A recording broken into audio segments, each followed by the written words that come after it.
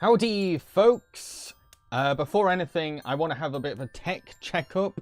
I want to know, first of all, how's the sound? Because I'm using something for the first ever time. This is a clip-on microphone. I want to find out how good I sound with the clip-on microphone. If not, I will switch over to a regular microphone. But let me know how that is. Let me know how the lighting is. I've got Christmas music playing and I've got fireplace music playing. Let me know if either of those are either too quiet or too loud. But most importantly, Merry Christmas, and how are you spending your Christmas day? Sounds good. Kyle Ardent. Kyle, is that listing? I want to double check because you're my only mod right now. I'm not so. Kyle says, I'm not sure how lucid I'll be. I've had a wee dram of Jaeger. And you're my only mod on duty tonight. Well, I think Leo might be coming later, so maybe Leo can take over once you've collapsed. So, great sound, excellent. The sound that is really good. That is excellent. So it was worth me getting this this clip then. I've seen like lots of like streamers using it. I was like, damn it, I want to try something like that, especially for something a bit more active like a Christmas stream. But yes, we have a lot of exciting stuff planned for tonight. It's going to be a very British Christmas, keep that in mind. A lot of British traditions. But yeah, I'm very interactive. I love to make my streams interactive. So got some interactive stuff coming up as well. All sorts of stuff really. So Carl says, I was singing Santa Baby all sexy like. Yeah, you've had enough Jaeger, Kyle. Karan's here. Hang on, Karan, wait there. Only other mod is drunk, so we need to put you as a mod, Karan. There we go. Karan is now a mod, just in case Kyle decides to collapse. Ryan says, can you watch Checkered Past tonight? I don't know what Checkered Past is. Carl says, I'm Listy. Hey, Listy! And I'm honestly not drunk, just merry. That's what they all say at Christmas. That's what they all say. But anyone that's not had a Merry Christmas from me personally, I'm very sorry. I can't go for every single person in chat. But I'm really hoping that you're having a very good Christmas today. I've spent most of mine time in my room while also putting on different Christmas specials of cartoons. I watched the Rugrats Christmas special, Brooklyn Nine-Nine Christmas special, and the Recess Christmas special. And I also watched Muppets Christmas Carol with my Christmas dinner. So it's been great. Family says, why am I up at 3 AM? 3 AM? Jeez! Wow, I knew some people are going to turn up at like 1 or something, but 3 AM, wow. It's on tonight, look it up. I don't know what is Checkered Past? I don't know what that is, sorry. Is that a TV show or something? Right, so one of the first things we're going to do is, I've got some Christmas crackers, and we're going to open them. Okay, we're going to open some Christmas crackers. And the thing is, growing up, I didn't know that Christmas crackers were a very British thing. I always thought it was a very universal thing, but then when I met American friends, they were like, what are Christmas crackers? What are you talking about? What are Christmas crackers? So they're a very British kind of thing. But you always have them on the table for Christmas dinner with your family. And you're meant to, I can probably demonstrate how you're supposed to do it. So you've got one person one side, one person the other side, and you're meant to do that, and then you pull. Yeah, it's weird. Lots of chatty stuff now. So Mahoville says, I'm sick today, so Merry Christmas to me. Bless you. Bless you. Hope you get well soon. Joshua says, I'm hanging out with my cousins at the moment, so I'm going to be out for a while. I want everyone to know you don't have to feel obligated to join this stream. If you've got busy Christmas plans, go and do those. Go and do those. This stream is mainly for anyone that feels alone and they need company today. But everyone is still welcome, of course. So Carl says, did you hear about the scandal of ITV and Home Alone 2? They cut out the part where Marv turns into a skeleton when he gets shocked. That's a weird thing to cut out. It's very cartoony. It's not like a very violent death or anything. It's like a Looney Tunes moment. That's a weird thing to cut out. Family, honestly, like 3am, I think it's being stereotyped a lot, in my opinion. Soda, I spent my Christmas with a family and got tackled by my sister's dog. Yikes. Right. No, it's an Adult Swim Cartoon Network block. You will see. All right. Okay. Oh, I think I get what they're probably... If it's called Checker Past, I kind of get what they're probably calling it. Ryan says, can you watch Home Alone and review it? No, I've got no other Christmas reviews planned up besides the one for Puppet and Orange, I'm afraid. But yeah, let's open the first Christmas cracker. I must say crapper, the first Christmas cracker. Here we go, though. They're very loud. I will say they're very loud. So the first thing is always the crown. You always got to wear the crown. Everyone wears the crown. Oh, I don't know if this is even going to fit over my hat. Wow, that's weird. That looks weird. I used to basically just take everyone's crowns and pile them on my head. I just have a massive pile of crowns. Is that it? Don't say that's it. There's no... I don't see any toy, but yeah, there's no toy. Oh, there is there? No, there isn't. There's literally no... So usually you're supposed to get a toy with these things, but for some reason, there's none in there. None in this one. But you're supposed to have like a Christmas cracker jokes. They're meant to be bad, by the way. Look at my crown. What the hell is going on with my crown? Oh my god. Okay.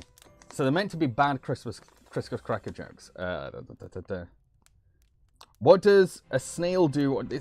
By the way, it's barely hard. It's really hard to read this. Look, that's the sheet. It's white font on grey paper. What is wrong with you? What does the snail do on Christmas Day? It celebrates. Okay, that's a cute one. That's a cute one. So this one's got a charade. I can't do that one because I don't know the film. Conversation starter. Oh, this will be interesting. Which food could you happily eat every day for the rest of your life? Noodle soup. I love my noodle soup. Absolutely adore my noodle soup. Whenever I felt down, I've had noodle soup. Whenever I felt happy, I've had noodle soup. But I'm going to throw that question to all of you as well. So the question was, which food could you happily eat every day for the rest of your life? A hat and a hat. It is. It is a hat and a hat. Kyle says, I've got loads of gifted chocolates to get through. I think that's one thing I'm glad about getting older, is that no one's giving me too much to eat. I decide how much I eat now. Hatception. What's the difference between celebrating and knowledge Christmas? I don't know. Thomas says, better than jokes in whoa. Chat's jumping. Better than jokes in Batman and Robin, at least. No, that's peak humor. That's peak humor. Dreammaster. Hello, Dreammaster. Merry Christmas. So Soda could live off chocolate every day. Gillian, there's a video of cars honking jingle bells. You should check it out. Definitely. Grapes. Strawberries. Soup and sandwiches. Another soup fan. We've got so many... Oh, no. Karan liked the noodle soup as well. Noodle soup is just so great because, like, A, it's really easy to make, and if you make it well, it can be healthy as well, and it just tastes great.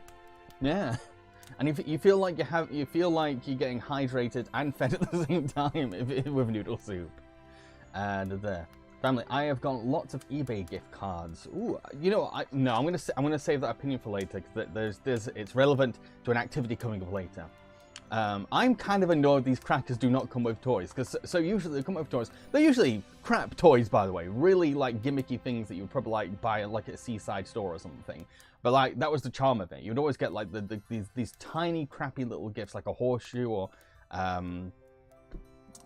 also I'm trying to think of the kind of stuff you would get in them now. Any British people in chat that can remember Christmas cracker toys and what you would get in them? Because I've gone blank. I've gone completely blank. Carl says, I've had noodle soup earlier. See? Everyone should have noodle soup. Ryan, can you watch Happy Tree Friends? It's more violent camp and it's a wed show. I've got really no interest in watching Happy Tree Friends, if I'm honest. I've never really been into it. And they're kind of a curse to anyone that's been copyrighted on YouTube. YouTubers will know what I mean.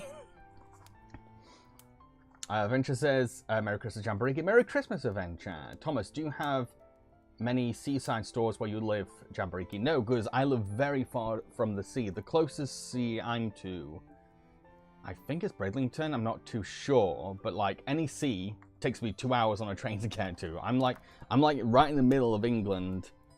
I'm in the north of England, but in the middle of the north. So like it's very difficult to like go to the seaside. I'm always envious of anyone that lives near the seaside. Yellen says, I like popsicle, chicken nuggets, cookies, patties, cheese, and pickles. That sounds like SpongeBob's diet. Kyle, I always love getting tiny screwdriver sets and crackers, so useful for the toys. Thank you very much for the $69 donation, Jake. That's incredibly appreciative. Wow. That's definitely my Christmas. My Christmas present. Okay, so let's do the next Christmas cracker. I have a lot of Christmas crackers, by the way, but I'm not going to go through all of them. I'm not going to go through all of them. Here we go. Never one. Oh, that wasn't even a crack. That was kind of like a whimper. Come on. There's not even a hat in this one. I know I shouldn't be annoyed because I've already... Oh no, but there's a hat. There is a hat. This one's red. This one's red.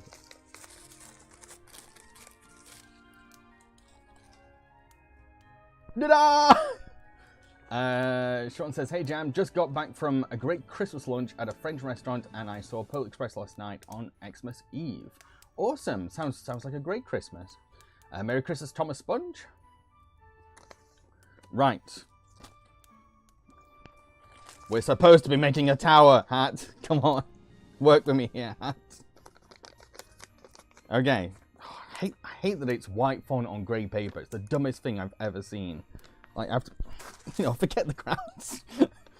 Okay. So the joke is, which gym class does Santa like best? A yo-ho-ga.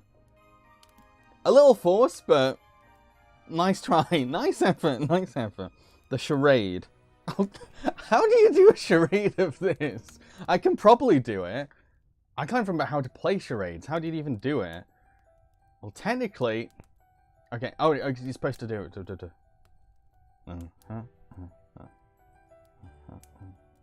Okay.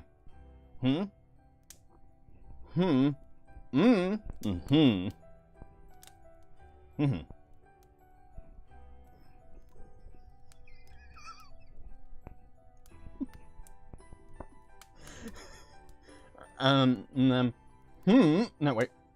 Can you guess it? Carl says, you should tape several bangers together like Mr. Bean does. Haley, I plan on cooking chip dip. Whoa, chat's jumped.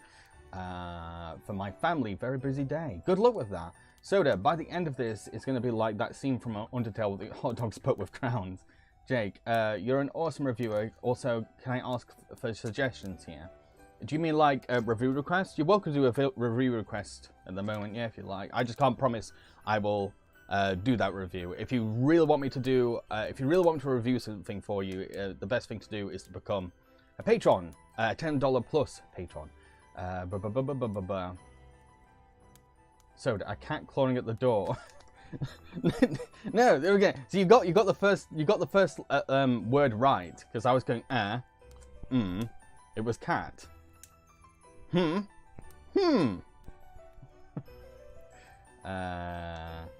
Thomas, I want to churn butter and something you.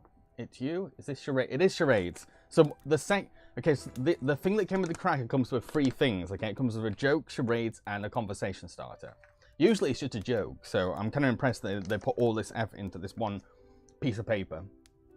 But yeah, can anyone guess it? Can anyone guess what I'm doing a charade of? And remember, it's a but also a I'm kind of hoping people get this. I do hope people get this. It is. Yeah, soda. It's the kind of hat. I could do that one. That was the other charade for the other cracker was The Greatest Showman, and I was like, how do you do The Greatest Showman as a charade? How do you do that? That's really weird.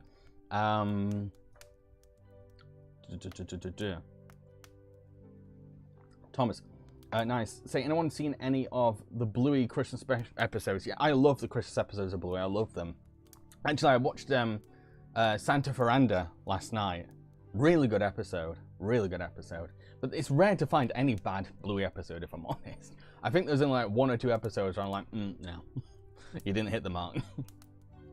Ryan, what's your favourite Cartoon Network past show? Probably Ed, Edd and Eddy. Maybe. Off the top of my head, it's Ed, Edd and Eddy. I love Ed, Edd and Eddy. Massive influence on my humor and my imagination and everything. And my taste in comedy.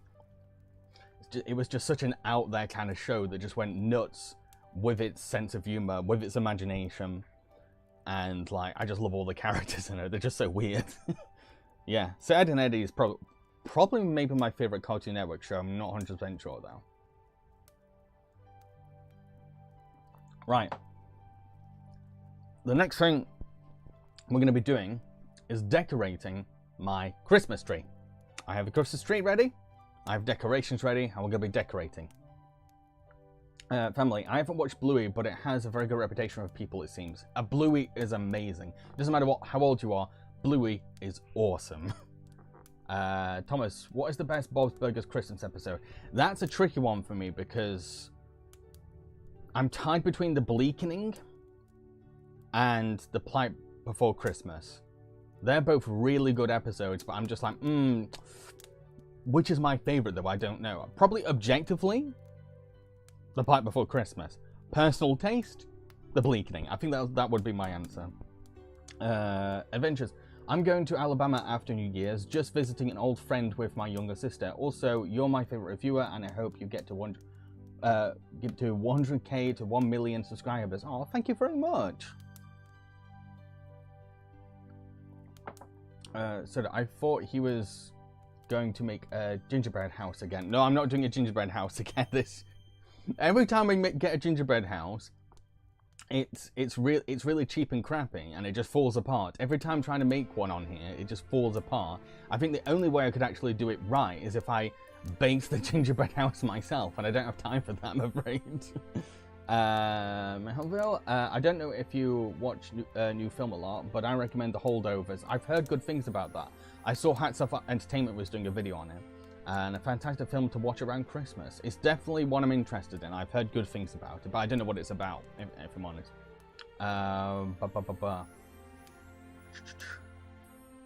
Where am I in chat now? Whoa! Chat's jumping all over the place. Where am I? It's all over the place. Wow, thank you very much for another donation from Jake. Some movie I'd like you to review are Short Circuit, Happy Death Day, and The Creator. Anyways, off topic, what's an underrated movie for you? Also been following for a while now. Thank you for following. So the films you want to review are Short Circuit, Happy Death Day, and The Creator. I've heard that The Creator's kind of disappointing. I've seen the trailer many times, and I was like, damn, I'm down for this, but like, the Short Circuit movies are definitely going to be a Puppet Panic episode one day, so consider that. Happy Death Day, I don't know if I ever get around to that unless a patron requests it. What's an underrated Christmas movie for you? Probably, most likely, Tokyo Godfathers. Probably going to go with Tokyo Godfathers, if I'm honest. That's off the top of my head, though. It's annoying because when people ask these kind of things, then later on after the stream, I'm like, damn, I should have answered that every time. Sean, oh yeah, finally got my PS5 and just waiting for Spider-Man 2 to download. Awesome! I've heard good things about that game. Soda, I was hoping to see another attempt to make a gingerbread house under cheap cement. No, it was they were a nightmare to like do. Doing practical things on streams are kind of a nightmare unless I'm gonna be like, look, just let everyone know, look, this is not gonna pan out well. Ryan, can you do a Felix the Cat impression? I know he does have an actual voice, doesn't it? But I can't remember even sounds like anymore. Ryan, did you watch the Don't Hug Me I'm Scared TV show? No, I've not had time to watch it, I'm afraid. I've been really busy lately. Very, very busy. And I actually want to go on holiday eventually. I actually have plans to just get away, just to take a break from what I do, and go somewhere. Anyway, let's start the Christmas tree decorating. I will be right back.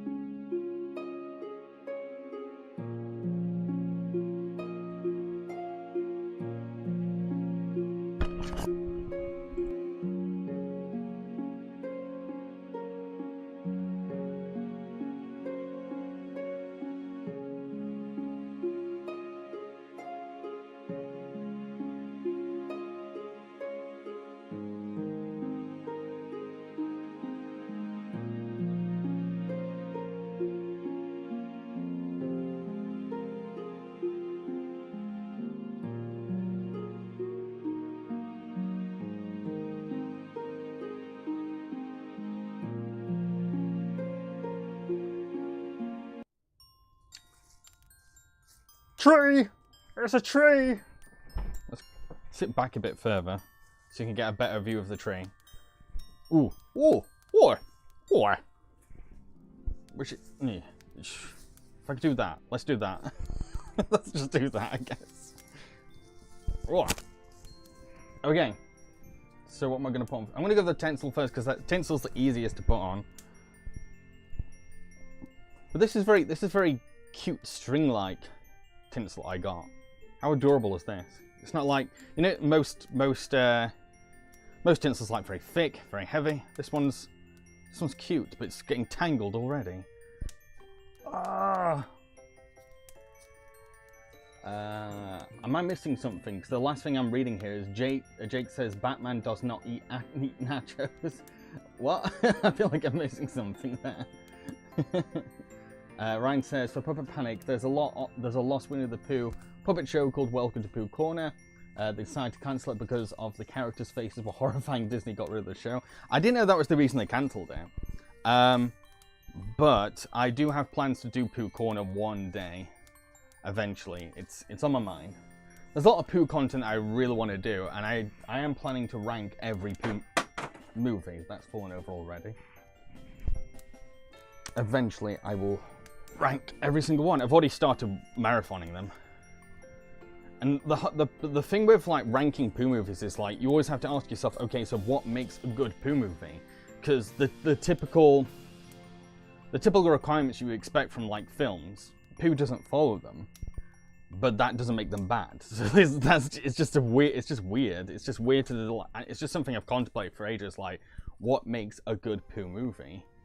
Oh no, that shouldn't go there. That should go. I'm just a warning. I'm terrible at this, especially when like I'm in this position.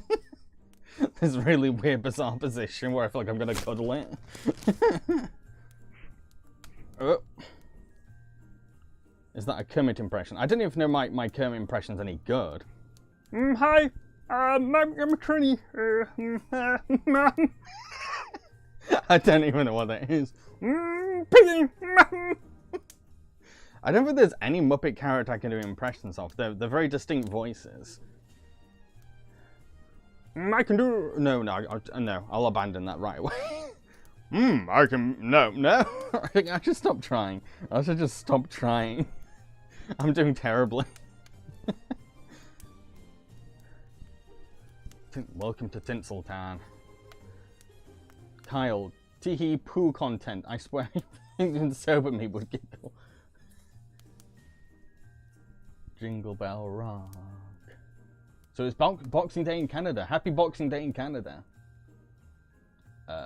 Thomas, what Bluey episodes did you consider missed the show's usual mark? I really don't like the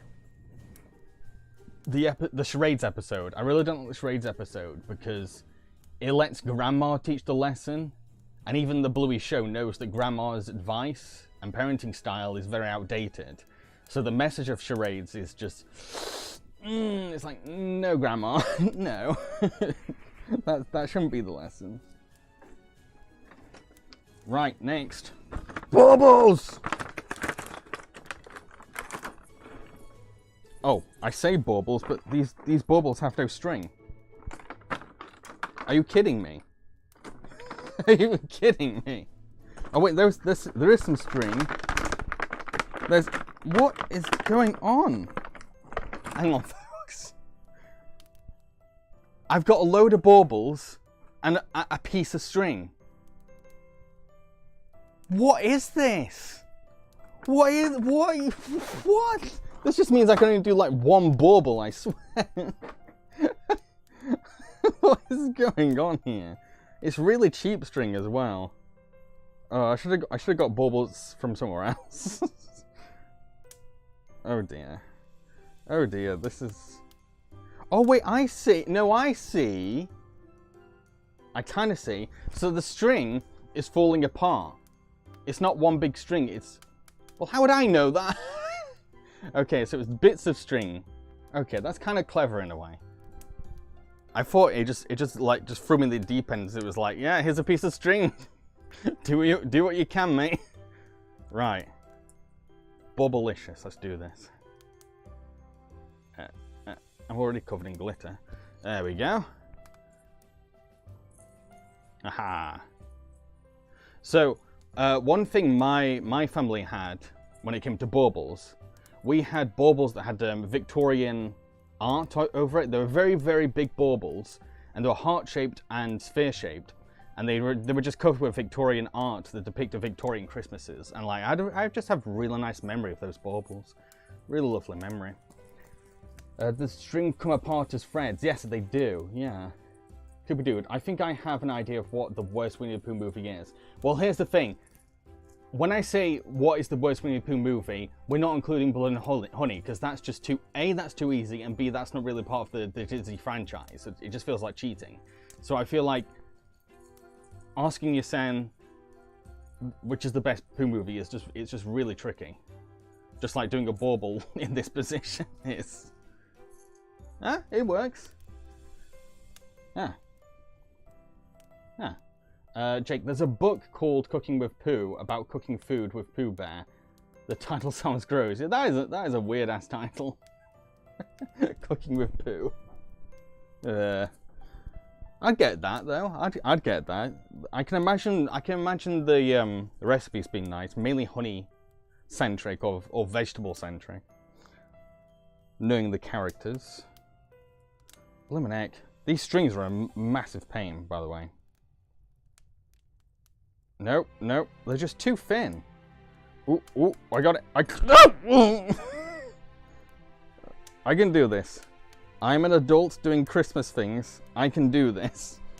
I am competent. I am capable. Just seeing what I'm doing is the hard part. The thing is, I'm hoping to move out next year anyway, so I won't be in this position doing the Christmas tree. I'll be doing a Christmas tree like a normal person next year. This is the only way you can see the tree while I do it. Oh bother. It does feel like an oh bother moment. Have I heard of Alien Xmas? I have actually, but I've not seen it.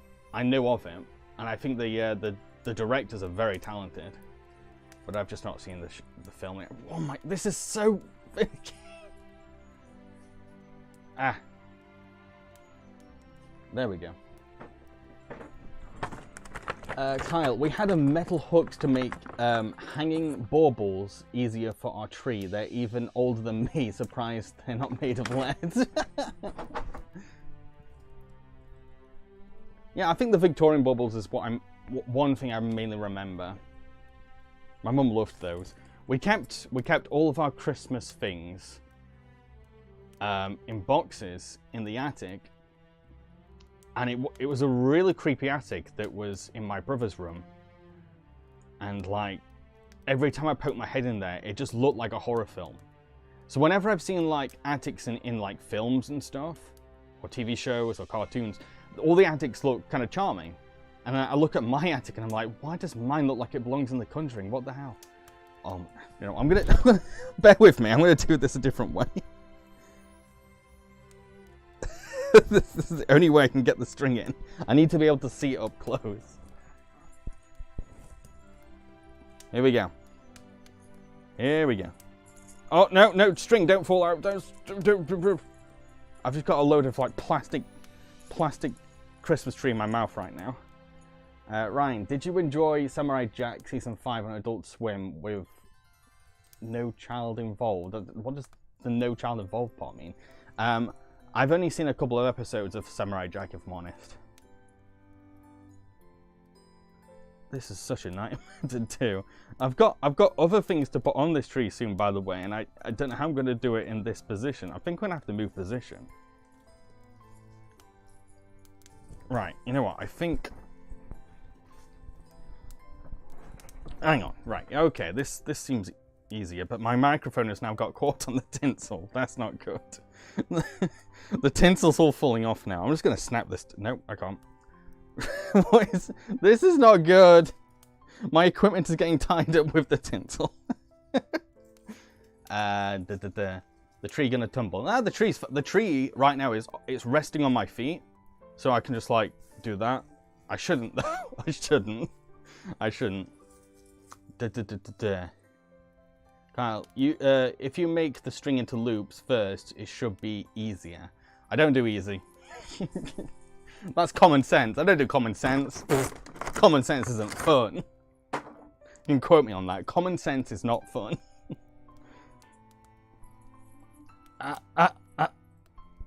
You know what? I'm gonna put one more bauble in. One more bauble in. So then I can move on to the last thing to put on the tree, which actually isn't the star. I forgot to get a star. There was one year when I did a Christmas live stream where I had like a, I don't know if anyone was there, but I had like a light up Christmas star, and it was really distracting from the whole thing. Right, here we go. This is so much easier now. Now that I can actually see the string. It's still a weird ass cheap string though. Right. If I put that there, and then tie that there, should be alright. Perfect. Okay, cool, cool, cool, cool. So, Kyle, sounds like a country song. Common sense ain't no fun. Common sense, it ain't no fun. Gotta be the incompetent one. Intelligence is needed there. Pfft, not at Christmas. Krampus stole my intelligence. Oh, that's crap. What the... How the hell? What is this? What? What? This is dumb. Okay, I'm gonna have to... I get what it's... Okay. Okay, so the last thing I'm gonna put onto the tree is a British Christmas tradition. And every time I've told people about this, that don't live in Britain, every time they're like, what? Why do you do that? And it's like, because it's normal. We put chocolate on a Christmas tree. And apparently some people in it... Oh, it's already fallen off. Apparently some people in America put popcorn on their tree, which I will never understand. Like, I get that it's supposed to look like snow, but no. Popcorn's for cinema. These are terrible. These are not like the Christmas chocolates that I grew up with as a kid. Like, the string is off the chocolate. It's... Why so many, like, Christmas decorations requiring DIY lately? I swear. Have I missed out on something? Has there just been a ban on things being already made for me? Right, let's try this again, and hopefully the chocolate won't fall off. Okay. So, one thing we would... Okay, so we put Christmas chocolates on here, and they would fall off. Why are they falling off? This is so crap. This is so crap. Oh my giddy aunt. So yeah, we put Christmas chocolate on our trees, and then after Christmas, every day before school, we were allowed to have a chocolate off the tree. So it's basically an extension to the advent calendar for us. But yeah, I have a very strong memory of that. Right, let's try this again. Chocolate, don't fall off. Nope, that's got a bubble on it. Oh yeah, chocolate's on there. Hey! Hey! Yes, but it's chocolate. Carl says, yeah, popcorn just goes stale, surely. It goes stale. It's not fun. It's not fun. But again, I'm just not a popcorn person, if I'm honest. Whenever I go to the cinema, I don't actually have popcorn. I tend to get like a bag of chocolate. Or pick and mix. Then again, the most popular thing right now in British cinemas to go in with is slushies. Everyone likes having slushies. And you can also get boozy blasts, which are basically slushies with vodka in it. Okay, this is stupid. I don't get why they can't have the string already on the chocolate. What am I supposed to do? Right, I'm just gonna do this. There we go.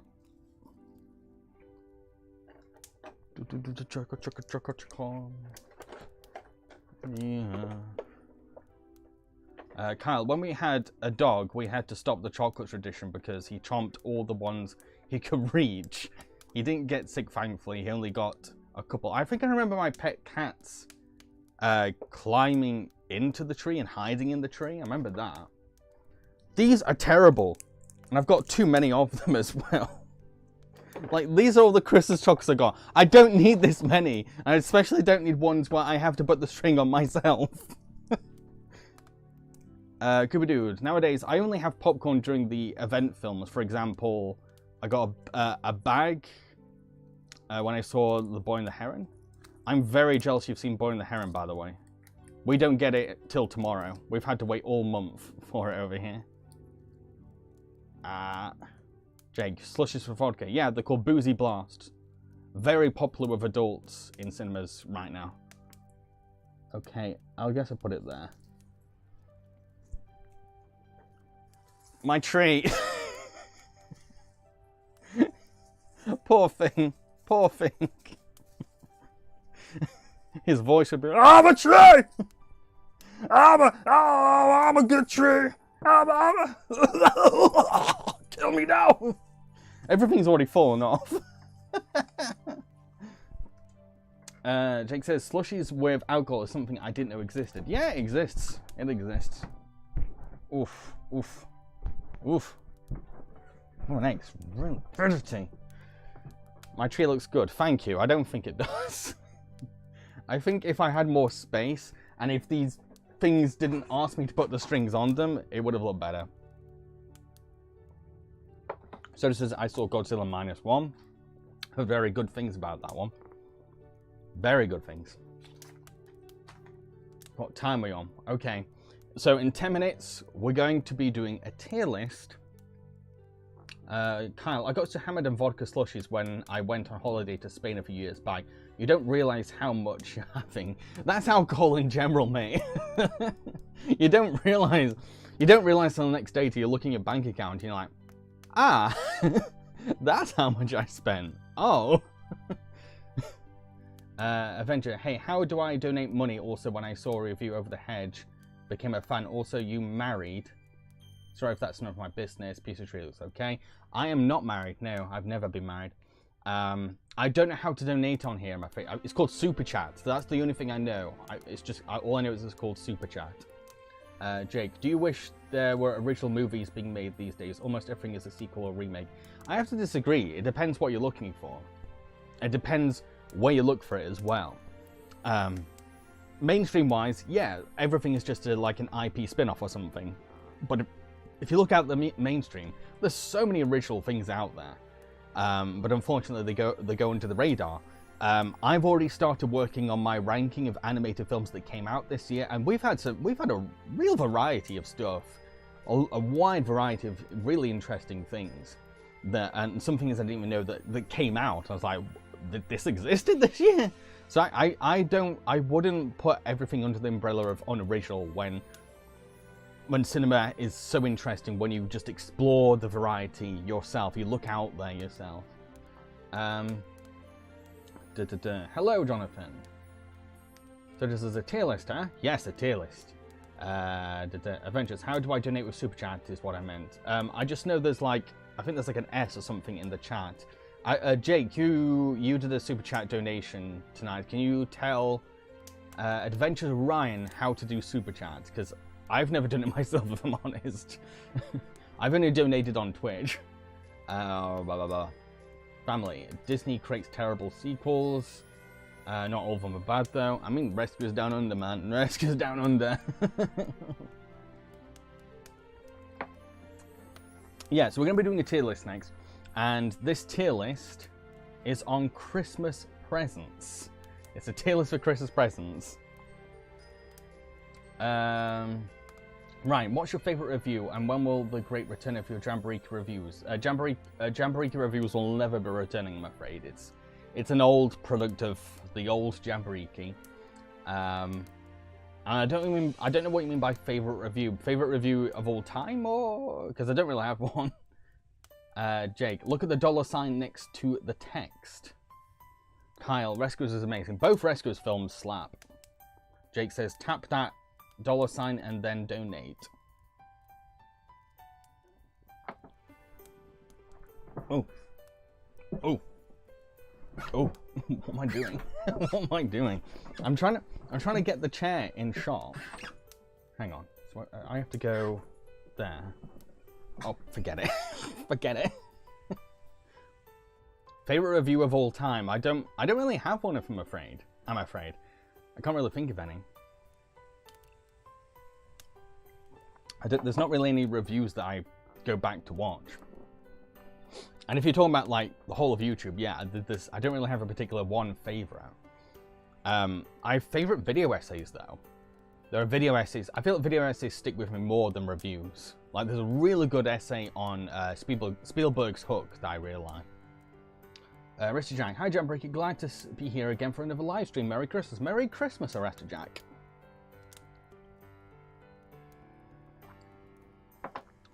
we will start the tier list very soon. Tier list of presents. Presents. Family, I liked your top 5 best and worst videos. That's great because I got a new one coming out very soon. My next video is a top 5 best and worst. I don't know if I should spoil it. You know what? It's coming out soon. It's top 5 best and worst Roald Dahl movies. Jake, just asking a random question here. What are your favourite and least favourite James Cameron films? I've not really seen that many, if I'm honest.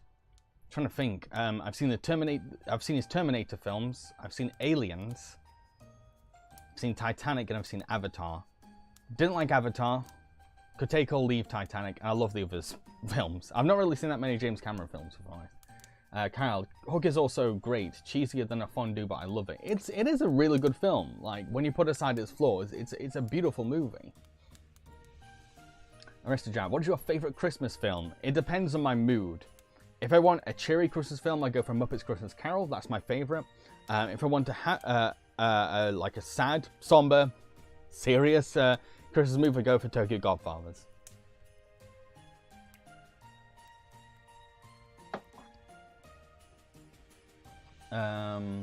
So it says, see you in 55 minutes. See you later, Soda. I don't know what we'll be doing right about then. Right. I think it's time we started the tier list. So I will be right back.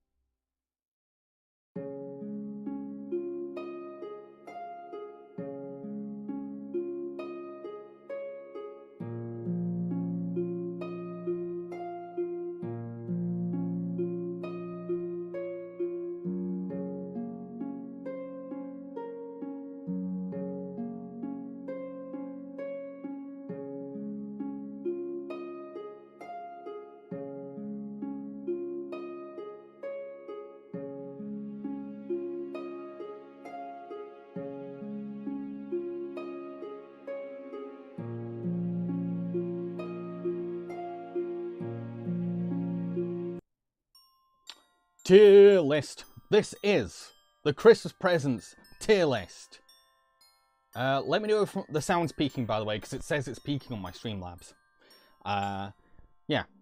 It's so weird having the microphone on my collar now. It's so weird. Every time I come back, I have to, like, put it back on and stuff. Carl says, Claus is good. I don't mind the lie reveal because it doesn't really take over the film that much. Yeah, agreed. I do recommend Claus. Cooper, even though it's not that old of a movie, Claus has already entered my traditional watch list. Same, same. Family Entertainment says that they like Chicken Run 2. I did not. I will get around to that when I rank the animated films this year. But yes, we're going to be doing a tier list on the typical kind of Christmas gifts you get. These are a mix of like stuff you would get as a kid and stuff you would get as an adult. It's up to you how you rank them. This is going to be very audience interactive. I will have my say, you will have your say, and everyone will just throw which rank they think they all belong in, basically. I'm going to move chat box. Oh no, I don't have to move chat box. Anyway, so, what's the first one? Let's have a look at the first one. So the first one, action figures. Sorry, I was just checking something technical. So action figures. I loved getting action figures as a kid. Because the thing is, well, to be honest, the 90s were like the action figure era. So were the 80s though, but I kind of grew up with a hint of the 80s. But like, yeah, action figures, how do I explain what makes them so great? It's like, it becomes another character in the whatever story you've got going as a kid. And it's just an opportunity to take a character that you love and tell stories with that character. And there's just so much potential of which an action figure. But when you get them for Christmas, there is this whimsy to seeing it in its case. And you're yet to open that case. For me, I've always felt like action figures are tier list presents, and I know that's not even a hot take. Like every kid loves getting action figures. So that's the first one we'll talk about, folks. We're doing action figures first. So what do people think of getting action figures for Christmas? Did you like it? Was it your thing? Let me know. Kyle, my parents were the kind to get the wrong knockoff versions of action figures. I'm trying to think that ever happened to me. No, I was kind of lucky. So like I would always get a new Power Ranger color. I was obsessed with Power Rangers as a kid, so I'd always get like a new color. We never got blue though. We never got blue, but every Christmas we'd get like a new, or every birthday even, we'd get a new color of the Power Ranger, and it was the Power Ranger toys that you could like flip the heads, so you could flip it between the helmet and the helmet off. They were so cool as presents. They were probably my favorite action figures I had as a kid. I loved them. But yeah, let's focus on action figures, folks. Let's not talk about the other presents yet. We're talking about action figures now. What do you think of getting action figures for Christmas, and what rank would you even give them? I'm trying to think of other action figures that I even got. The thing is, I mainly grew up with action figures that were inherited from like my family's teenage friends. Once they became teenagers, we would actually get their toys, or we'd go to boot sales. Cobber boot sales that would have like, we'd get Street Shark. I always used to collect the Street Shark action figures. Thank you very much for the donation, Avengers.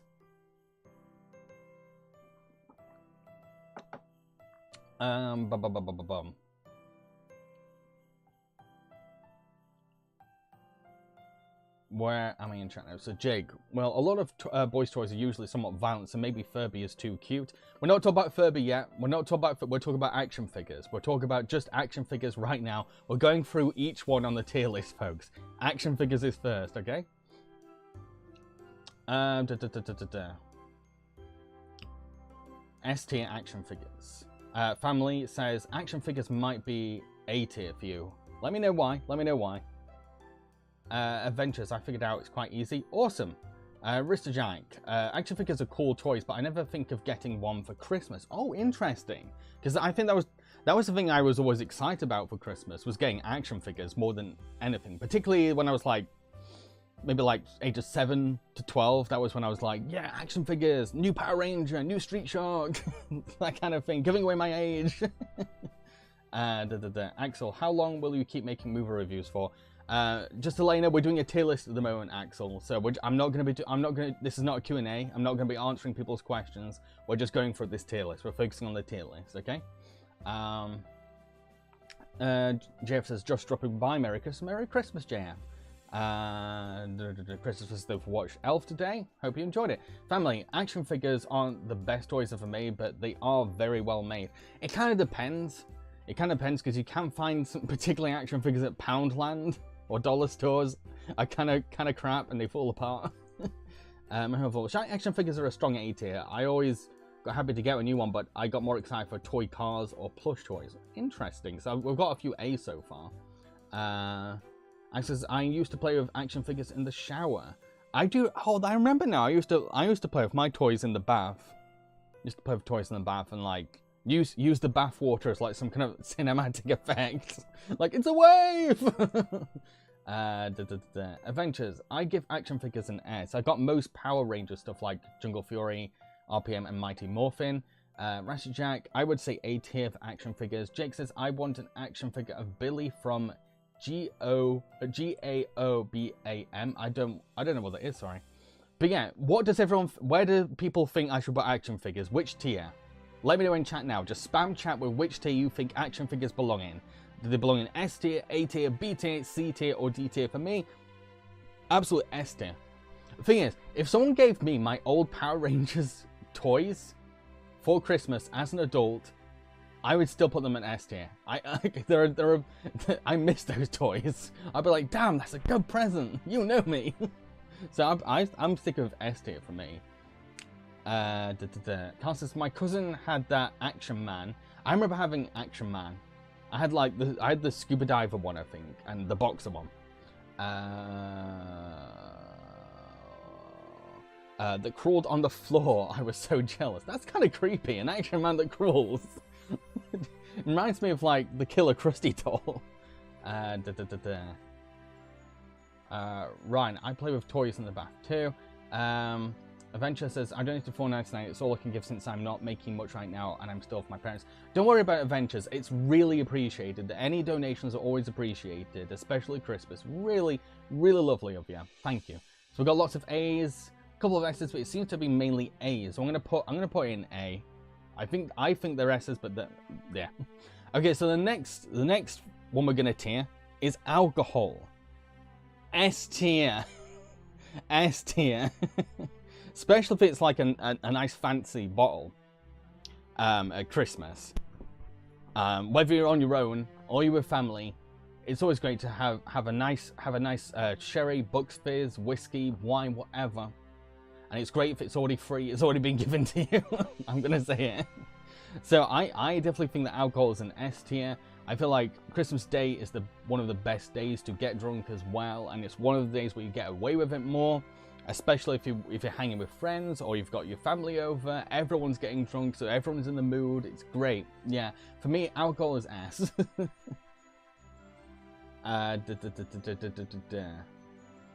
Family says B for alcohol. Ryan's just saying no. Zunit is saying F. Why is so? Why are people upset that alcohol's a present? That's a chat. I don't know about alcohol. I don't drink. If you don't drink, then like I get it wouldn't appeal to you. I don't get. I get that. You'd be like, what am I gonna do with this? So I get that.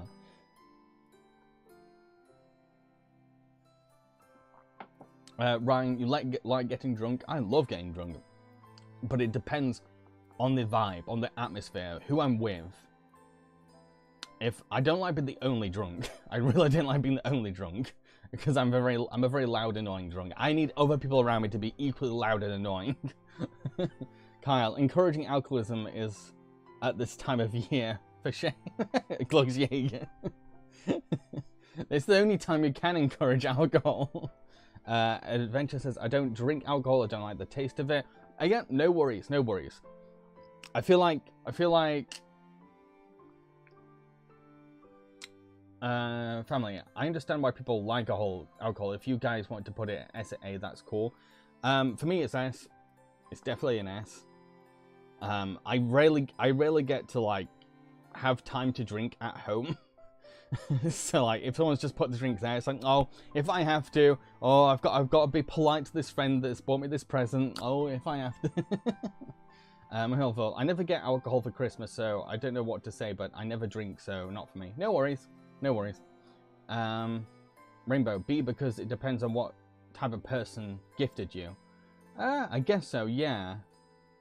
Richard Jack, I'd say C tier because there are mixed thoughts on alcohol for Christmas. Let me know why. I want to know why. I like hearing people's reasons for why they put things at certain tiers. But yeah. Spam me with your tiers. Where should I put alcohol on Christmas, gifts, tier list? Where should I put booze on this tier list? S, A, B, C, or D?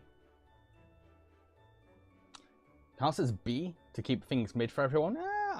Yeah, I can see.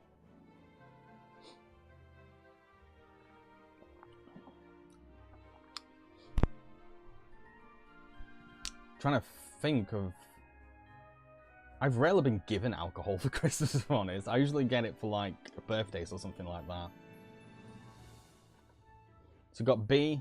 Soon it says put F. I'm getting a lot of B's. I'm gonna put in B. Okay, so the next one, Ryan, we get it. It's an F. You don't have to spam that much. So the next one is arts and crafts. Arts and crafts. Okay.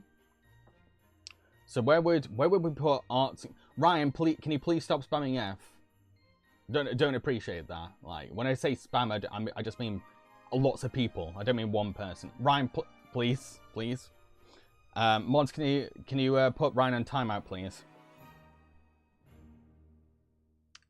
See if I can do it.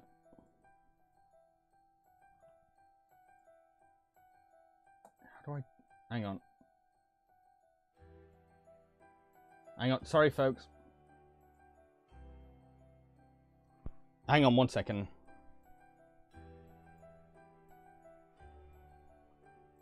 Right, put him on timeout.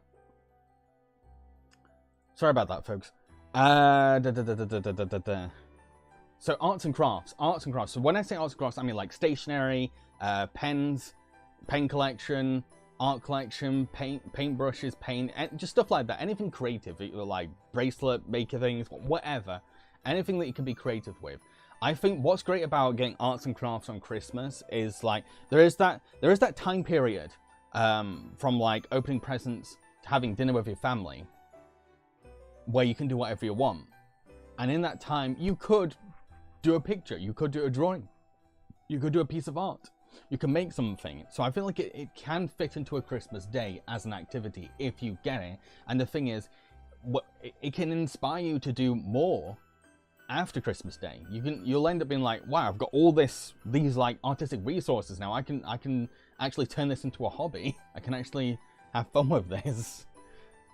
But yeah, what do people think of arts and crafts as a gift? What do you all think?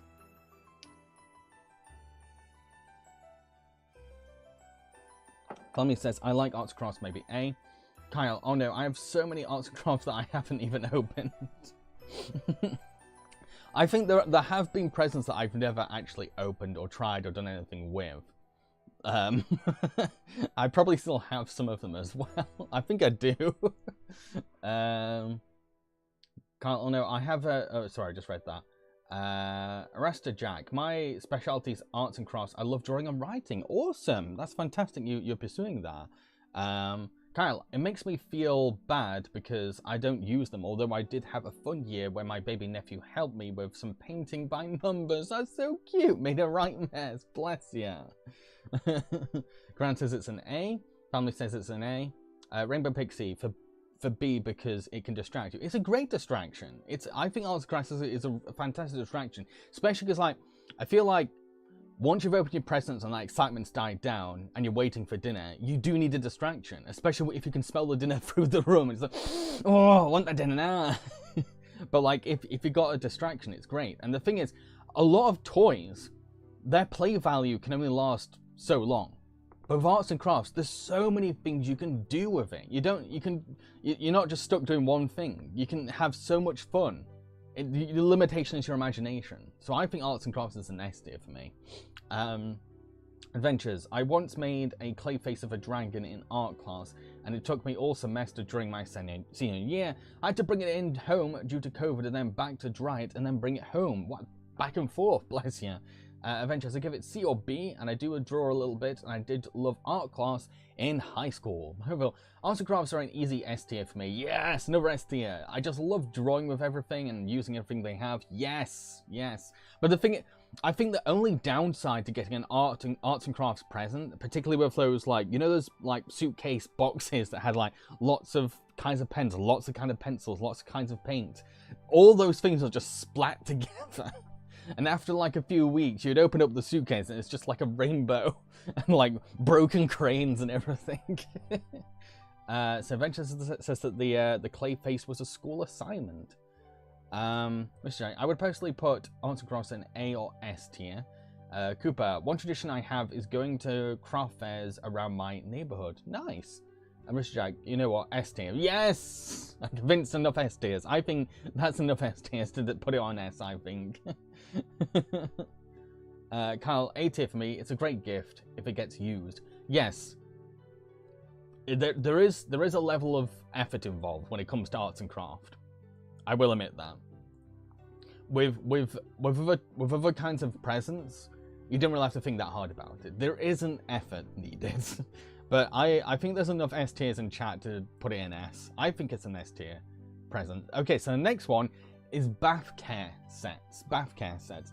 I think these are things you can appreciate when you get older, because you get to points where you run out of shampoo, you run out of conditioner, you run out of all these kinds of things. And it's just great to get like a luxury bath care set from someone and be like, ah, I don't have to go shopping to find more of these. And these are like 10 times better than the ones I probably get at a supermarket. So I think bath care is great. You can feel spoiled, you can feel pampered when you're using them as well, and they can look really pretty, they can smell really nice. For me, I'd say they're an A tier. They're not ones where I'll open and be like, oh, bath care set. I'd just be like, oh, cool, bath care set. Nice, thanks. It's a nice rounded A. It's a nice A.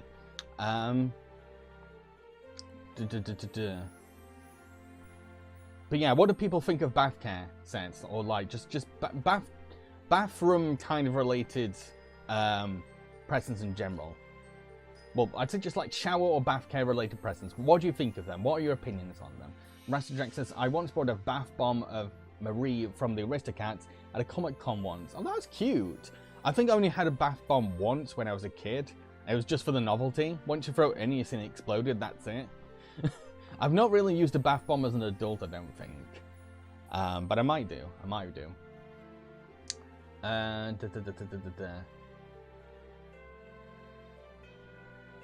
Karan says A tier for bath. Rabbit says A because they're awesome. Arista says, I'd say A tier. Carl says, I like bath sets so long as they don't come with lotion. I hate lotion. It makes me feel sticky. Thankfully, most men's sets don't have it. No, I like lotion. If you got a decent lotion and your hands feel dry, lotion can feel great. I think lotion can be fine. So no complaints from me when it comes to lotion. But it seems to me that most people are wanting me to put it in A tier. Gillian says there's the sugar. I don't know what that's a reference to, sorry. So we've got mix of A's or B's. Where shall I put bath care? Are we all agreeing it's an A tier?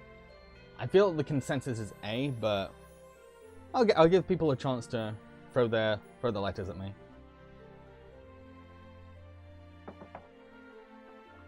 Kyle, get bath bombs from Lush. They put floaty stuff in it. You'll end up all glittery. I like the glittery part. I do like my glitter. Venture says bath stuff is good. Personal hygiene is important. Yep. It is. Again, it's one of those presents you appreciate more as you get older. Yeah, I can see everyone is going for A. So let's put the bath care in the A tier. Right. Next up, bicycles, bikes. So here's the thing. I did ride a bike as a kid, and I loved riding a bike as a kid. Round my town, round my dad's workplace. Loved riding a bike. Until my bike got stolen as a kid. And I never rode a bike again after that. And I've not rode a bike since that. I don't know if I can actually still ride bikes. It's been that long. If someone gave me a bike now, I'd be like, oh, because it would mean a lot. Because I've not had a bike since my bike got stolen as a kid. So I feel like it would mean a lot to me. So for me, I think they're a great gift. I honestly think they're a great gift. But they're very bulky. I will say that they're a very bulky one, and it's hard to be surprised by a bike. Let's admit it. Once you see a bike being wrapped up, you know it's a bike underneath that wrapping paper. It's hard to disguise it. Family says, I'm a teenager and I still don't know how to ride a bike. There's always a chance to ride a bike. Carl says, oh, poor baby Jam. I feel like I probably will get a bike eventually again and ride it. I do miss bikes. But again, I don't know if I can still do it. I don't know. It's been so long. My bike got stolen when I was like, I don't know, maybe like 13, 14. I can't remember. I can't remember when it got stolen. Come on. Solid B for me. Not too bike friendly where I live. Yeah, I'd say where you live would determine whether you get excited for bikes. I understand that, yeah. Where I used to live on a hill. So I loved riding a bike where I lived. You could go down massive hills and stuff like that. My dad was smart. He hid the bike outside by the side of the house. My dad was not smart, let's just say. I don't know how it got stolen, but it was very easily stolen. Another easy S tier. They're just great to get and just so much fun. I think where bike fits for me is that, okay, so every Christmas growing up, me and my brother would get lots of different kinds of personal gifts from our parents, and then we'd get the big present. And what would happen is my dad would go upstairs for a little while, and there was this brief moment of excitement, and it was like, what's he getting? What's he getting? He'd come down and he'd have something really huge wrapped up in Christmas paper. And this present was the big present that me and my brother had to share. It was about teaching me and my brother to share. So it was just so exciting not knowing what the big present was every year. And I feel like a bike would fit into that perfectly. And it didn't matter what the present was. It was all exciting because it was big. It was a big present. It wasn't a box. It was a big present. Mommy, sorry. Carl says A tier. But yeah, let me know what tier would you like me to put bicycles at. I say an A. I'd say an A. Venture right. Bicycles help people get in shape. There's the fitness angle as well. Yes, absolutely. They definitely could help you get in shape. Another reason I should get a bike. I would, you know what I want to do is probably rent a bike from a National Trust location and just cycle around that National Trust location. And then I don't have to worry about what I do with the bike because it belongs to the National Trust. So we've got A's, mainly A's. We've got a B. I feel like it's an A. I'm getting a very A vibe from it. Okay, so next one is board games. Board games. Carl says, I do miss going around my bike in New Forest. Yeah, I miss cycling around Clumber Park. Clumber Park was my favourite place to cycle. Anyway, so board games. Board games. These ones are tricky because I feel like it all depends who you're with and on the board game. Because there's some boring board games out there. So like, and at the same time, if you've been given a board game for Christmas and you live on your own, it's almost like an insult because you don't really get to play the board game on the day, do you? You have to wait until you see your friends again. But I feel like if you get a very decent board game, a classic board game on Christmas Day, and you're with people, it's a great present. Because you get to play that board game, and it's something you can look forward to at the end of the day. It's a very end of the day kind of activity. So for me, it's an A tier gift. I think it's an A tier. Grant says it's a C tier? Family says an S tier. George asks, when is your Muppets Christmas Letters to Santa review coming up? Hopefully at the end of this month. All Christmas videos are kind of delayed at the moment, I'm afraid. Rainbow, S because they're entertaining in Sparks competition. You just reminded me. The one thing I didn't like about getting board games at Christmas with my family was that my dad and my brother were insanely competitive. My brother in particular was so damn competitive. I just like the dynamics of the board game and the creativity of a board game. I was the one who was kind of like, I wasn't fussed about how much money I was making in Monopoly. I was like, ooh, these little pieces are cute. Ooh, what can I buy? Ooh, what's this? I was into the creative angle. My brother was like, I own this, I own that, give me money. I'm like, I just want to have fun. You gotta remember, I'm the kind of person that would play GTA and not hurt anyone and just walk around and enjoy the atmosphere. Adventure says, I love board games. My favorite was Monopoly and Life, and used to own a Disney trivia game. Zuna says, put it in F. I says, I'm an only child, so C for me. I'd get that. It's you kind of need like siblings to play it with until your parents are free.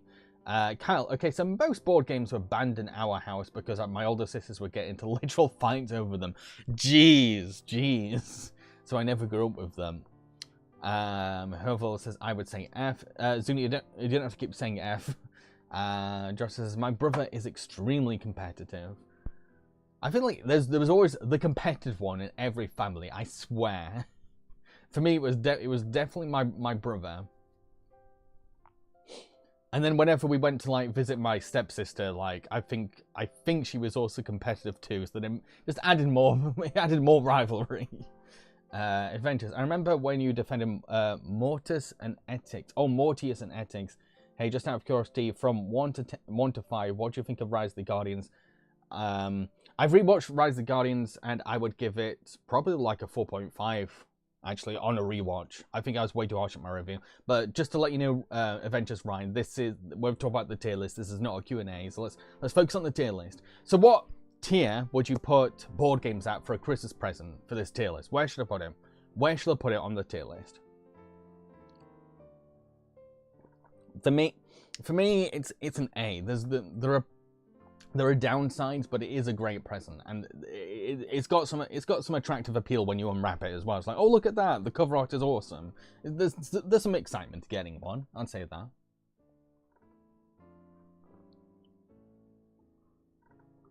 But yeah, when we're gonna put board games, Adventure says an A.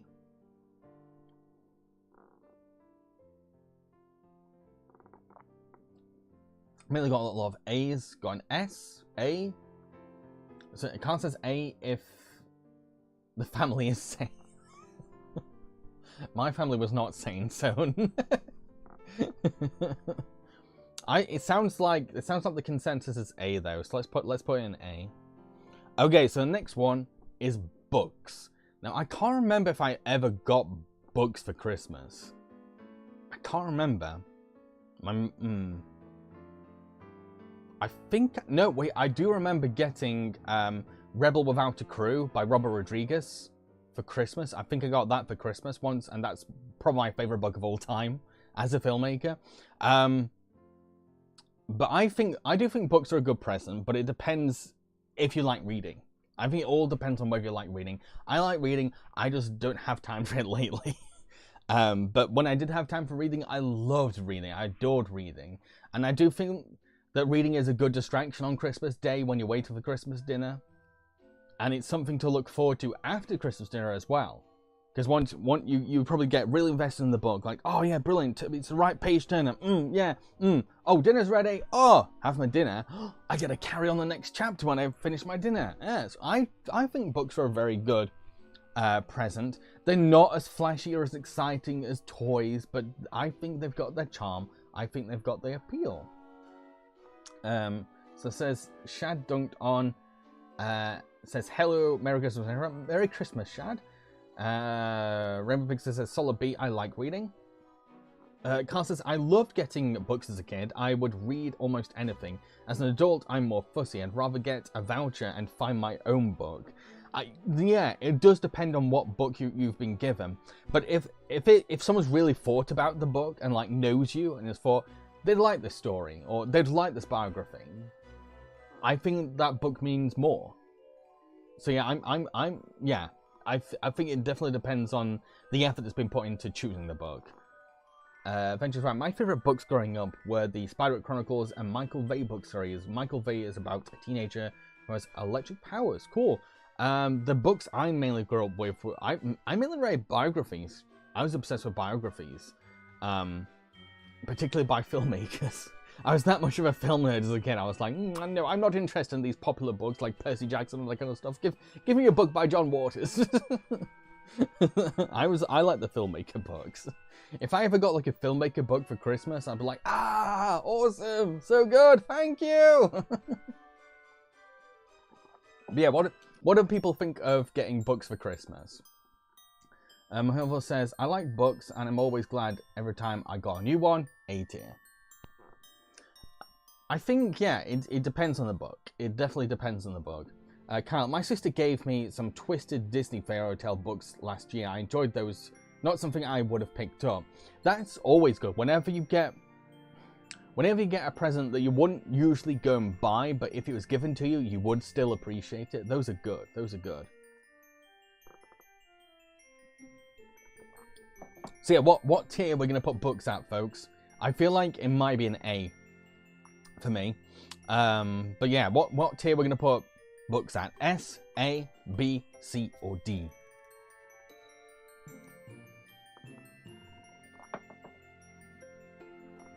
Joshua says, who doesn't love reading books? There are people who don't like reading books. There are people that find books too boring.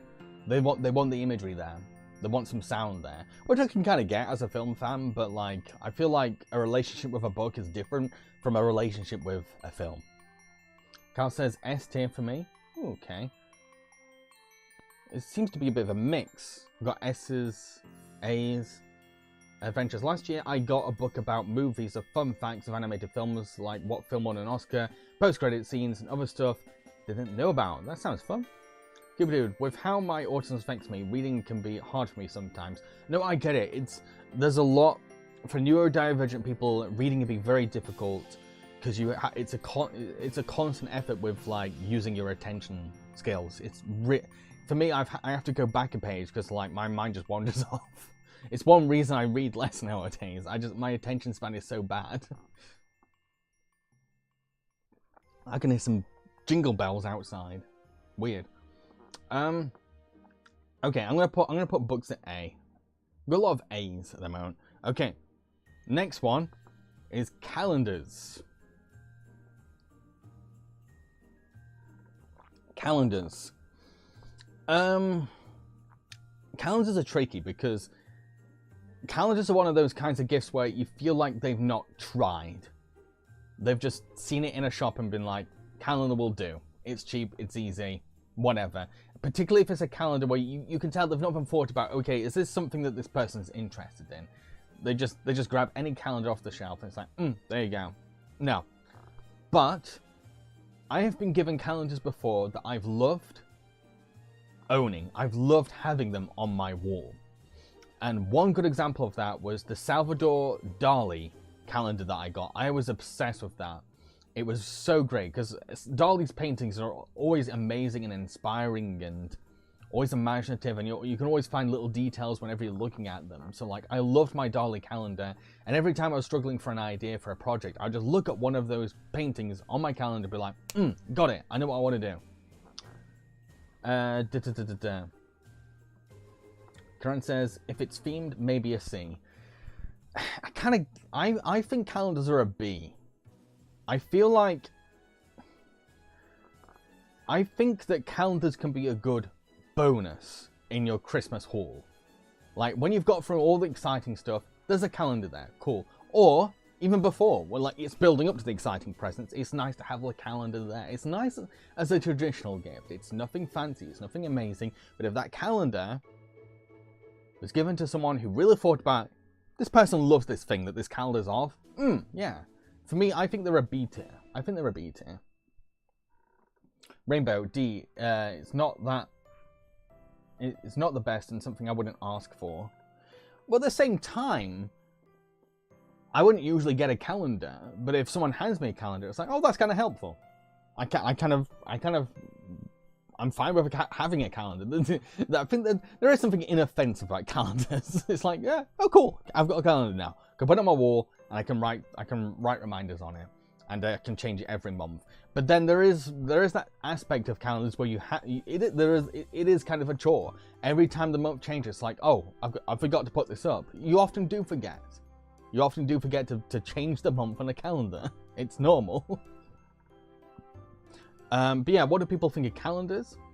Kyle, I suppose most people don't use them anymore because of their phone calendars, but I like looking at the pictures and guessing what the next month will be. Yes, especially as a kid, and if you have enough self-discipline to not look at the other months, it can be fun to be like, oh, tomorrow it's the 1st. I wonder what's going to be the next picture. Oh, cool, it's this picture of the rest of the month.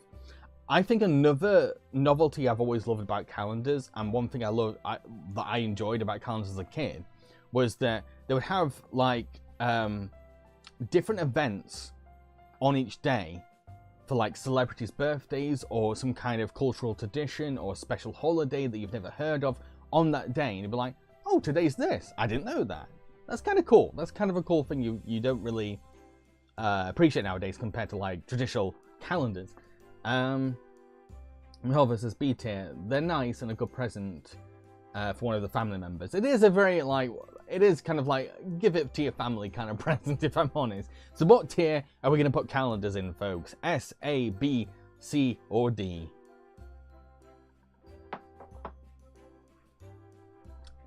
Where does it belong? And for those that can't see it, only British people are about to get this reference, by the way. But this calendar here that I've got an example of, it's a Phil Mitchell calendar. There's Phil Mitchell calendars and there's Ian Beale calendars. And the Ian Beale one has him with like long hair and a beard. I know that like people outside the UK are like, who? What? But in the UK that's funny. We've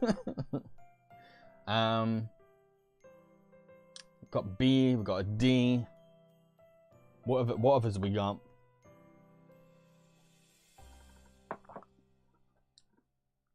For me, yeah, I think it's a B. I think it's a B tier. And I say that as someone that like just vouched for calendars and explained a nostalgic attachment to one calendar. I still think it's a B. It's nothing amazing. I don't think there's any kid in the world that goes to sleep at night and be like, oh boy, I hope Santa brings me a calendar. It is a B. It's a B tier. It's a B tier present. Yeah, I'm gonna put it in B. I feel like B is becoming the dad tier. It's becoming the dad tier at this point. Okay, so the next one is cameras. And this can mean like gadgets in general, if I'm honest, but like photo cameras, video cameras, any kinds of like things like that. My favorite gift to get as a kid was a video camera, because British cheap camcorders would always break after a year. So every year be like, oh, I don't have a camcorder anymore. Oh, tomorrow Santa's going to get me a new camcorder and I can go back to making films again. Making films as a kid was my life. So for me, when it came to Christmas, if I knew deep down tomorrow I'm going to get a new video camera, I was hyped. I got the butterflies on Christmas Eve if I knew I was going to get a new camcorder. So for me, S tier. Absolute S tier. And like the great thing about getting cameras for Christmas is that it's a great day to get them, because then you can either record or take pictures of your Christmas day. You can go film. You can go film people preparing Christmas dinner. You can interview family members that have come over. So much you can do. So you can take pictures of your presents and then upload them on social media. Brilliant. They're great. I think they're definitely an S tier present. So what do people think of getting cameras or camcorders for Christmas? So Rainbow says C because they're nice. I don't follow why it would be a C. That sounds like an A or B description. But yeah, what do you all think of cameras? Getting cameras for Christmas? Let me know in chat. Like I said, it was my hype. When it came to Christmas, the three presents I was most excited about were books by filmmakers, camcorders, or a DVD of something that I had no access to in the UK and that I knew I couldn't get hold of. If I knew I was going to get one of those for Christmas, I was really damn excited. I was that much of a film nerd. Everything else I was like, no, not first. It's nothing to do with films. I'm not interested. I can't film stuff with this. Chaos is sort of mid B. I'm not a shutterbug. I do think, yeah, you do need to have some level of passion to be excited for getting cameras or camcorders for Christmas. You do need that level of attachment, especially if you want to make good pictures or good videos. You do kind of have to like be invested. But that's the thing. You've got Christmas Day off. You're waiting for Christmas dinner. Learn how to use it. Give it a go. You got time to give it a go. Adventures Ryan says A. I'm sticking with it being an S tier. I feel like there's not going to be many other people that will fight for this one, but like for me, this is my favorite present to get every year. I was always excited for a new camcorder. But okay, let's just hear the tiers. Let's just hear the tiers. Might as well hear what tier do you think I should put the camera or camcorders at? You should all say S. Peak giving, I think. Adventures. I made my first film for my video class in college and won an award for most laughs in class. Oh, that's a wholesome award title. However, S, just because I'm a photographer, so it's great for me. Haha, awesome, fantastic. I think we're the only ones that are going to be like S though, because we actually like to use cameras. You know, I'm gonna go put it in A. I'm gonna find the middle ground. It seems to be a mix of A, B, and like a couple of film nerds think it's an S. So I felt the middle ground is definitely an A. So the next one is candy. Candy. I never really got candy for Christmas, and if I did, it was usually candy that I didn't like. I've always been very picky about the kind of candy I like because I'm so sensitive to different kinds of textures. So I'd often get candy that was like, nope, not putting that in my mouth. And the other thing is that I don't associate candy with Christmas. I associate it with Halloween. So it just feels out of place to get candy. For me, chocolate is Christmas. It's about chocolate. And like, I don't like stuffing on candy. I don't like stuffing on candy, especially at Christmas. Adventures as an A because you inspire me to make films for myself, and me and my friends Leon are planning to make independent films in the future. Awesome. But yeah, candy. What do people think of candy as a Christmas present? I think the other thing is that I'd probably add this to like chocolate as well, but having candy before Christmas dinner is ready is not a good idea. You do have to kind of wait. Rainbow says S because I like sweets. Carl says, Jam, here's an old British thing. Those jelly sweets shaped like lemon and orange segments. I'd probably have to see a picture. Lemon and orange segments. It sounds familiar. Wait, was it like hard candy? No, jelly candy. Jelly, lemon and orange. I need a picture. You'd have to send me a picture. I haven't got a clue. And the older I get, the harder it is to remember these things. Venture says, I give candy an S. I have such a sweet tooth for candy. My favorite is Rainbow Twizzlers and Hershey chocolate. I think nowadays, I don't want candy. I really don't want candy because, like, I need to get looked after my teeth better. That's another reason I don't like getting candy nowadays. I like to get candy over chocolate. I get bored of chocolate faster than candy.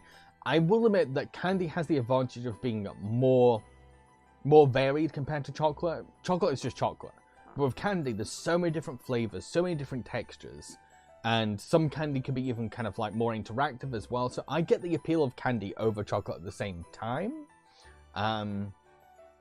Neville says, A tier, it's always nice getting something sweet and share with the family. That's a good point, actually. I feel like it's easier to share candy than it is to share like a chocolate box selection. With a chocolate box selection, you want it all to yourself. But with candy, it's like, yeah, I could share this with the family. Hang on one second. So Kyle has sent me a picture of... Hang on. Wait till it loads. It's loading in Microsoft Edge, by the way, so it's going to take a while for it to load. Kyle, we had them every year. They were foul. Wait, so the ones you've sent me are the foul ones. Well, Kyle, okay, here's one British candy that I remember the most, and I feel like I'm the only one, the hard letter candies. They were like alphabet candy that was like made of like hard sugar. I remember that really strongly. And like they don't have them anymore. It's like died down now, which is kind of annoying. Okay, so what tier should we put candy in, folks? S, A, B, C, or D? Where's it going? I don't think I'm ever going to see this picture because Edge takes forever. I didn't even ask to open it in Edge.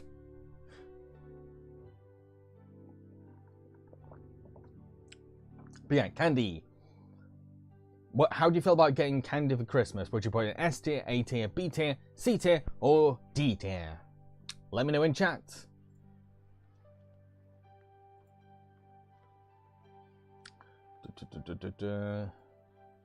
I don't think it's loading. I'll have to look at the picture later.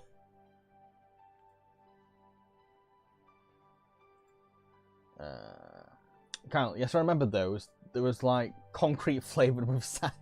They were. They honestly were.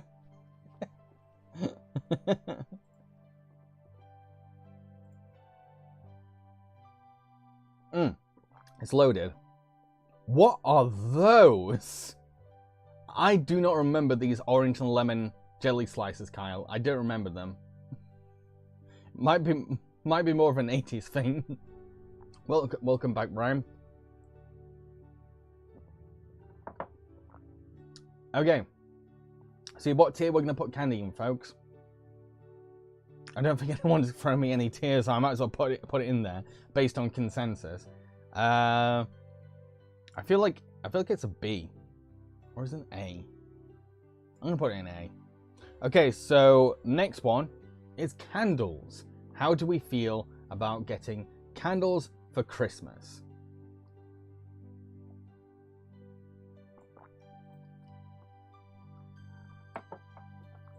Okay, candles for me. Don't trust myself with them. I'm very clumsy. So if someone gave me a candle, I'd be like, are you sure? Is the fire extinguisher ready? I don't trust myself to be around a candle. But there are candle flavors. I think they're called Yankee candles. Not flavors, sorry, smells. Like distinct gimmick smells.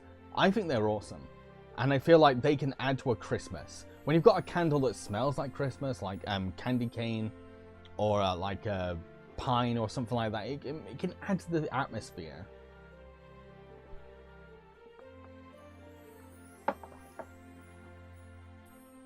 Kyle says, I love a good candle, but I prefer incense sticks. Yes, Kyle, yes.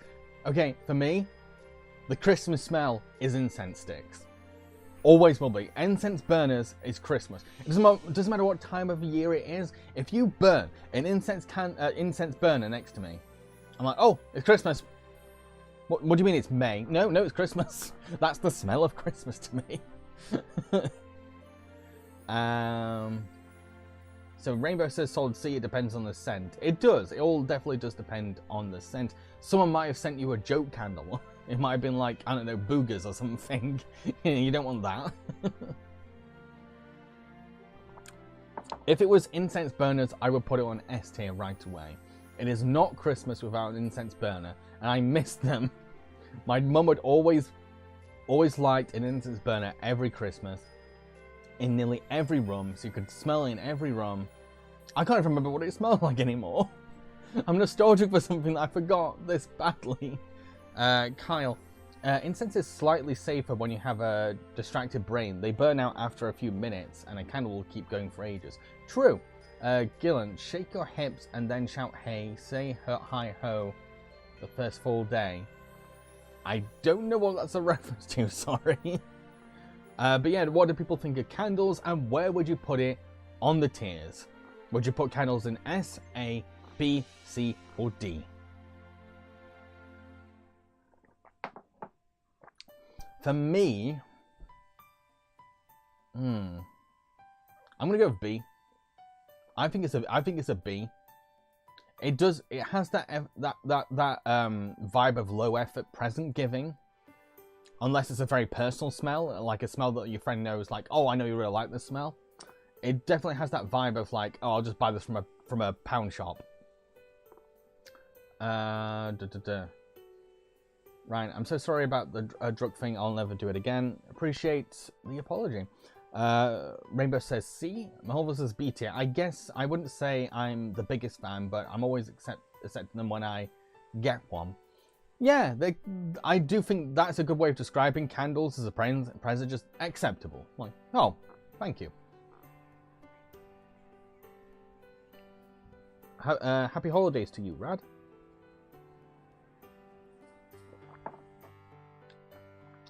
Carl says, candles is an A tier, but give me sticks instead, please. I'm gonna put candles. I'm gonna put it in B. I'm gonna put it in B.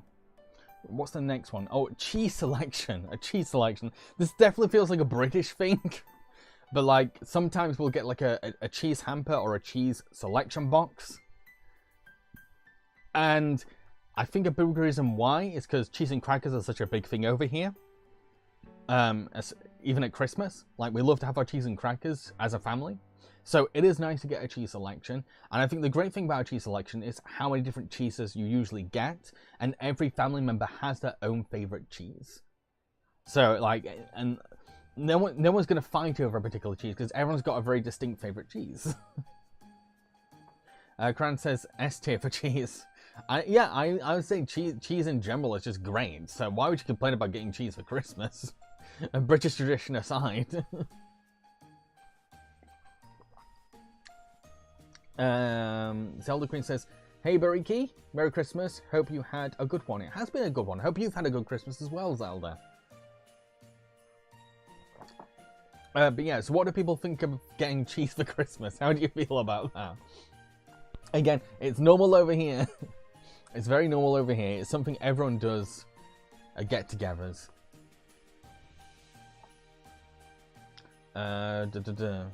Rainbow says, I don't like cheese. Fair enough. Fair enough. And welcome back, Soda. But I'm trying to think where I'd put it on the tier list.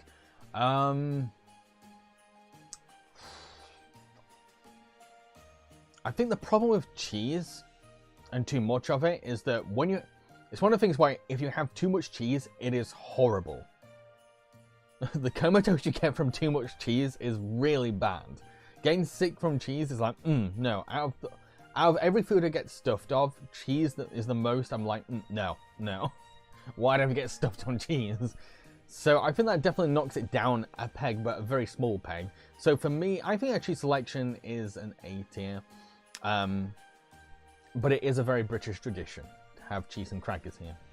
Carl says, I don't like fancy cheeses. I usually just buy a block of cheddar if I need a cheese fix. Which would save money on, to be fair. Cheese boxes are really expensive. If you just get like a random block of cheese, save a bit of money.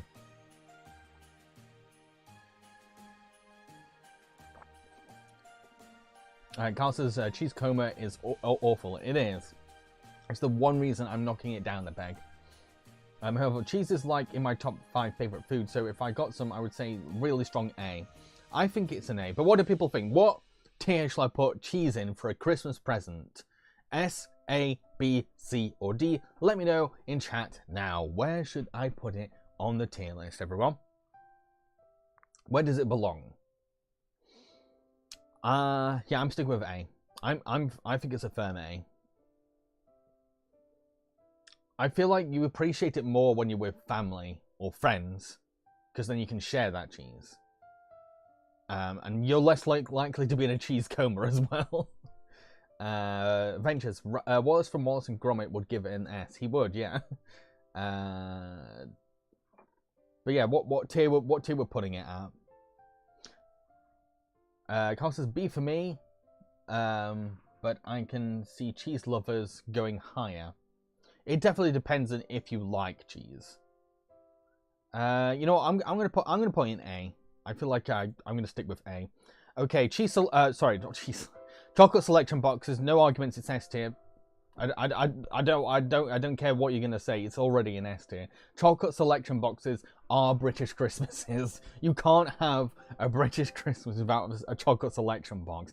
I don't care what tier you're gonna give me. I don't care what argument you have. It's really important that I put it on S tier. You cannot convince me otherwise, okay?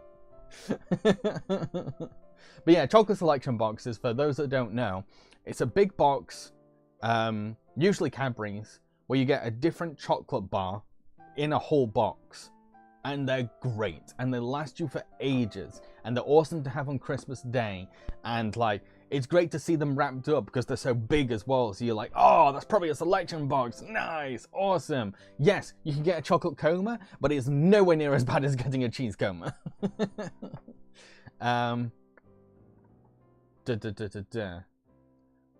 So Adventure says there's a video on YouTube of a guy making walnuts out of cheese. Nice.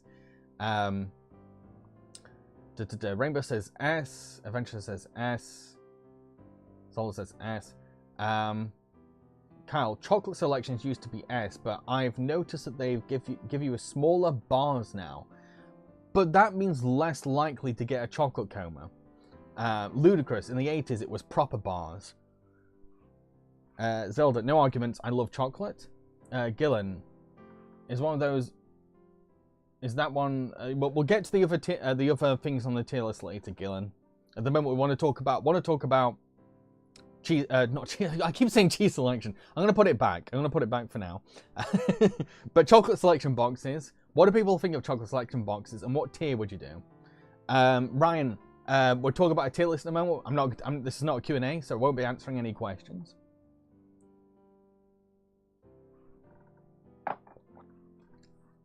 Okay. So yeah, chocolate selection boxes, they're just great. And then they remind me of a great British childhood Christmas. I feel like I probably would have sulked all day if I didn't get a chocolate selection box as a kid. Even if you gave them the fanciest, coolest toys in the world, they'd be like, yeah, but where's my chocolate selection box? This is not Christmas. What have you done? Mother, you have failed me. And so does this S. But yeah, what tier shall I put chocolate selection boxes? And if I see anyone suggesting anything lower than S, boo! It's great. If you don't like chocolate, I get it. I get why you'd rank it lower if you don't like chocolate. But chocolate selection boxes and British Christmas just go hand in hand together. They really do. Rainbow says S, they're delicious. I think the other great thing about a chocolate selection box is that you always end up with at least one chocolate bar that you have a particular fondness for. It's always there. It's always there because there's such a variety. The variety is one of the greatest things about it. Kyle, yeah, it's not Christmas unless you get one.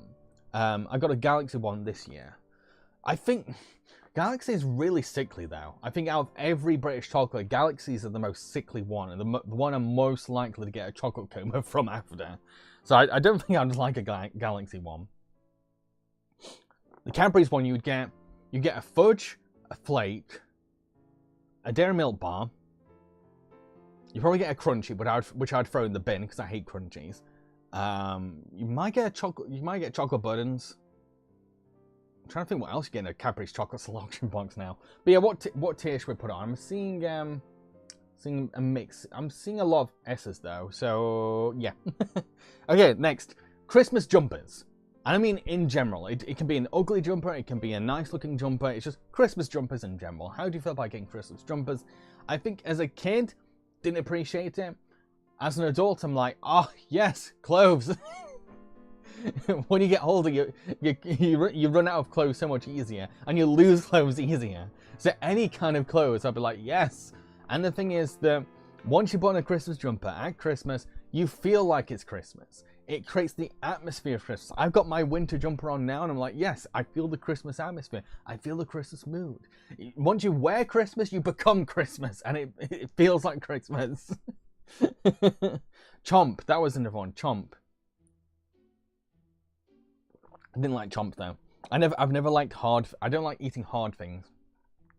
But fudge bars slapped. But yeah, how do people feel about getting Christmas jumpers for Christmas?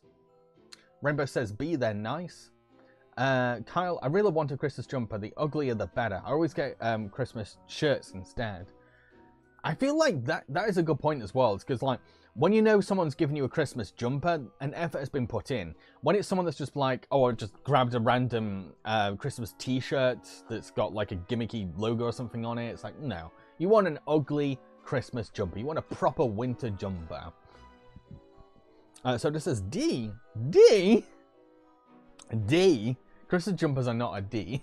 Hard disagree. They're great. I really love Christmas jumpers. Even when December started, I was like, right, I need a Christmas jumper. Before anything. Before I even thought about getting a Christmas tree, I thought I need a Christmas jumper. I need one in my life. they're very important. But yeah, what do people think of Christmas jumpers? And what tier would you put it at? Where would you put Christmas jumpers? S, A, B, C, or D? Where do you think they belong?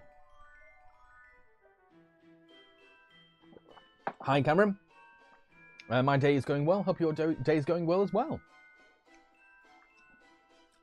Christmas jumpers. Can't think of what else to really say about them. I'm kind of a sucker for Christmas jumpers that have lights on them as well. But I'm a sucker for anything that have obnoxious lights on them. I'm like, yay, play with the lights. Look how colourful I am. So yeah, where shall I put Christmas jumpers? For me, as a kid, I probably would have put them at C. As an adult, I'd put them at an A. I think they're an A. I like them. I think there is an essence of love behind Christmas jumpers as well, especially if an older relative has knitted that jumper for you. There is some wholesomeness to that. That gives it an A alone. Kyle, jumper is S tier. One day I shall own one. Oh, bless you. So we've got like kind of a mix. I feel like older people will appreciate winter jumpers more. Kyle, yes, lights, music, pieces you can pull off. Perfect ugly jumper. Yeah, you want it to be as gimmicky as possible. That's the Christmas spirit. Cameron, they're comfy, but can be ugly at times. That's the point! You want them to look terrible. You want to look awful. The only Christmas jumpers I don't like, that I'm like, about, is the ones where they have like a body on the shirt. No, it's like an elf body or a Santa body. It just looks weird to me. I don't like it. It just throws me off. Make use of the whole shirt. Don't just have a gimmick there. Cameron, I have a Crash Bandicoot jumper. Nice. I'm gonna put Christmas jumper A though. I'm gonna put it. I think it's the name. We've got a lot of A's. Next present is clocks. How do people feel about getting clocks for Christmas? I think it depends on if you have a clock, and it also depends on which era we're talking about. Because growing up, I didn't have a smartphone. So like, getting a clock was kind of cool, because like, you'd actually know the time. But if you've already got a clock, it's like, what's the point? So I don't really have a strong opinion on getting a clock for Christmas. It's like, clocks are clocks. Watches are cool. If you got like a nice, decent watch from someone, yeah, pretty good. But we're talking about clocks. I think if you've moved into a place and you've forgotten to get a clock, clocks would be a nice present. If it's a clock that has like a theme to it, that could be good as well. Especially if it's something you're passionate about, it can be good. I just don't have a strong feel about clocks. I think they're a C-tier present. And their novelty is like very limited. It's like, it tells the time. Cool. Great.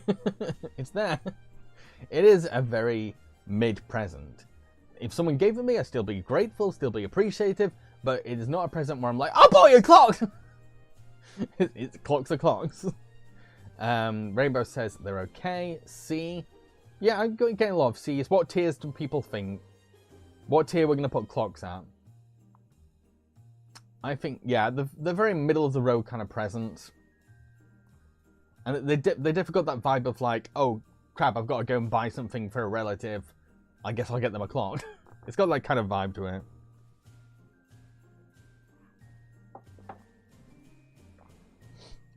It's a very kind of like, oh no, it's Christmas Eve. I guess Boots is open. Grab a clock. There you go. kind of a lazy gift. So yeah, I think out of all of them so far, I think clock is probably the worst present you can get. Out of the ones so far, that is. So far. But where do you all stand? Where do you all stand? Kyle, okay, so I have 3 epic clocks that I got for Christmas on different years. Chef from South Park, he dances. Oh, that's cool. Bart Simpson, and a Pokemon clock with a Pikachu pendulum. I love clock gifts. Yeah, again, it definitely depends on what's on the clock and like what the clock does. Some clocks have a bit of a novelty to them, or they can fit with something that you love. But clocks in general, yeah. Kram says, I'm gonna leave but for a bit. Enjoyed the stream so far. Glad you enjoyed the stream, Kram. Yeah, you can get clocks for gifts. Clocks are a normal kind of gift. Maybe it's just a British thing. But clocks, I've seen clocks as a normal gift. But where should we put clocks? Which tier should we put clocks at, everyone? S, A, B, C, or D? Where do they belong? Where should we put them? I'm not sure. Yeah, are you okay? I'm gonna stand by C. I think they're a C tier present. They're fine. They're fine. Conan says they're a B. Yeah, it is kind of like a low B in a way. Yeah, we've got a lot to get through, so okay, B, D, yes, C. Yeah, I'm gonna put on C. Okay, so next one. This is kind of a fancy one. I don't even know why I put this one on here, but coffee machines. If someone gave me a coffee machine, I'd put it in S tier because I love coffee and I don't have a coffee machine, and I'm having to like make them by hand. It'd be great to have a coffee machine. My problem is I don't know how to use them. Every time I have used them, I've almost broken them because they're kind of complicated. Depending on what kind of coffee machine, you can get simple ones. I do remember you can get simple ones. But yeah, what do people think of getting coffee machines for Christmas? They are. I would definitely say I'd be grateful as hell because like they're very, very expensive. So if someone has like splashed out on a coffee machine for you, you should really appreciate it. It's like, wow, they've given me like probably their month's salary for this. Wow, thank you. But like I don't know. I know A is pretty full, but I would put it in A. Rainbow says D, I hate coffee. I love coffee. What you saw me drinking for most of the stream was coffee. I adore coffee. I can't live without coffee. I panic if I don't have coffee. I freak out if there's no coffee. Kyle, I got a coffee machine when I moved house. It feels like a gift you get someone if they won't be living at home much longer. True. Hovel, hey man, sorry, but I'm going.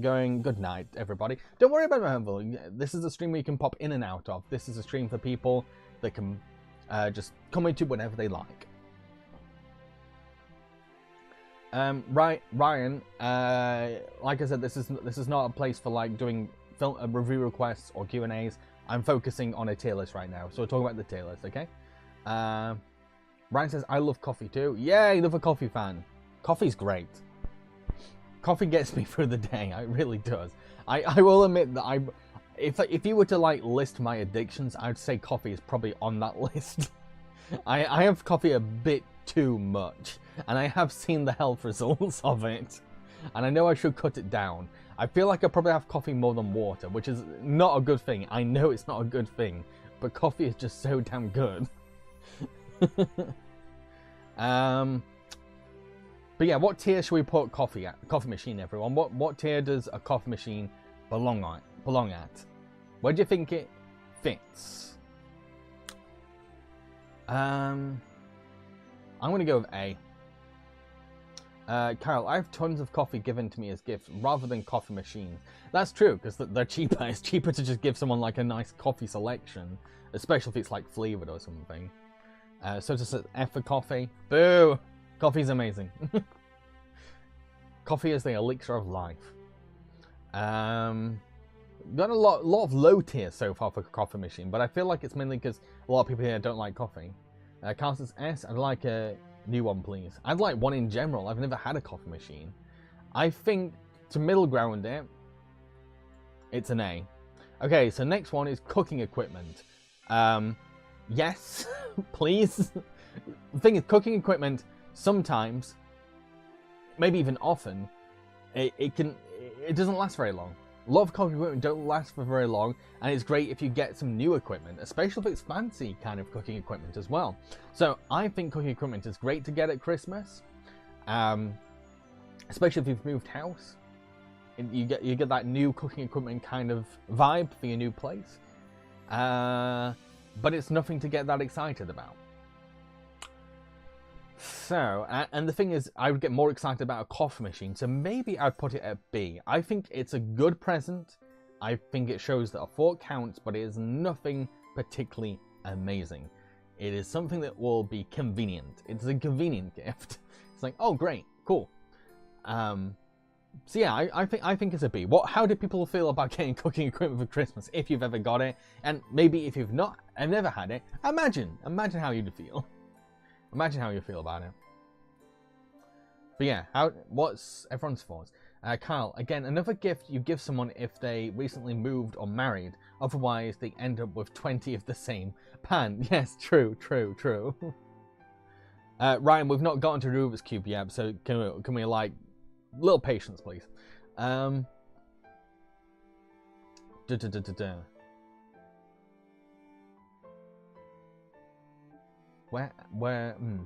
B for usefulness. It is useful. Cooking equipment is useful. It's especially if you want to be a bit ambitious for your meal and you're like, well, I want to have something, I want this cooked over here, but it needs to be cooked a certain way. Put that here, put that there. That could go on that hob. If you've got loads of saucepans, you can do that. So I feel like there's not much of a downside if someone buys you an extra saucepan or an extra whatever. Sometimes it can save you time if you've got multiple hobs on and you've got all sorts of different things being cooked. So I don't think there's too much of a downside, but again, it is a dad present, and I feel like B tier is very much becoming the dad tier, or even it's got a bit of a mum tier with the candles as well, though.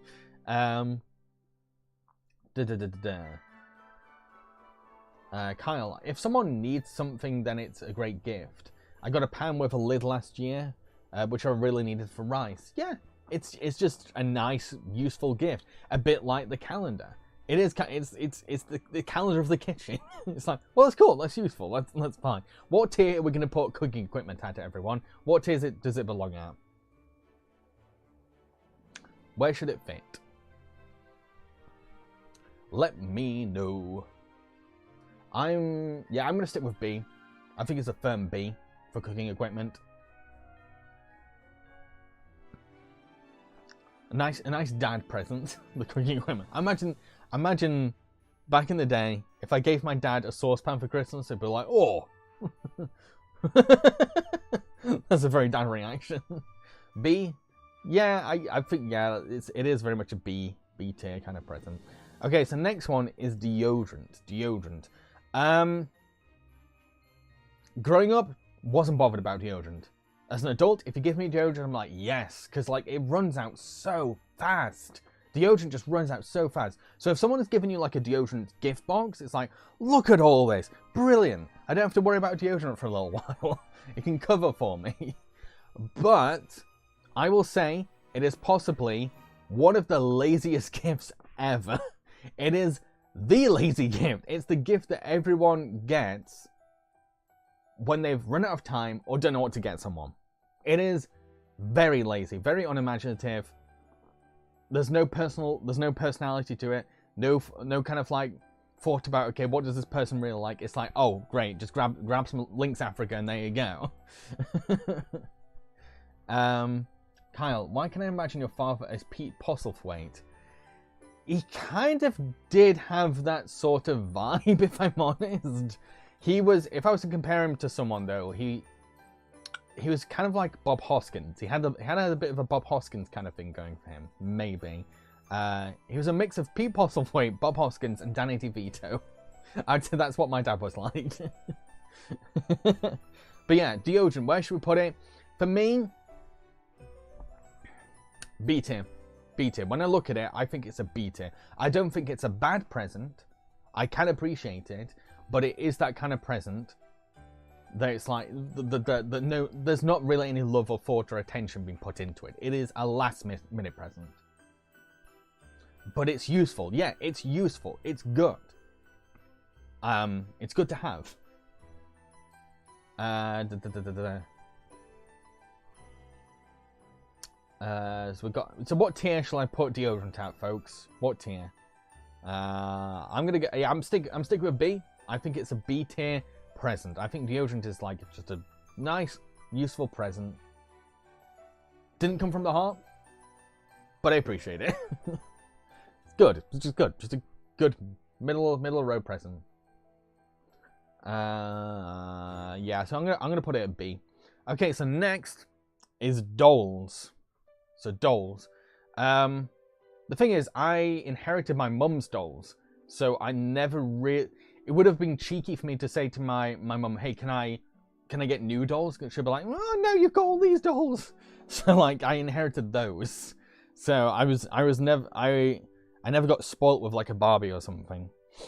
Got Action Man though. But yeah. I don't know, but like there is, especially if it's like a Barbie doll, that shows love, because that shows a lot of love and a lot of sacrifice, because Barbie is so damn expensive. It's so damn expensive. It's pink Lego expensive. So like if you're given Barbie, you're gonna feel pampered. The rich kids get Barbie. So what do people think of dolls? I mean, like, if I was to put on a tier, I feel like any kid that likes dolls, if they got a Barbie, they'd be pretty damn happy. Carl says, I used to steal my sister's dolls and make them smooch my teddies. My teddies were lonely. Aww, that's so cute. Rainbow, I loved Monster High and Lala Oopsie when I was young, so for me it's between S and A. I think the only dolls that like creep me out are like the Bratz ones. They always creep me out. They always freak me out.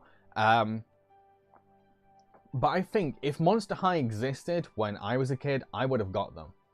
I would have totally got Monster High, because like I loved monsters and I still love monsters. So that for me that would be Z tier because it's not an action figure. Fair enough. Cindy, yes. We have our own Barbie over here called Cindy.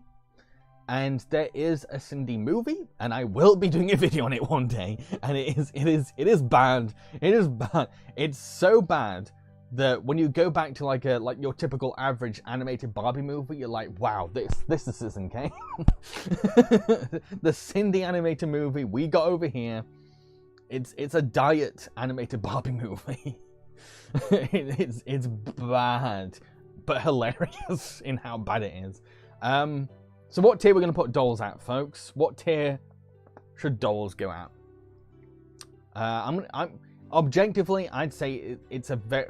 I don't know, because like we put action figures in A tier, so maybe it should be an A tier, because they're the same kind of toy, really. End of the day. Kyle, oh no, not the Cindy movie. Please don't do it to yourself. We're not worth it. It's funny. It's scary and funny.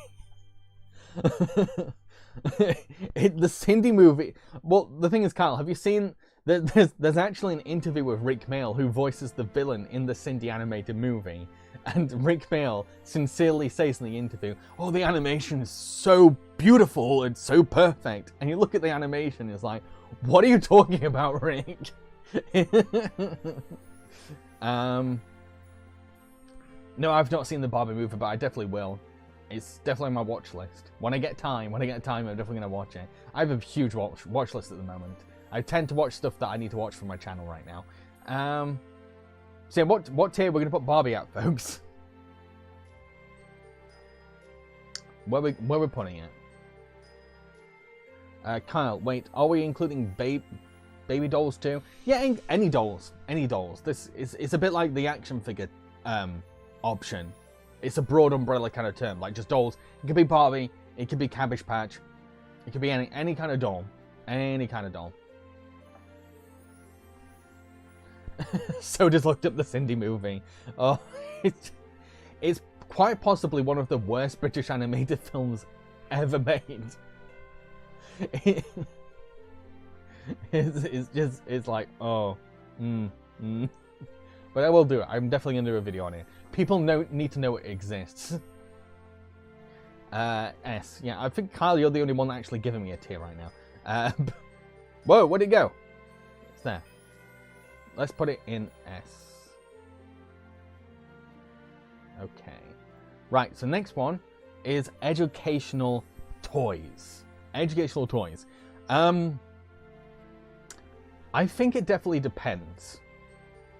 Because on the one hand, if you get an educational toy on Christmas Day, it's kind of an insult. Because you want to enjoy Christmas and you don't want to think about school. You don't want to think about Christmas homework. And then your parents are like, hey, look, this is a toy that teaches you something. It's like, I want a breather from lessons. But if you like learning, if you enjoy learning, they're a fantastic present. Like, if you're a Gretchen Grundler, then you're going to love it. If you're a Jimmy Neutron, you're going to love it. But I think at the same time, there are some great educational presents, and I did have one. And this has brought me back to it, and I kind of want to look it up now. I can't remember what it was called. Maybe Carl can help me. But it was like how do I explain it? It was like a laptop for kids. And it was about teaching typing. I can't remember what it's hard to explain, but it had some real... It was teaching spelling and math. I remember it was teaching spelling and math. It's a laptop. I can't explain it, but it was so cool. It was a really cool 90s present. Damn it. I'm going to have to, like, message my mum saying, what was that thing that I had as a kid? It was so cool. We've got a lot of people saying no, it's bad. But again, I think it depends. I think it's an A-tier present. I think it's a fine, okay, A-tier present. Kyle, I was always furious that I never got a chemistry set. I wanted to blow stuff up. Yes, that is a good example. There are educational toys that are fun, and those chemistry sets, or those volcano sets, those science kits, those were fun, and I never got to use them. Oh wait, I got one, but I didn't know how to use them. I think the problem with those is that they required a lot of attention, a lot of patience, which you don't have at Christmas. Leapfrog, I never got with anything Leapfrog. I think that was after my generation. But yeah, what tier we're gonna put educational toys at, everyone? Where we're gonna put educational toys? Where does it belong? So this is, oh wait, I had something like that, but it was Thomas the Tank Engine themed. I want to find out what that toy was. It was an electronic toy. And you can learn maths on it. Oh, I'm gonna find out what it is. I have to find out what it is. I might have to do a lot of digging, but I want to find that toy. It's fun trying to find things like that. Okay, we need a tier for this educational thing. I'm getting a lot of C's, so let's put it in C. It is kind of a clock kind of present, to be fair. Okay, next one is football. Or just sports gifts. Any kind of sports gift, like a football, tennis racket, rugby ball, whatever. Any kind of sports gift. I think it depends how you appreciate it. Because growing up, I did have my football phase, which all British kids have to fit in. They have the football phase. So if I was giving a football at that time, I'd love it. But as I got older, wasn't interested in sports anymore, so if you gave me a football, I'd feel kind of insulted. And the other problem is, if you are given some kind of sports thing on Christmas Day, you have to go out in the snow and play. And the snow is not made for sports. So it's like, I think it's a B tier, but I know some people might defend it as something higher.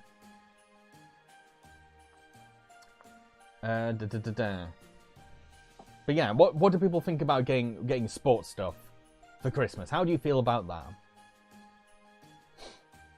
What are your thoughts on that? Carl says, I think my parents learned very early on that I was not an outside child apart from my bike. I was kind of an outside child and kind of not. It depends on which timeline we're talking about. So I never had a football phase, so never fit in. Bless you. I kind of just forced myself to enjoy football.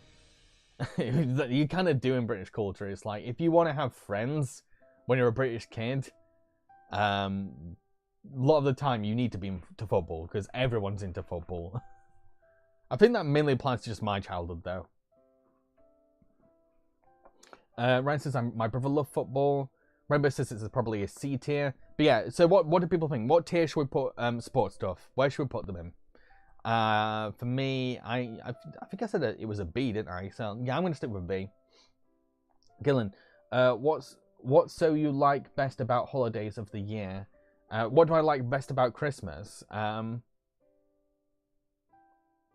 like the atmosphere. I just like the atmosphere, and I like the media that I get to watch at Christmas. But yeah, let's stick to the tier list, folks. Where are we going to put sports stuff? We've got a D? Wow, harsh. The first D. I don't think it's that bad. Carl says B. Got C. I'm gonna put it in B. Furbies. Okay. It's a double-sided coin for Furbies. Because it kind of depends. It kind of depends. When I was a kid, Furbies were the coolest thing ever. The idea of having a toy that you could talk to was so damn awesome. And they were cute, and they had a charm to them, and they had their own fantasy lore, and they're all kind of world building going for them. It was really cool. There's the urban myth about them being able to record your voice and learn things and that kind of stuff. They were exciting gifts, but at the same time, they were chatterboxes. They could not shut up, and if they were broken, they would never shut up.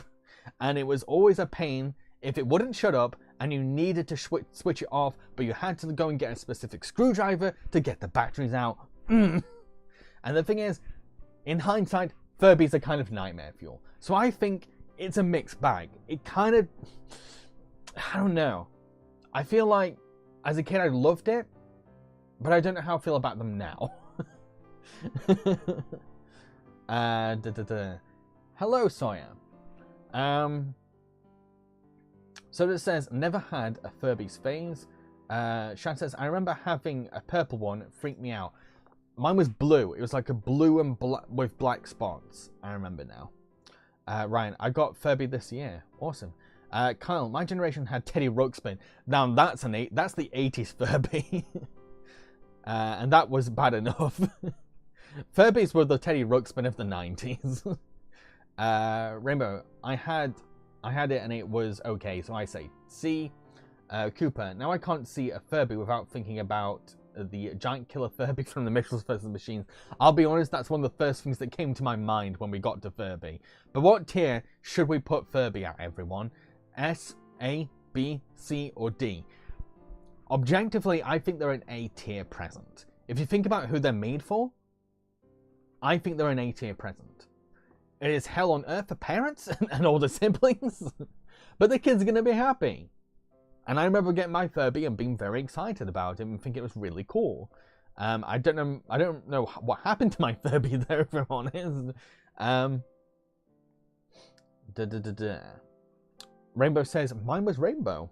Cool. Must have been very colourful.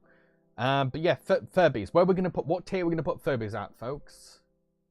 S, A, B, C, or D? Yeah, I think it's an A. It's not a B tier. When I look at the B tier and what we've got so far, I don't think like Furbies belong with those. It's a cool present. It's annoying, it's obnoxious, but it's fun. And kids love it. So yeah. Ryan says, I hated my Furby, I took it back to the store. Jeez. Carl says D tier.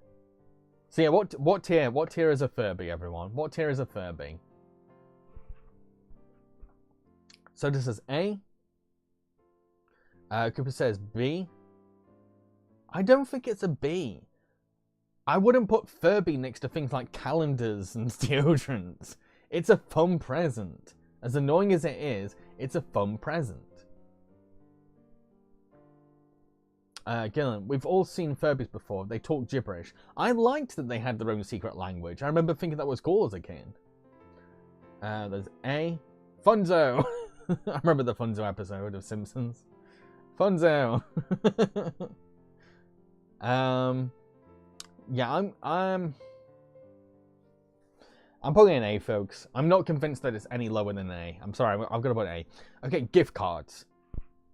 I think gift cards are underrated. Yes, they are lazy. Yes, they show no thought about whether...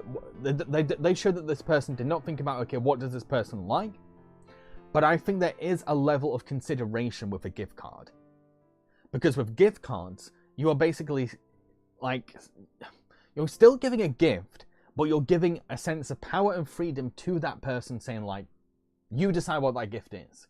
I'm giving you the present of the freedom to buy that gift. I think gift cards are a good present. I'm saying it. They're a good present. They are lazy. They are a default present. They are a last minute present. But out of all the lazy default presents that you can get, last minute presents you can get, it's a good one. It's a decent gift, especially when. If you don't know that person and you just get something completely random, that person's probably thinking, I kind of wish you got me a gift card from the same store and I could have got something I wanted instead. I think there is some love there, but it is also, yes, admittedly, a lazy present. So, another double-sided kind of present, really, I'd say. But I think they're cool. I like them. If I get a gift card for Christmas, I think it's fine. I think it's fine. Rainbow says S tier. Soda says, I like gift cards, to be honest. I can get whatever I want with it. Yeah, there is something kind of exciting about it. Especially if it's like a gift card for a high amount, because then you can start thinking about, okay, what can I get with this amount of money? That's kind of a fun thing to think about when you're a kid. Even as an adult, you look at the amount you're being given, you think like, okay, let's have a look at the catalogue. Wow, I could get this, I could get that. Wow, that's pretty damn cool. Thanks, personally, gave it this gift card. Kyle, if a gift card is for somewhere that you know someone would shop, then it's okay. That's a good point as well. If you show that you know the person enough to know where they would shop, there is an effort of knowing that person personally. You can add a personal touch to a gift card. Yes, I do agree with that. It's not as lazy as straight money. Yes, that's a good point as well. Cooper, my philosophy is, if I didn't get a certain gift on my list, I can use a gift card and buy it for myself. That's a great point. That's a fantastic point. That really is. It's a great compensation gift. It is a gift where it's like, I'm not fully satisfied with my Christmas presents, but look at this gift card. I can make up for that. Right, my art teacher had no money, so she's told me that postcards are fun and sweet. Postcards, I think they're more as like a holiday kind of present. Kyle, also some gift cards have some really cool pictures on them. Yeah, they're getting more creative with gift cards nowadays, I think, yeah. I specifically chose ones that I think some would also like the look of. Yeah. I'm gonna say gift cards are A-tier presents. They're not amazing. They're not gonna make a kid bounce off the walls, but they're a good present. They're a decent present. There's some versatility to the present. There's so many positives to a gift card that I don't see what can go wrong. There's not really a downside to a gift card. There really isn't. But yeah, I'm gonna say A tier. What tier do we think gift cards should belong at, folks? Where should we put gift cards? S, A, B, C, or D? We've got so many A's. Got so many A's. Where are we putting it?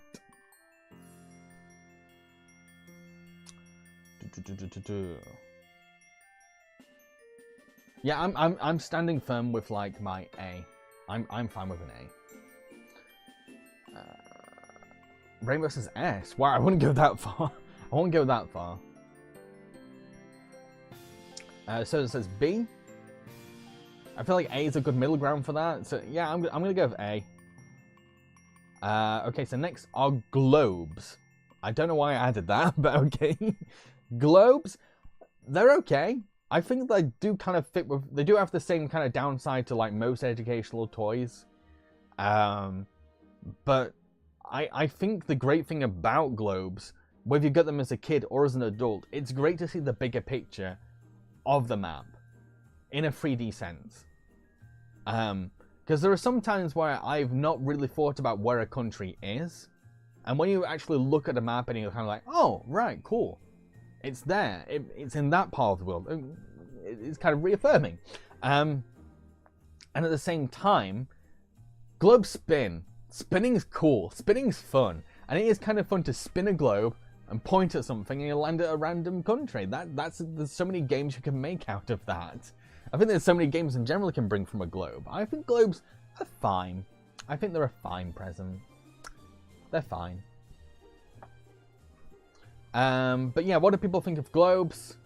And what tier would you put out? We've got quite a lot of presents. I don't think we're going to get through the entire tier list, folks. Unless we go really fast, I don't think we're going to get through the whole tier list because I've still got other activities planned, I'm afraid. So this is, oh yes, globes. That one toy that was in every kid's room in movies and the cartoons in the 90s and 2000s. Pretty much, yeah. I had a globe. I do remember having a globe, but it was very tiny though. It was kind of a small one. You could spin it, but it was very cheap plastic, and I remember it ended up having holes in it or something. I think, yeah, globes are decent. And like, yeah, nowadays we have things like Google Earth and things, but it's not as tangible as a globe. You can actually hold the globe. I feel like it's easier to navigate a globe compared to a Google Earth. Soda. Oh, I think I've read that.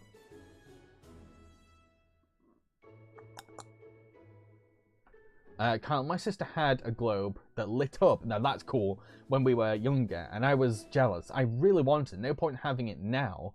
It was so old, and I think there was still a West and East Germany on it. That is old. Wow. So yeah, what tier should we put globes out, folks? What tier does it belong in? S, A, B, C, or D? I think it's a B tier.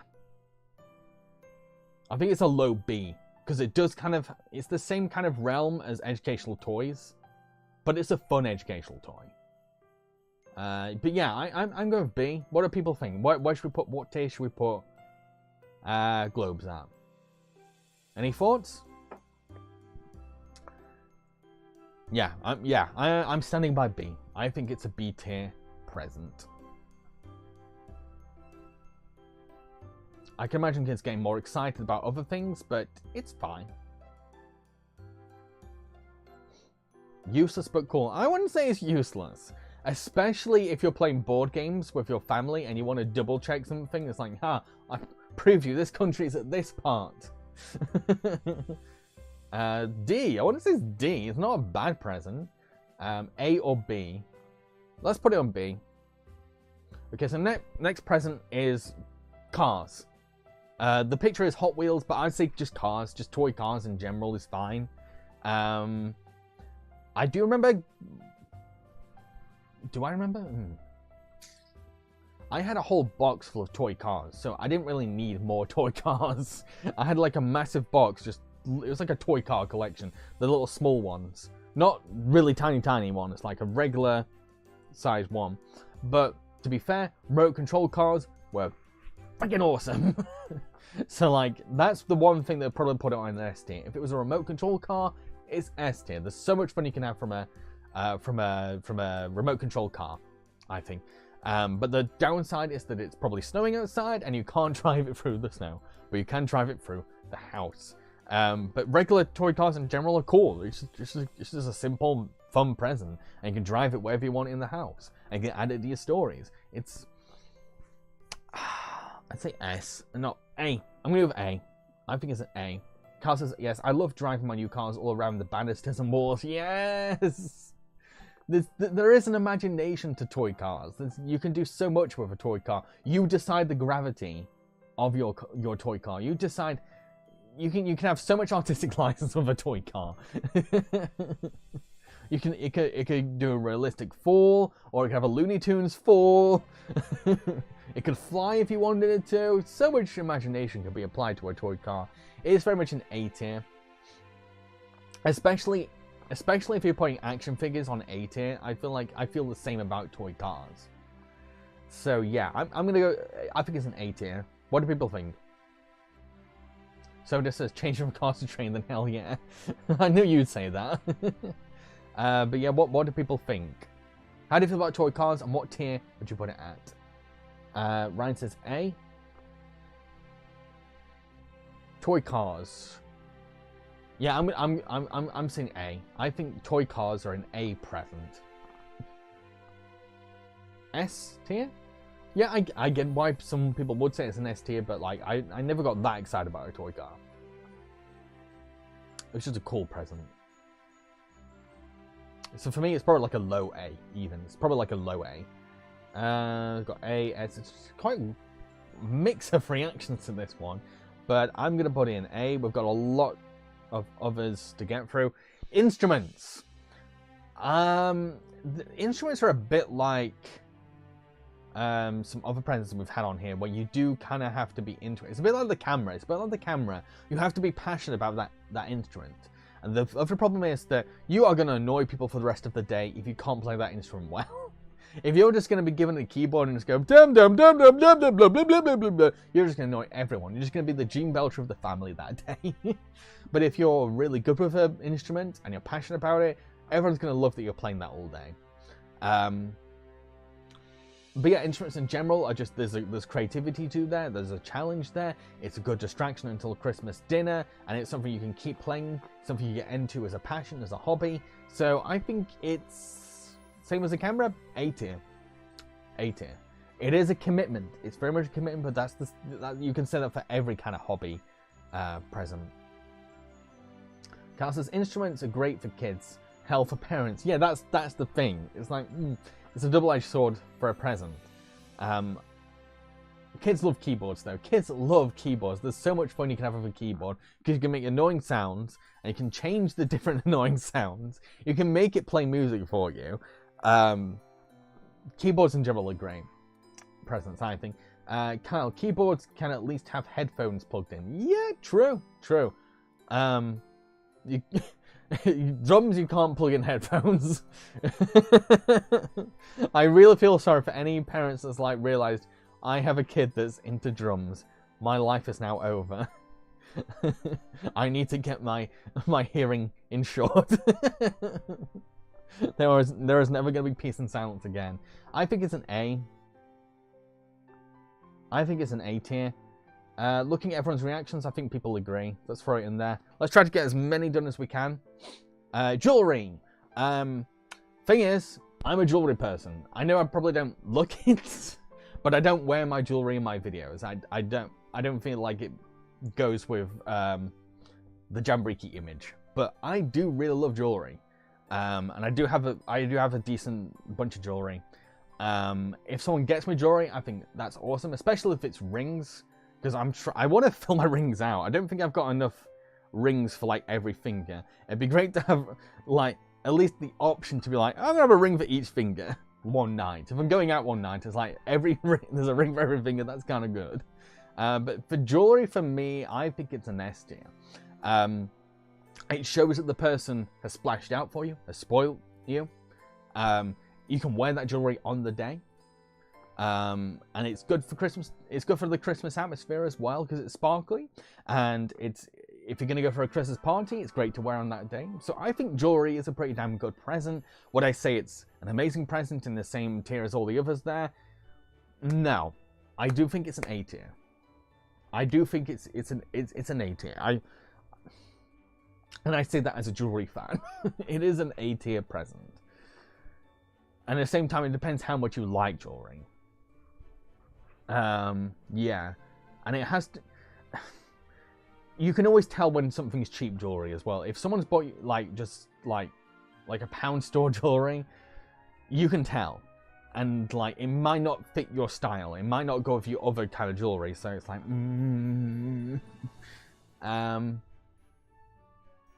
So Carl says I don't wear them. D for me. Rice says A. Josh says A. Rainbow says C. I don't wear it a lot. Kyle, you'd look at right geezer with all those. Right geezer. Proper Dell boy. So yeah, what do people think of jewelry? What tier we're gonna put jewelry in, folks? I'm gonna say it's an A objectively. But for me, it is an S tier present. If someone has gone out of the way to buy me jewelry and it's good jewelry, then yeah, I'm like, oh, thank you. Ryan, please stop spamming A. We've already warned you before, and you promised you wouldn't do it again.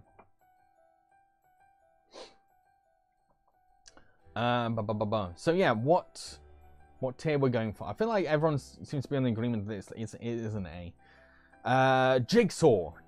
Okay. I've already admitted this because I actually do Jigsaw live streams, but I love Jigsaws. Jigsaws are great. I even have an app on my phone that's for Jigsaws. It has like a daily kind of like different kind of Jigsaw every day, or you can upload your own picture onto it and do a Jigsaw. But the pieces have to be really messed about with. Because if it's too easy and the Jigsaw's finished already, it's a boring Jigsaw. But at the same time, there are Jigsaws where it's like, I'm never going to get this done. But if you're going to get a Jigsaw for Christmas Day, it's a great distraction, and it's the kind of present you can share as well. And you can work with your family. Any family members that aren't cooking, that aren't helping in the kitchen, can help you with it. It's a nice family get-together kind of thing. It's a team effort. There's no competitive side to it. And like, it's very rewarding seeing that Jigsaw coming together and finally finishing. And it's especially great if that Jigsaw is of something that you love. I'm going to say Jigsaws are S tier. I think they're an S tier. Carl says, love Jigsaw, Kronk tier. Thank you. I feel like the older you get, the more you like Jigsaws. Once you hit your 30s, it's like, Jigsaws are great. The older you get, the more old people stuff you kind of want to do. It is a good time passer. Jigsaws are great for passing the time because you get so invested in there, and you're always thinking about, okay, what kind of strategy do I want to go for, and that kind of thing. But I think it all depends on the size, how many pieces you've got, and if you've got a decent sized table for it. Because doing a Jigsaw on the floor at Christmas is awful because everyone's stepping over you. They can fall apart easier. But if you have a nice table to yourself, a decent sized Jigsaw, that's brilliant. I think it's an S tier. But what do people think? What tier are we going to put Jigsaws in? Me and Mum love working on Jigsaws. S tier. Thank you. They are S tier presents. They're a great present. They really are. And like, some Jigsaws have some beautiful pictures. They can get some beautiful paintings, some amazing artwork from them. So you get to admire the art once you're finished as well. So yeah, so many pluses to a Jigsaw. And I'm not old, okay? I'm not old. Where's my Werther's Originals? I think they're decent presents. I think they're fine presents.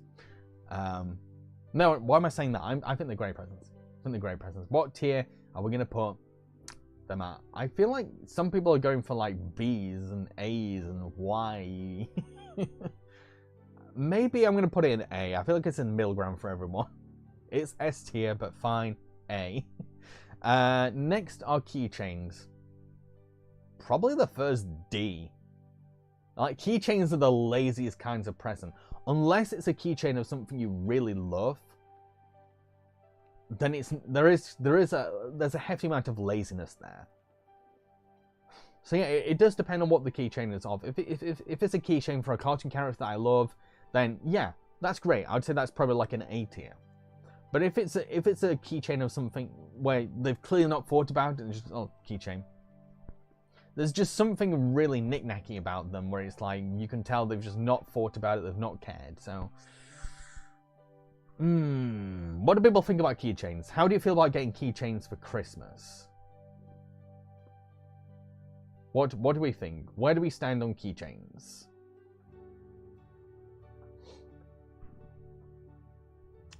Rainbow and Ryan are saying it's a DT present. I'm not going to defend keychains. It's not something I get passionate. Kyle, C, it's lazy, but you can get some cool designs. Yeah, I think it is a C, actually. It is a C. I think it's a C. So I wouldn't mind having a keychain as one. I've got a key for the house. It's not the worst. Like, I feel like I actually do need keychains for my key. I've just got a key. I don't even have a chain. I don't have a chain for anything. It's just a key. But I don't really think about it. And like, the problem with keychains nowadays is that you can't really flex your keychains because you only get your key out when you're locking the door or unlocking the door. That's the only times you really need, except for cars. If you get a keychain for a car, you can show it off a bit more. But like, it's one of those things you can't really show it off that much. Kyle says, I think fridge magnets on the same level as keychains. Yeah. I'd say maybe even stickers, but kids love stickers. Kids love stickers, so I won't even go that far. Yeah, let's put it in C. Okay, next one is lava lamp. I think lava lamps are beautiful. I think they're cool. They've got that 70s vibe for them. And they can really add so much to your room as well. And they're very hypnotic and can help you sleep. But as a kid, I was terrified of my brother's lava lamp because I didn't want it to like smash and then all the goo go everywhere. It freaked me out, the idea of it smashing, and like, I don't know. I didn't know what would happen if the goo came out. So I was like, ah! I was a very paranoid kid, okay? I was a very scaredy kid. But if you got a lava lamp for me now, I don't know. I feel like I think I'd be clumsy enough to knock it over. You've really got to look after a lava lamp, I think. You've really got to put it in the right place where it can't get knocked over. At the same time, there is an aspect of it that's kind of dated. That they are dated. Let's be honest, lava lamps are a little dated. So I don't know. I think they're an A tier present. I think they're an A. They're an A tier present. What do people think? Where do we stand on these? Kyle, I've always wanted one, especially after watching Our Real Monsters. Yeah, there are films and stuff where I watch them and I think like, oh, you know what, I'd like a lava lamp. I'd be okay with a lava lamp, but then I don't know. Yeah, I think it's an A. Gillen, lava lamps are so slow, but in a colourful way. They are relaxing. They're very relaxing. But there is also something a little creepy about them. there is something kind of weird about them. Let's put it in A. I feel like the response seems to be like adding up to an A. A is so packed. We need a D tier present. Okay, Lego. We know it's an S tier. One, it's Lego.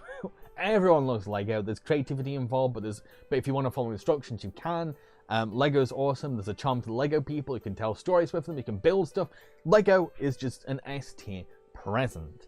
And the other thing is that Lego is so damn expensive. So if someone's bought you a Lego set, you're like, wait, how many organs did you sell for me to get this? Thank you.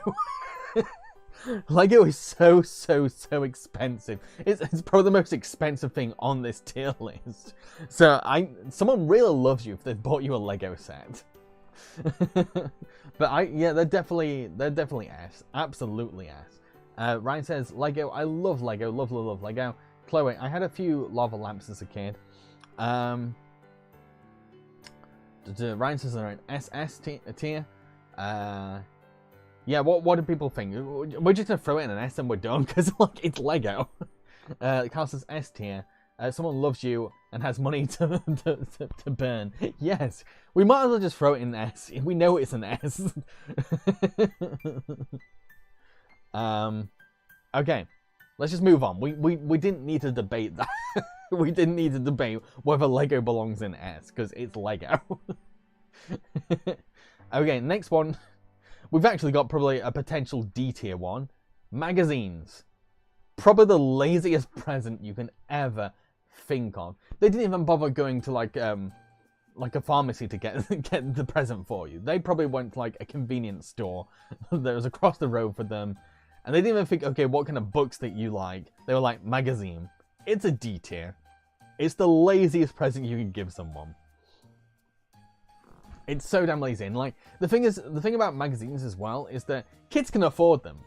It's not something that like they wouldn't be able to spend their own allowance on. So it doesn't even feel like a present. Chad, ST, I regret giving away my Legos, but I gave them to a friend who never had any as a gift. Oh, that's sweet of you. But yeah, can we all agree that magazines are a D tier? D is very empty. D needs some friends right now, so let's put magazine in there. Yeah, let's put D, put it in D. Next is makeup. I think it this has definitely made me think, because when it comes to makeup for me, I'm always getting just like, I'm cherry picking the makeups that I want, and I've never thought about, okay, what about a makeup set? And I feel like a makeup set is a good present to give to someone, because there's some splashing out involved, and at the same time, you're giving that person an opportunity to be creative with their makeup. You could give someone a lipstick, but it's like, oh great, cool. But a makeup set, there's more options, and that person can do whatever they want with that makeup. So I think makeup is an S tier. Hello, Billy Man. Ryan says, I'm no girl. Well, the thing is, makeup is for everyone. Doesn't matter what gender you are. Anyone can have makeup. I wear makeup.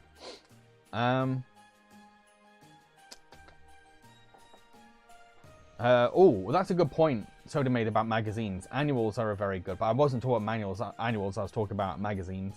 But makeup, where do people stand on makeup? Do you think it's a good present, objectively? Even if you don't wear makeup, do you think it is a good present to give someone?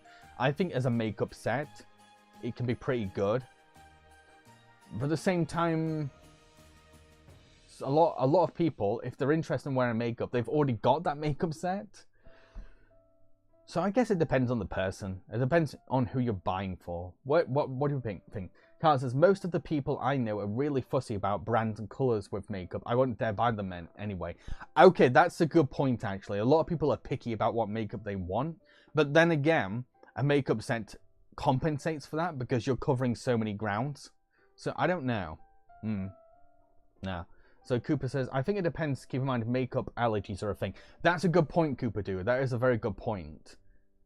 But if you discreetly find out if a person has makeup allergies in advance, you might... don't know.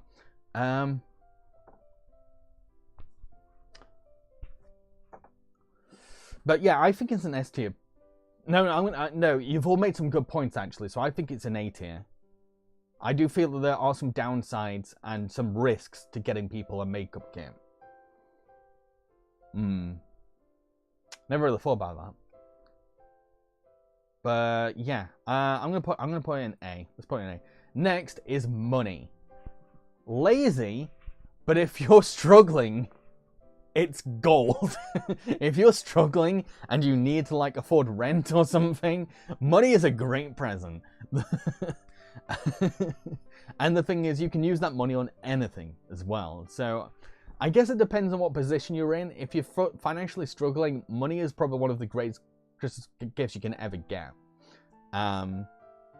It shows that the person has not really thought about a present, but they've given up something that they earned. That's a good thing to think about. They made that money from their job, and they decided to give a portion of it to you that Christmas. So there is some love there, I think. I think there's some love there.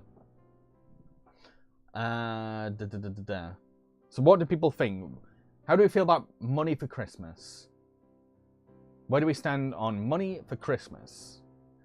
By the way, the reason why I've got Monopoly money there is because I tried to put real money on Photoshop, and Photoshop actually said, no, we can't do that. We can't put real money on Photoshop because people can do illegal things with it. I never knew Photoshop did that. That's why there's Monopoly money on screen right now. Carl says, money is cronked here when you live in the real world. It is. It is. Like, I'm okay financially right now, but like, I've been in spots where I've gotten cards from relatives, and I'm like, I want to afford this particular thing right now. I'm panicking. Open it up. Granddad and Grandma have given me £15. I'm like, oh, thank you. Wow. That's better than like a fancy new toy or something. So yeah, yeah, everyone's saying S tier, so I think it is an S tier. I think money is a great present. Movies, DVDs, VHSs, so movies in general. How do you feel about getting movies? For me, it depends. Growing up, it was one of the best presents I could ever get, particularly if it was a movie that I was struggling to get hold of from local video stores. I always loved it. Nowadays, if you gave me a movie, unless it was something very obscure, I probably won't appreciate it because I've got too many DVDs. I have way too many DVDs. I'm probably going to auction off my DVDs in a live stream one day. I have too many DVDs. So I don't want this present now, but as a kid, I would have loved it. So for me, it's an A tier. Then again, you can give movies as a present digitally.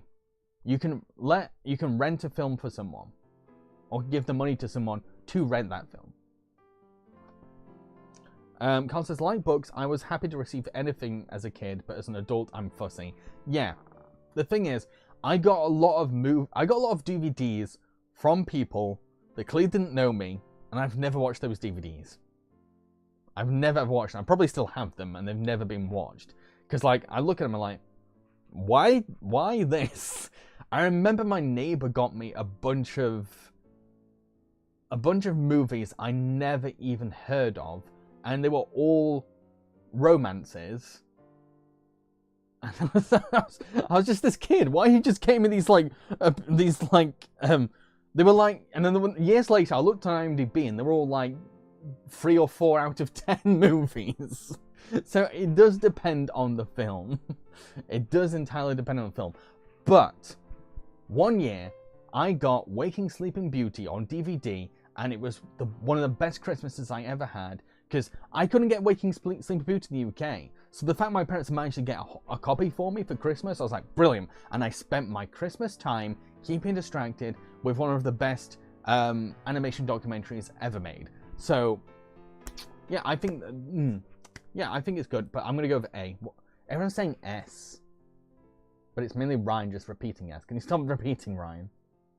But yeah, where do people stand? Where will we put movies? What tier should we put movies at? Where should they go?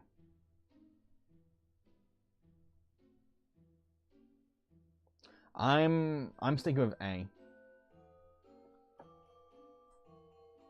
Yeah, I'm gonna go with A. We don't have much time, so I'm probably just gonna dive into some of these. Christmas mugs. Not much effort, but nice. I think it's a B tier. What do people think of? Mugs? Getting mugs for Christmas.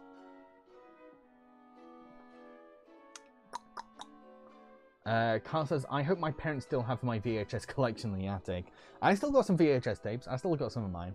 But yeah, what do we stand with mugs? How do you feel about mugs? I feel like it's a B, C tier.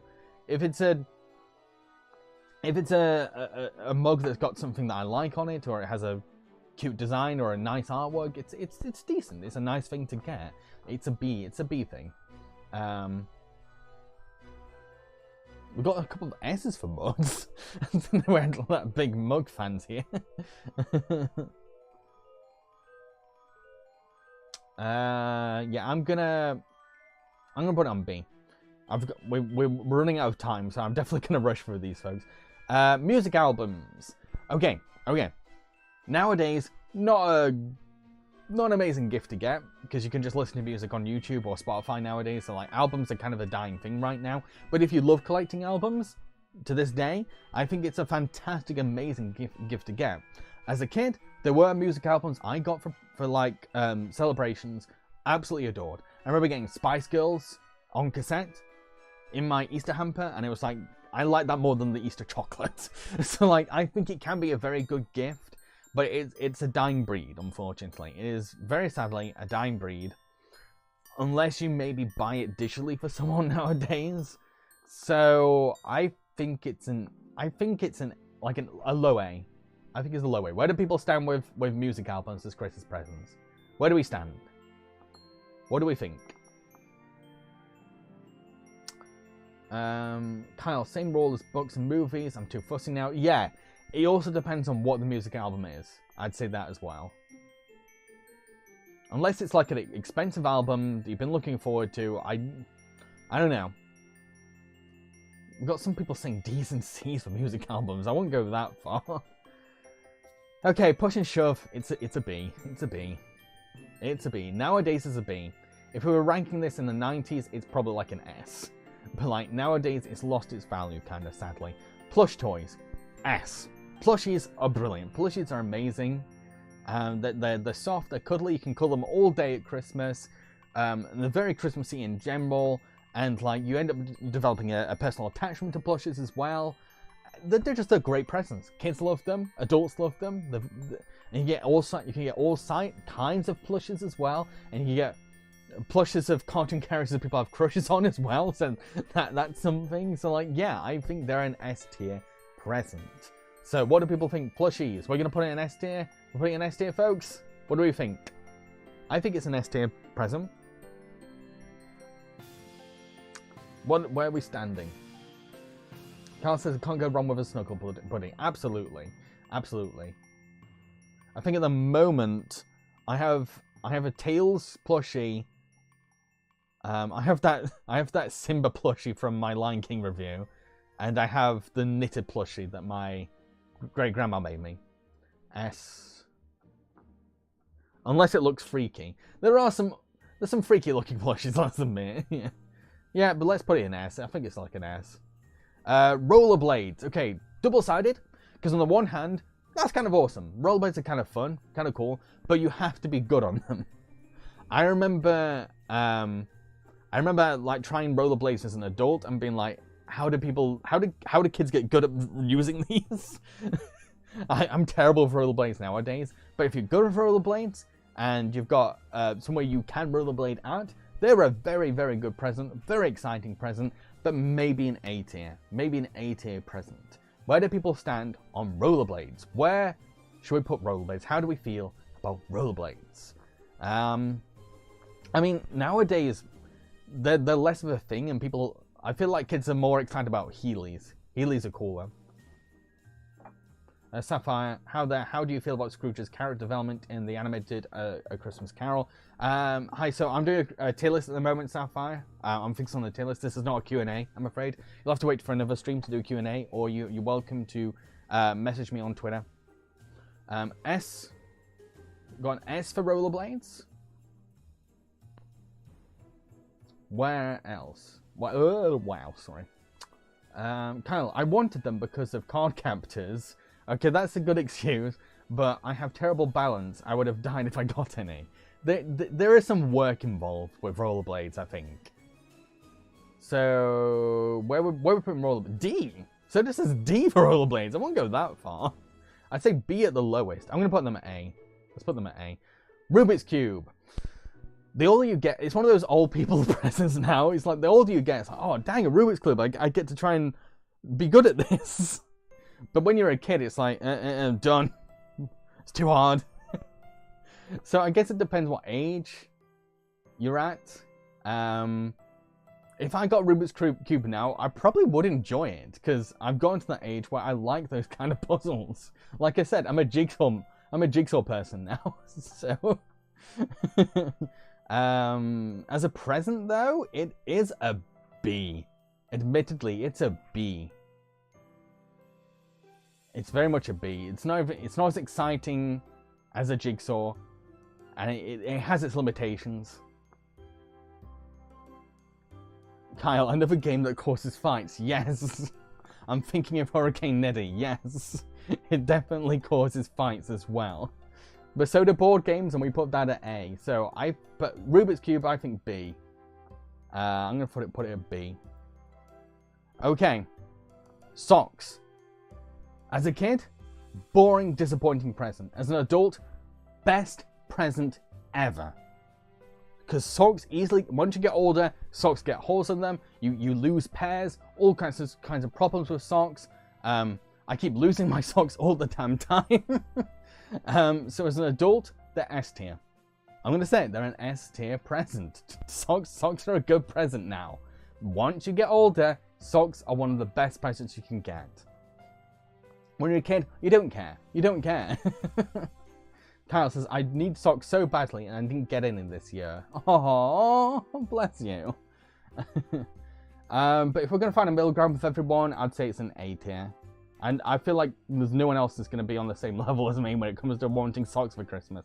Next one is Tamagotchi, or Gigapets in general. Tamagotchi, I think, are very fun.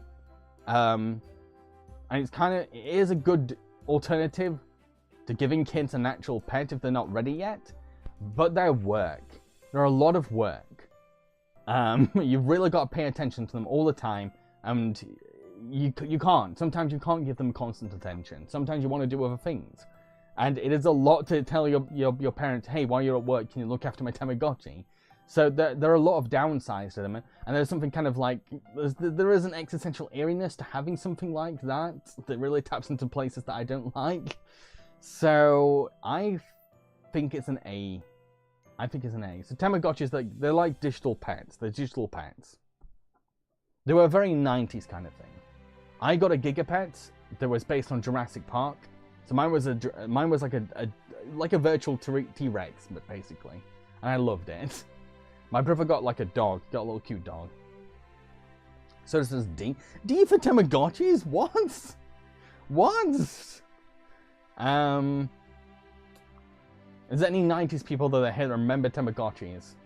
Kyle says they were banned at my school, which is hilarious. I can see why.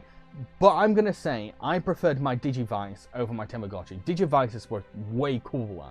Way cooler, and they actually got you to do something about exercise.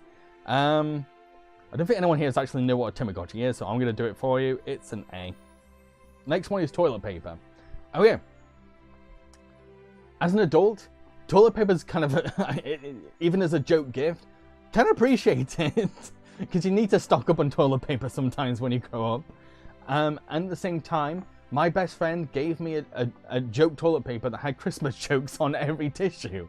So you can give good toilet paper gifts. But it's a B present, it's a B tier present, it's a B tier present, it's fine. It can be a funny present to give someone as a joke, and you can get funny ones. So I think it's a B tier, it's B. Let's throw it on there. So I'm gonna have to do a lot of these myself because the chat's been a bit slow. Hi BK Productions. So the next one is a toolbox. This is very much a B tier present, and very much a present like you have to be into DIY and fixing things to really appreciate a toolbox. Because if you gave me a toolbox, I'd be like, what do I do with this? I don't know how to use any of these. But I do think that you end up buying stuff where you need a tool, and sometimes you'll find like a screw, and you're like, okay, I've only got one kind of screwdriver. I need different kinds of screwdrivers to find out which one fits. So I do feel like toolboxes can be a good present, a useful present, but it depends who you give it to and how well they know the tools. But I think it's a B. I think it's a B. What do people think about toolboxes for Christmas? Constance, I would love a toolbox right now. I have chores to do. Yeah, there's a lot of broken stuff where I live, so I probably would be like, I kind of need this. And the thing is, you've got YouTube tutorials nowadays that can help you to understand tools. So yeah, I think it's like a high B. I think it's a high B. So I'm going to put it on the top end of a B. Next one is toothpaste. You know what?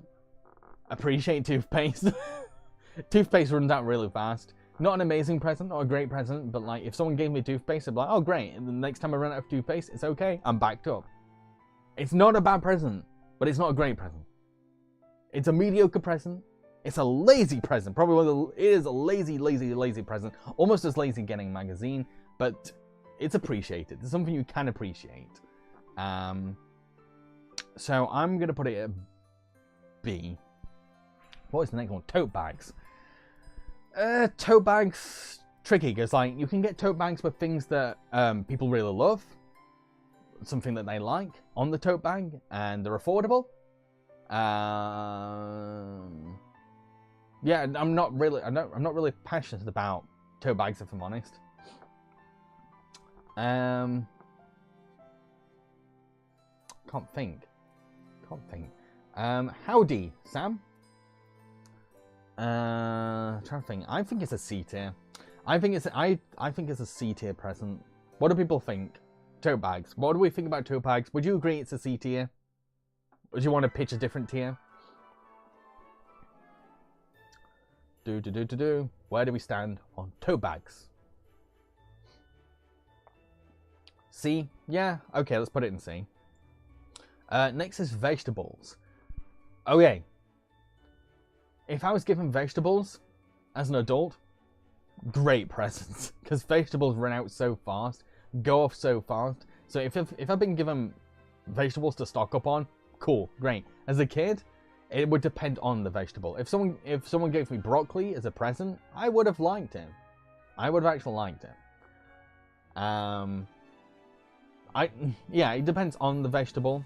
But as an adult, as a boring adult, I'm sorry, vegetables are a nice present from someone. But everyone's going D or C or whatever. But what do people think? I think it's oof. Honestly, it's a C tier present. It's not the worst to give someone, but I think it's a nice thing to get. Oh yeah, 3 more. The last 3 to get through. I was not expecting this tier list to take this long. Carl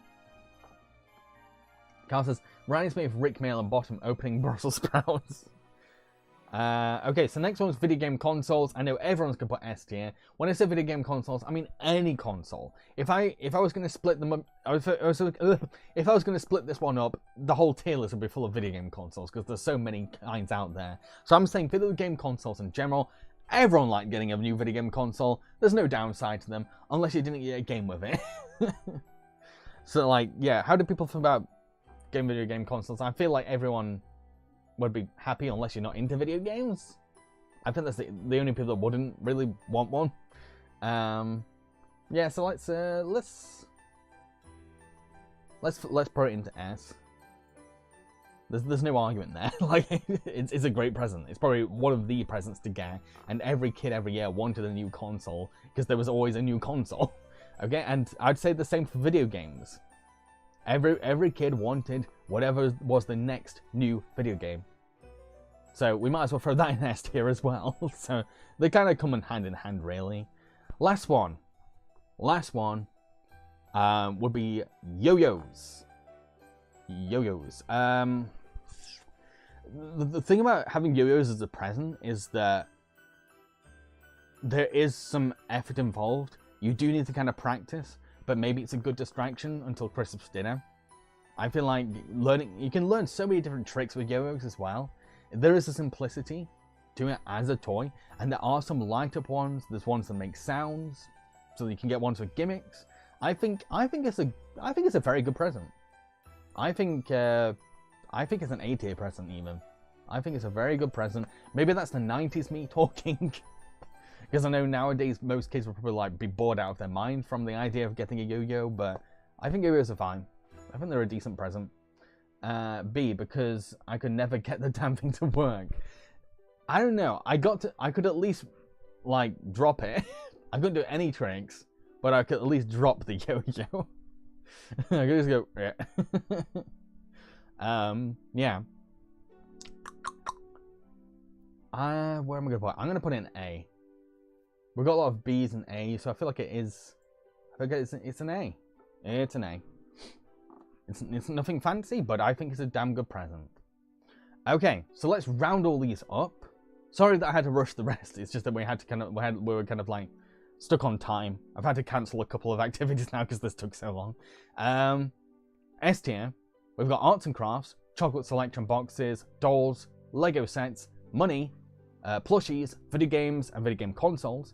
A, action figures, bath sets, bikes, board games, bugs, so many B's in A, cameras, candy, cheese, Christmas jumpers, coffee machines, Furbies, gift cards, toy cars, instruments, jewelry, what was that again? Jigsaw, lava lamp, makeup, movies, rollerblades, socks, Tamagotchi, and yo-yos.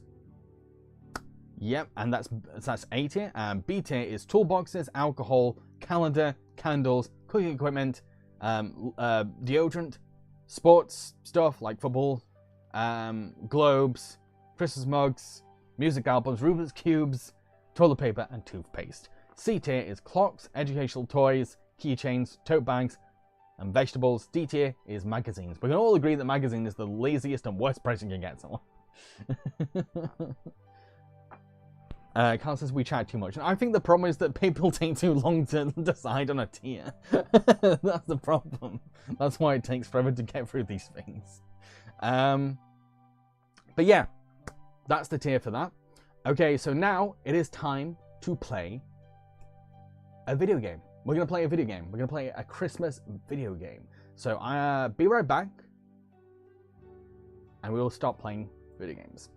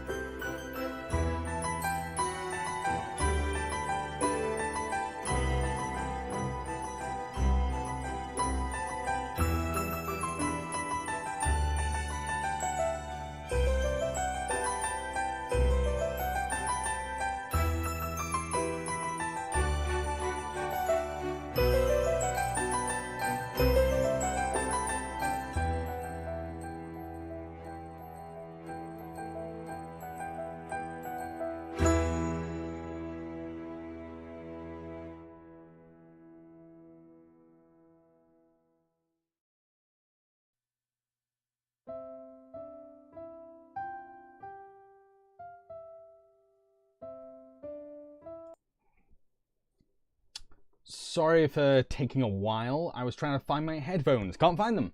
Vanished. So apologies, but yeah, I'm going to have the speakers on. Might have a bit of an echo.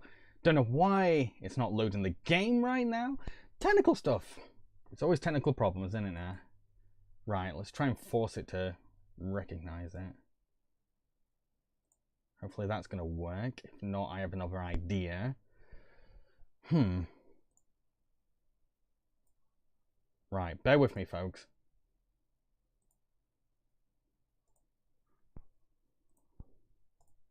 Streamlabs is always a pain.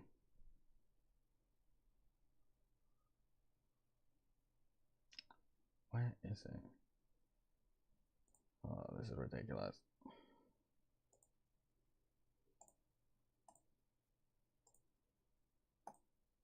For some reason, it's not detecting the game.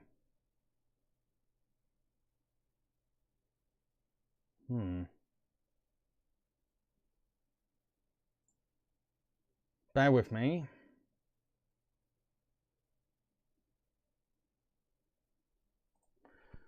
Let's try this again.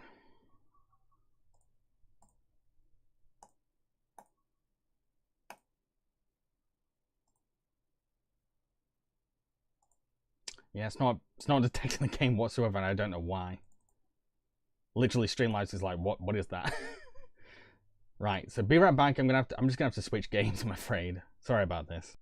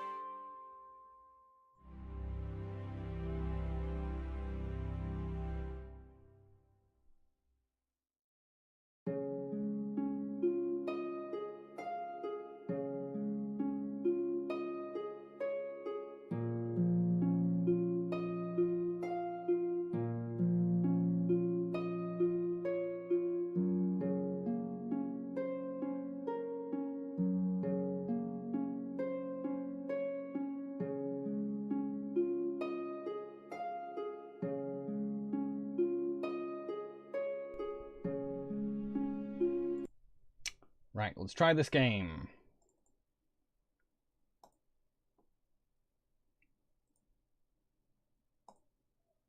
Nightmare. Everything's a nightmare. Streamlabs just doesn't like cooperating. Right, let's try this. Please work, please work, please work, please work.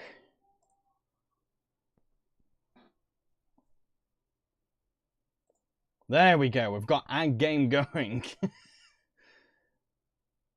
Right, sorry about that, folks.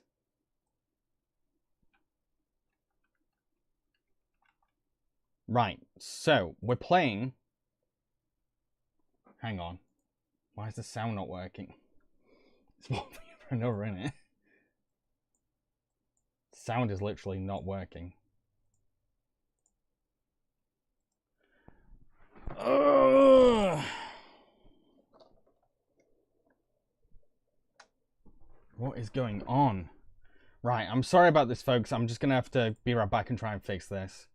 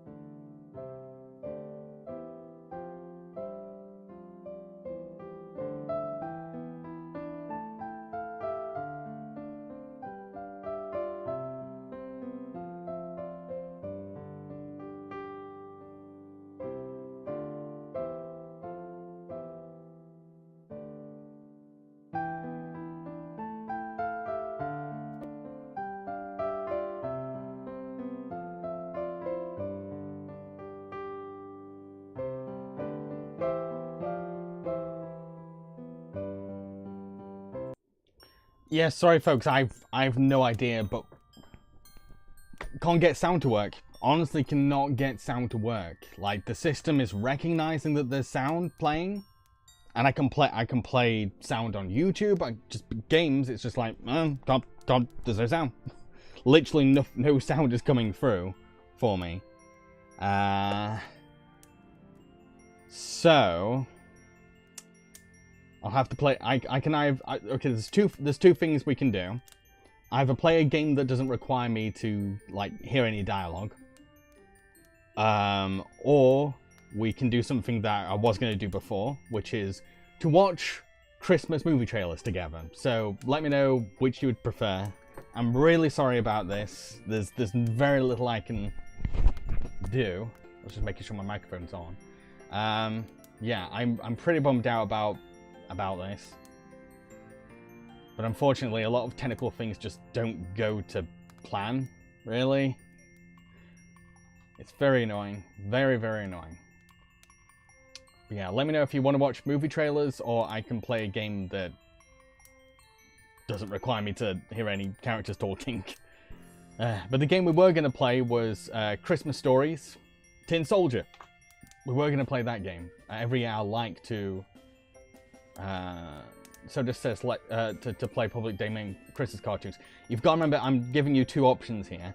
I'm only giving things that I have already planned. You have to remember that live streams require a lot of planning. I can't do anything spontaneous. If you want me to do something on the spot, can't do that. You'd have to like sit there and wait for me to like put together a bunch of public domain cartoons, render them, and then put them on here. So you've got to remember a lot of work goes into these things. So yeah, so do you want me to play? I can play the one game I've got. It's called Christmas Luge, which is where you're a penguin and you're sledding. So I can play that, or we can watch some Christmas movie trailers together. Entirely up to you which one you want to do. It'll be the last thing we do in the stream. Originally, I was going to play Christmas Stories for the rest of the stream, but fortunately can't. Pretty annoying, but meh. So yeah, the only other Christmas game I can put on is Christmas Luge. I have Christmas Mahjong as well, I guess. Oh, there's also, I do have Milo and the Christmas Gift, which is a point-and-click game. So we can play that. But yeah, let me know what we want to do instead.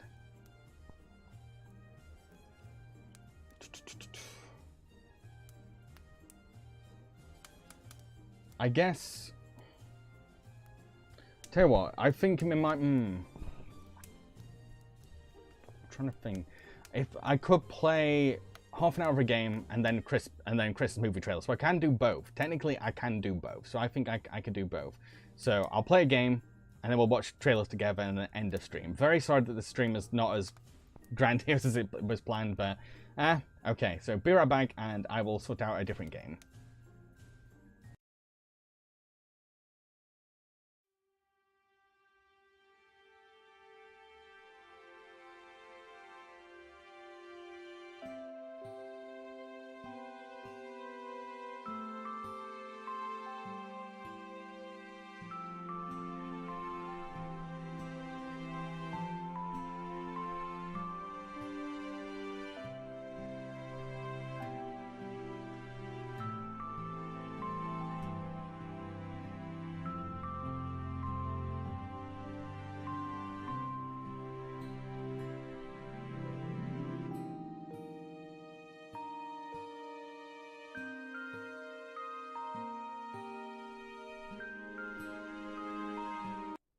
Okay, fingers crossed this is going to work.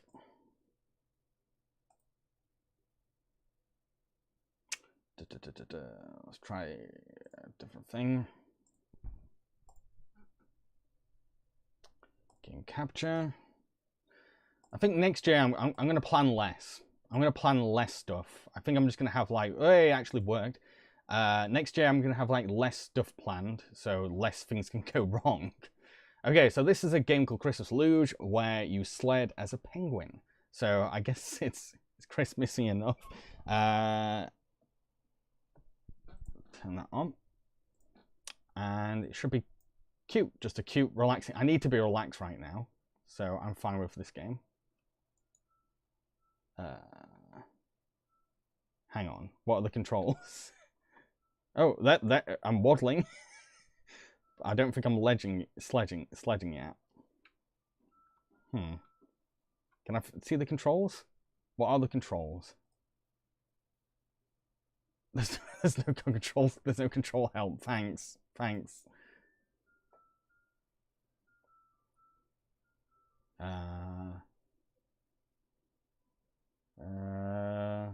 Hi Leo, nice to see you. Everything has gone tits up.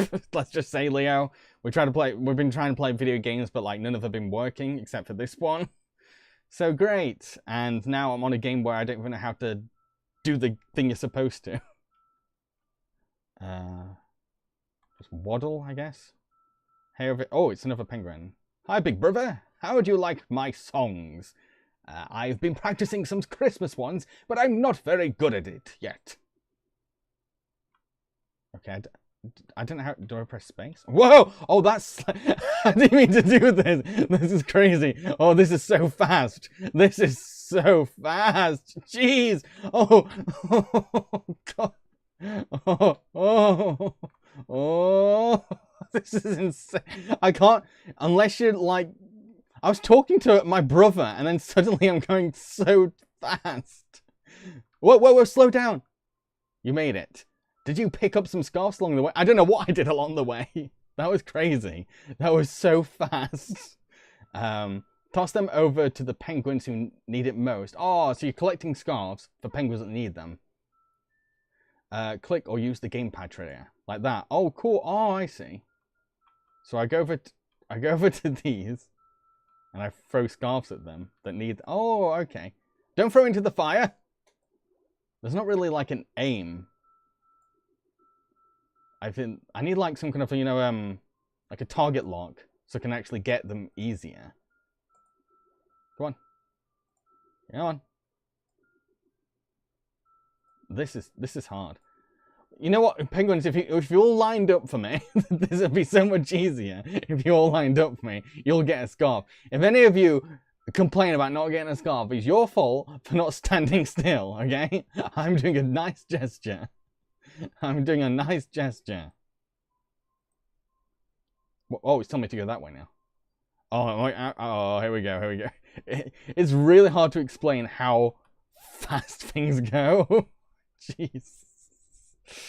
Ooh, it's like a roller coaster. I don't know what I was expecting, but I was not expecting it to go this fast. Oh, I don't need to press the arrows. I just need to control the mouse. I have so many scarves. Whoa. I'll admit, I'm not the best at driving games. I feel like driving games are probably my biggest weakness, because I'm terrible with corners and stuff.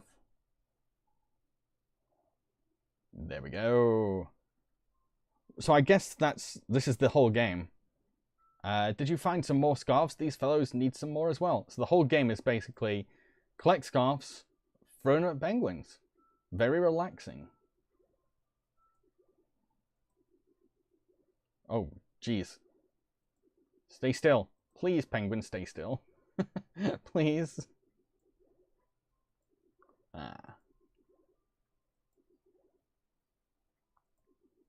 Okay, I'm getting better at this. I'm getting a little better. Oh, some of these are just falling on the ice, though. I kind of want to go in those cabins, though. Don't those cabins look really warm and cozy? It's the penguin from Super Mario. It kind of is. It's like a Minecrafty penguin. Okay, this is... Yeah, stay still. Get your scarves. I feel like I'm an old grandma telling the grandkids, come on now, get your scarves on. Oh, it's telling me to move. I can't throw any more scarves. I have to keep moving. So there's going to be some penguins that die of cold. It's my fault. Actually, it's their fault for not staying still. Scarf. I don't know what these TVs are. What are these little TVs for?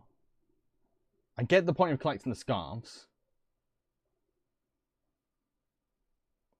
Leo, sorry if you said what happened. I had to switch the volume off because Mum came to chat. What's been happening exactly? So basically, Leo, I've been trying to play games and they've either not been recognized by Streamlabs or there's been like no sound. which is only okay if it's what is this?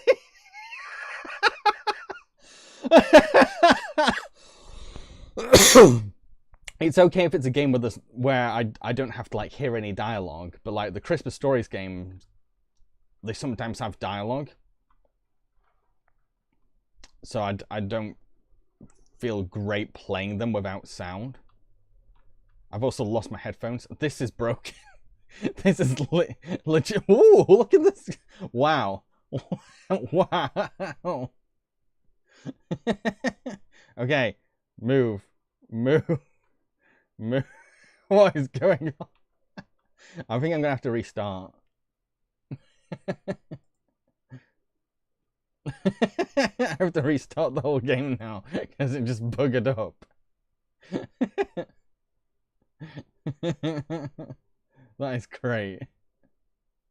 Okay, so I have to start from the beginning now. Whoa. Nah, don't have to talk to you, mate. Don't have to. I know what I'm doing now, so I don't have to talk to you. You can start off. Hey, here we go.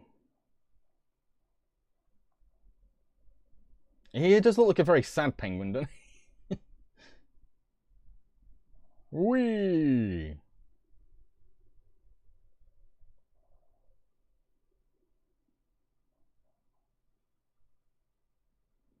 Okay, now I throw the scarves. Such a simple... Oh, wait, can I move? This game is so broken. This game is so... I'm not... Oh, wait, no, I'm pressing the wrong button, that's why. It is a broken game. It is a cheap Steam game. Because there's not really that many Christmas video games. There's not that many out there. This is one of the rare ones. You type in Christmas on Steam and, like, barely anything comes up.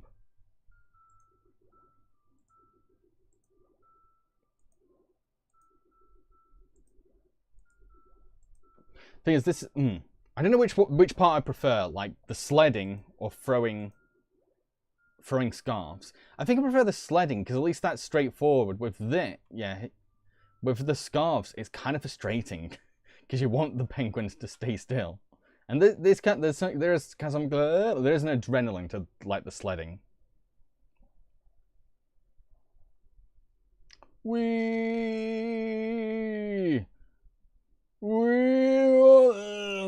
I feel like if I did this in real life, I'd throw up or just have a panic attack because I'm terrible with heights and I hate going on roller coasters. I genuinely despise roller coasters. Still want to know what those TVs are. Leo asks, anything good for Christmas? I've not got any Christmas presents yet. I feel like all my friends... I'm not seeing my friends until after Christmas, so I'm probably not going to get to then. Whoa. Hey, over there. Why are you up here? What have you got to say? Did you find some more scarves? These fellows need some as well. Okay. Get ready for your scarves. What if I knock one over like Maud Flanders style? I feel like I might do any second. Just gonna throw them around. Hope for the best. That's the thing. Why didn't I do like this technique? This... Oh, because I ran out of scarves. Right, okay. Time to slide.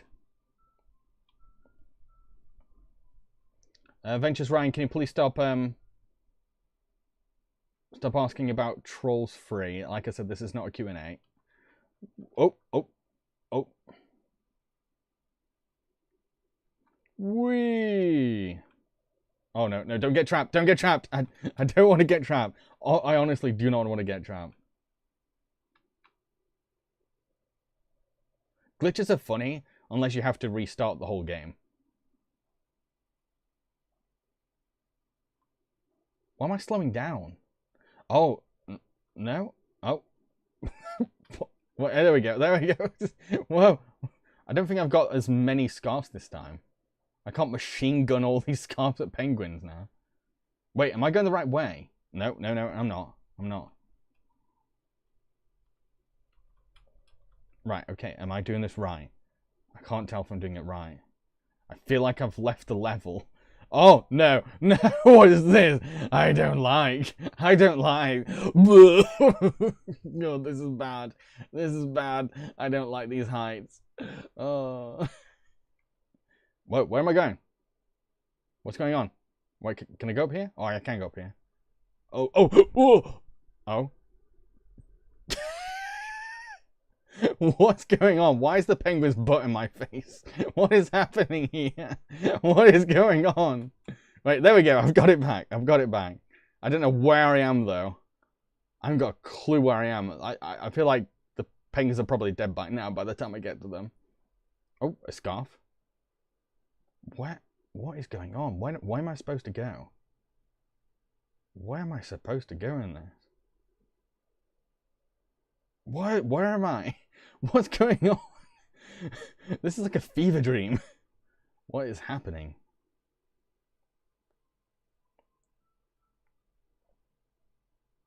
There, I'm supposed to be down here.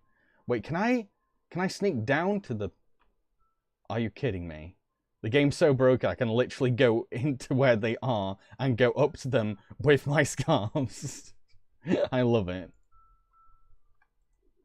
Come back here. There you go. This is so much easier when you're up close to them. I broke the game. Wait, that's the other village. Can I jump? Can I jump over there? Scarves for everybody! Scarves for everyone. But now I've broken the game, I don't know where I'm supposed to go. Wait, do I talk to you? Oh no, I talked to that one. Over here, over there. What's that? That's a restart. I didn't mean to do that! Why would you have a restart point?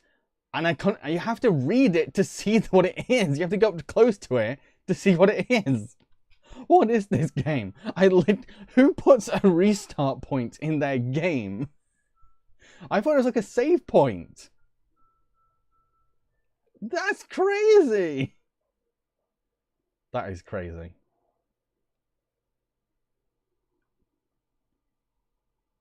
Okay. Whoop! See what happens when I go. Look, I'm just off the rails now. Where am I going? This is like the third level. I've literally just skipped to where I was before. What is going on? This is insanity. This is... What is this? Oh, yeah, I've officially broken him. Oh, no, I haven't. I'm still going. I'm still going. I've got some scarves. On to the next village. I've only made 5 points because I skipped a few levels. Nah, don't have to worry about you. What was that with the scarf? Why? It just stretched for some reason. Right, here we go. You get a scarf. You don't get a scarf. You get a scarf. Stay still and you will get a scarf.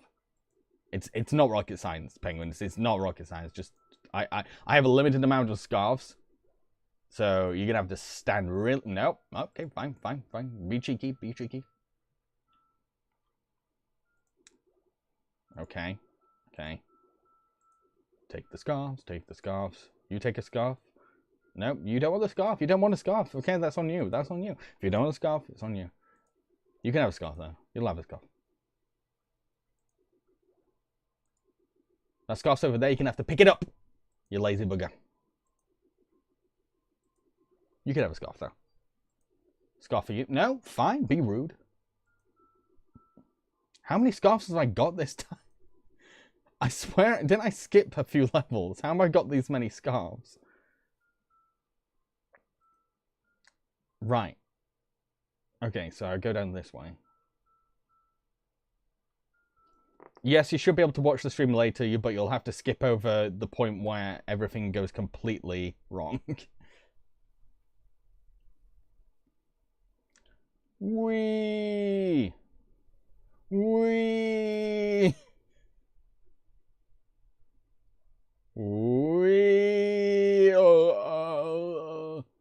Let's go off the rails again. See what happens. Keep going. Don't give up. Keep going. Don't give up, penguin. If you're gonna be a broken game, then you can't just give up. You can't give up. You can't have a stop. You've already broken. You might as well commit to your glitch. Commit to your glitch, Penguin. Commit to your glitch. You started this mess. It's on you now to finish it. Come on. Keep going, Penguin. Keep going, Penguin. Keep going. You can do it. You can do it. Go on! Where am I? I don't know where I am. I feel like I could be eaten by a bear any second. Go on. Keep going. Keep going. Keep going. You can do it. I don't know where the hell I am. This is my favorite kind of broken game. I kind of have a thing for like open worlds in games, and this is accidentally an open world. It's just you have to kind of push a penguin up a hill to get anywhere. Get on, you get up there, you get up the hill, you can slide up, you can even slide it down, you can slide back up as well. Come on, keep going, keep going, keep going, keep going. You can't give up. You can't. Okay, you give up. You give up. You're giving up. You give fine. Fine, penguin, give up. Penguin, give. Where am I? Where the hell am I? Let's try and go down. Let's go down. It's kind of fun dodging the, Whoa, why does his scarf retract like an alien tentacle? It's so bizarre. Come on. Come on. I'm so lost. I'm so lost. This is my fault, but I'm so lost. Hey. Okay, he's going a bit down now. It's going down. Okay, keep going. Keep going. Keep going. There's some ice. We found some ice. Here we go. Hey! Dodge the trees, dodge the trees, dodge the trees, dodge the trees. Oh, now I don't know where I am. Come on. You can do it. You get up there. We're back on the road. We're being a good penguin now. You know what? I kind of wish that you were racing other penguins rather than collecting stuff for penguins. Oh, blimey. Grab his scarf. Have I scored this much when I've just been playing with the glitches all this time? The scarf is venom. The scarf is literally venom.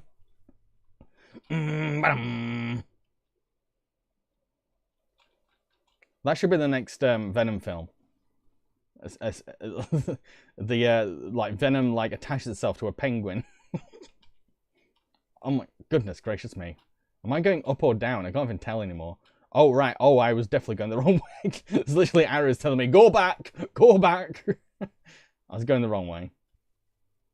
Up, down, turn around.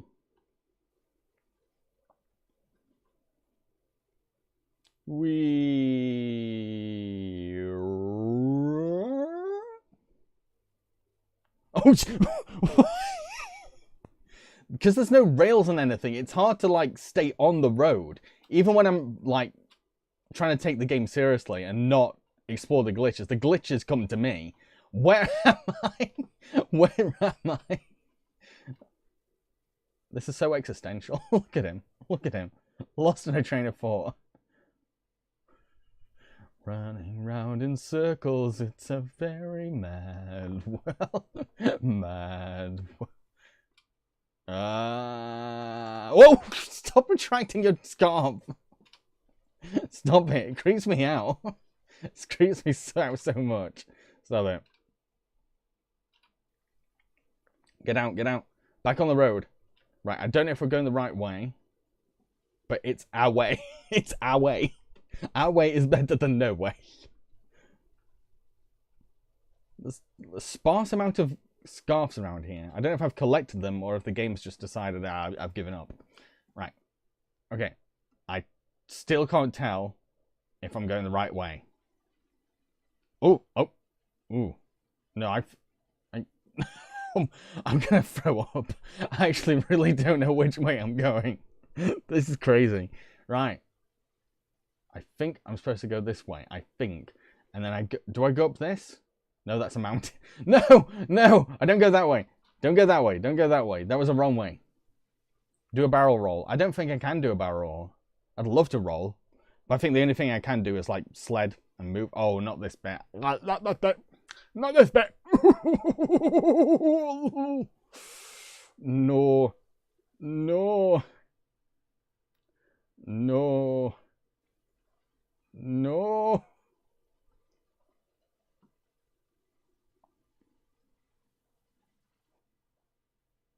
Oh, no. No. What's going on? What is going on? What is going on? What is this? Right. I don't know. I wish there was like constant arrows. You know, in games where like they tell you which way you're supposed to be going. These were like constant, not like arrows sporadically near where you're supposed to be going, but like arrows all the time. Why am I inside the penguin? Why am I inside the penguin? I don't think I've even been down this way yet. Wow, we're so slow. Oh yeah, because I keep forgetting I can sled. Right. Okay, is this... I don't know if this is the right way or not. I really... Oh! I finally found civilization! Civilization! Right, go. Sled. Sled down. Boom. And stop. Okay. I have 52 scarves. There is no way I'm going to miss someone.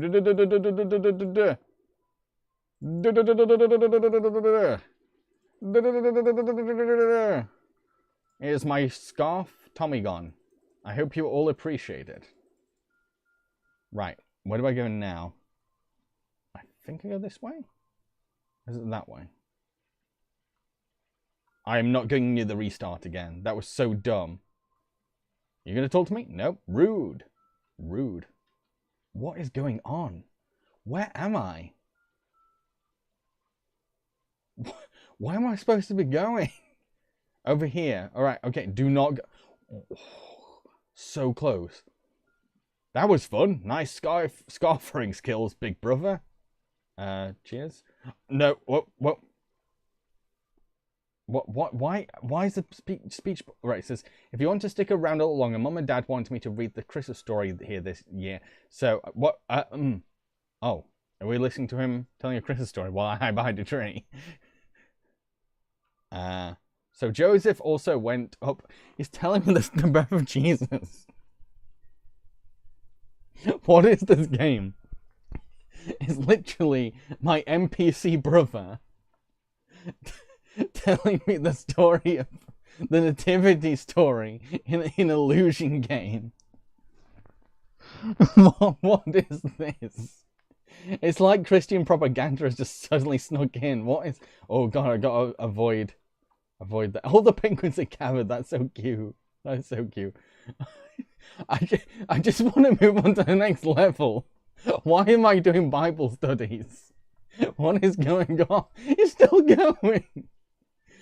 He's still going. I can't believe this. He's literally telling the nativity story to a bunch of penguins in a game where you're just supposed to sled. This is the greatest Christmas game ever made. He's still going. He's still... What is this game? There's not even any arrows to tell me to move on, and I don't know where I'm supposed to go. It's like I've been forced into Sunday school. What is happening? There's a scarf at least. What is... It's like I've joined a cult. I've joined a penguin cult. What is going on? What is going on? Wait, Leo's watched the Mario Christmas movie. I'm so sorry. I'm so sorry. Wait, I swear I came this way to come to the cult. Wait, where am I? Where am I? My cheeks are hurting from laughing.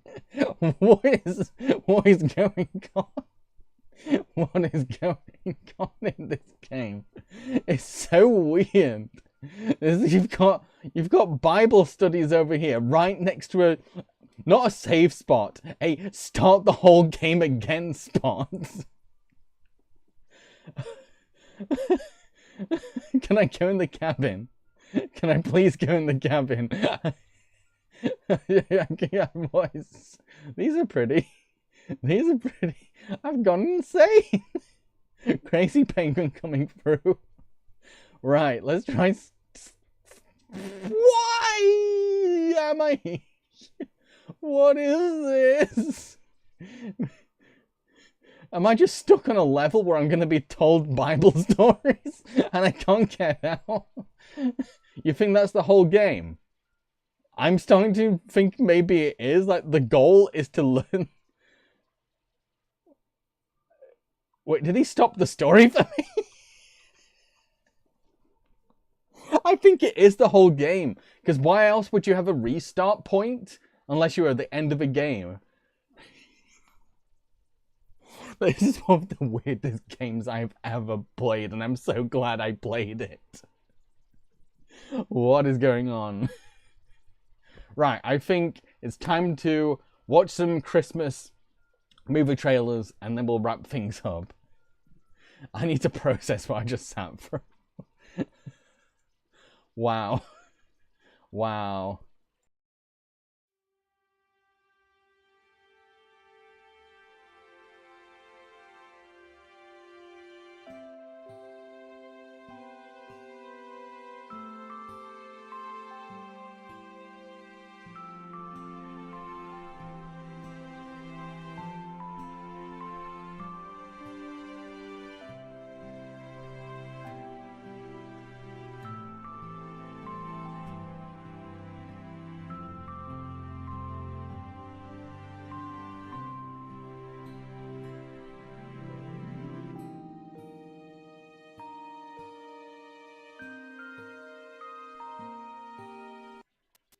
Okay. TV time. I still can't believe that was the game. I'm kind of glad that's the game I ended up playing. I just can't believe that's what I played. This is crazy. That is crazy. Okay, so we're gonna be watching Christmas movie trailers. Christmas movie trailers. But I'm going to have to change things around a bit. 1 second. I won't be able to hear anything because, yeah. Let's play the trailers now. I just can't get over that was the game, and it was just so short. It was so glitchy, and the reward for finishing it was the nativity story. And there wasn't even a foreshadowing that it was a Christian game. It just... Do you know what it reminded me of? Do you know when Ned Flanders makes his own theme park, Praiseland, and, like, the kids go on a roller coaster, and the roller coaster stops, and then, like, an animatronic comes out and starts reading the Bible? It was that. I just played that roller coaster ride as a penguin game. I can't believe... Anyway, let's watch some trailers. Let's watch some trailers. Hang on. What are the trailers? There we go. So these trailers are like a nice mix of different things. First, we've got Die Hard to spark some controversy right away. Like, does everyone think? Who thinks that Die Hard is a Christmas movie? I stand by it's a Christmas movie. It's set during Christmas. There's enough Christmas references. I don't think that just because a film is dark, it's not a Christmas movie. As long as there's some element of Christmas there, it's a Christmas movie. To me, it's a Christmas movie. It's a Christmas movie for action film fans. Why is chat so funny? Why is chat like... Is that a chat for ants? What in the world? Right, let's make that. We do it the hard way. Right, next time will you do the Disney film ranking include Sweet Pea or Chip and Dip? Mate, you've already asked it. You've already asked it. I don't like being spammed. We're watching movie trailers. If I've not responded to your request, I'm not interested in it. Okay? So, yeah, Die Hard. Do people agree that it's a Christmas film? People agree that this is Christmas, so I stand by that it is a Christmas movie. And I've seen enough articles that defend. Am I quiet? I'm a bit quiet. I don't know why. The microphone's right here. I don't know what more I can do. I can turn the volume up higher, I guess. Is that any better? Do people agree that Die Hard the Christmas movie? I'm gonna keep saying it until people answer. I want to know. I really want to know if I want to spark this discussion.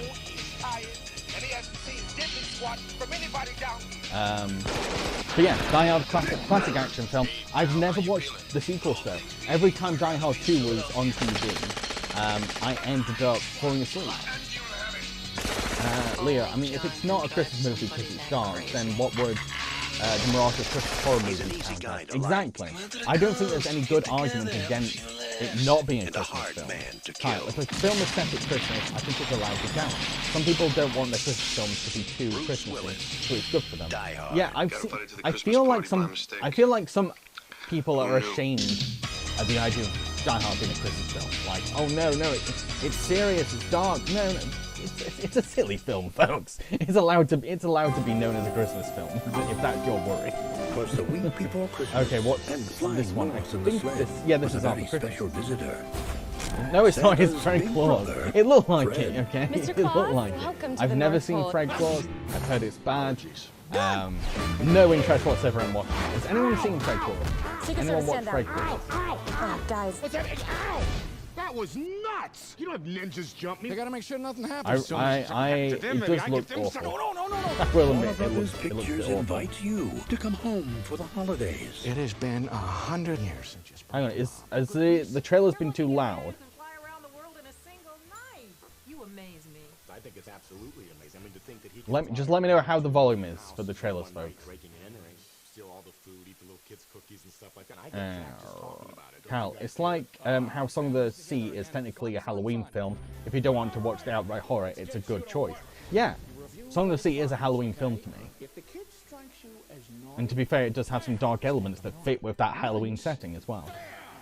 Fred is really motivated. But yeah, I want to know, has anyone here seen Fred Claus? And if you have, what did you think of it? Because there's no way I'm going to watch it. Leo says, Vince Vaughn does not inspire much confidence in me. Yeah, I've never really understood the appeal of Vince Vaughn. Like, because here's the thing, I would say Vince Vaughn is the least interesting part of Dodgeball. And he's the main character. Everyone in Dodgeball is really fun, and Vince is just... I just don't get, what is Vince's thing? What's his personality? The board is seriously considering shutting you down. I would watch it for Paul Giamatti, though. Oh no, I would not watch it for him, though. Oh dear, oh dear. But yeah, I'd watch it for Paul. That's the only reason I'll probably watch it. Apparently he's really good at it, in it as well. But to be fair, Paul puts his all into everything he's in.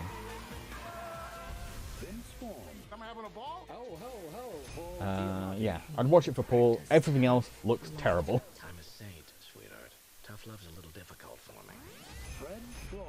You sure you wouldn't be Leo, holy shit, I forgot he was even the main character in Dodgeball. Yeah, exactly. Exactly. I can't remember what his... I think his character called Pete or something. That's all I remember. You've got Vince Vaughn, who's like almost near charisma free, surrounded by people like Stephen Root and Alan Tudyk and all these great eccentric character actors. Jingle All the Way! Okay, I don't know if I like Jingle All the Way, I don't know.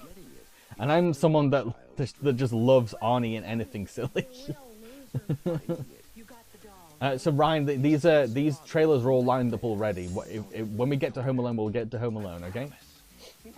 I can't choose which trailer is next. It's already there. My hands are free of this. At the moment, watching Jingle All the Way.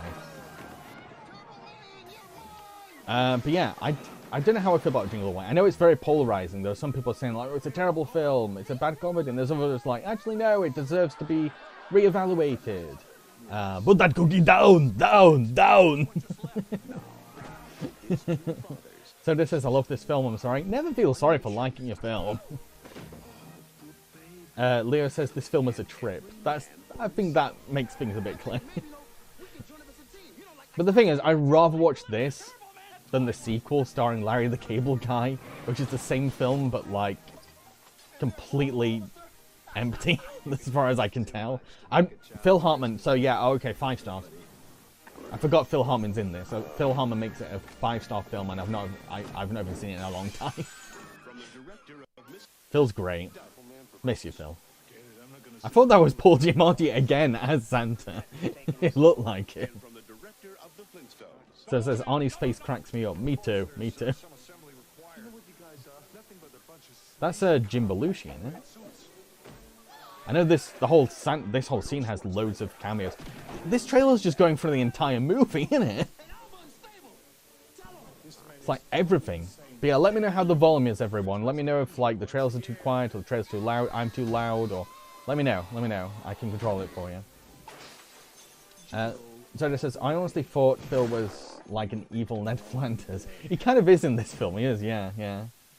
Kyle, I don't think there's anything wrong with junk films. There isn't.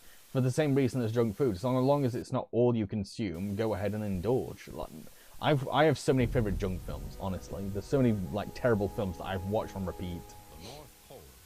I think I watch more junk anime than good anime. Leo, on the one hand, I just love how off the wall the comedy is. Arnie is better at comedy than people reckon.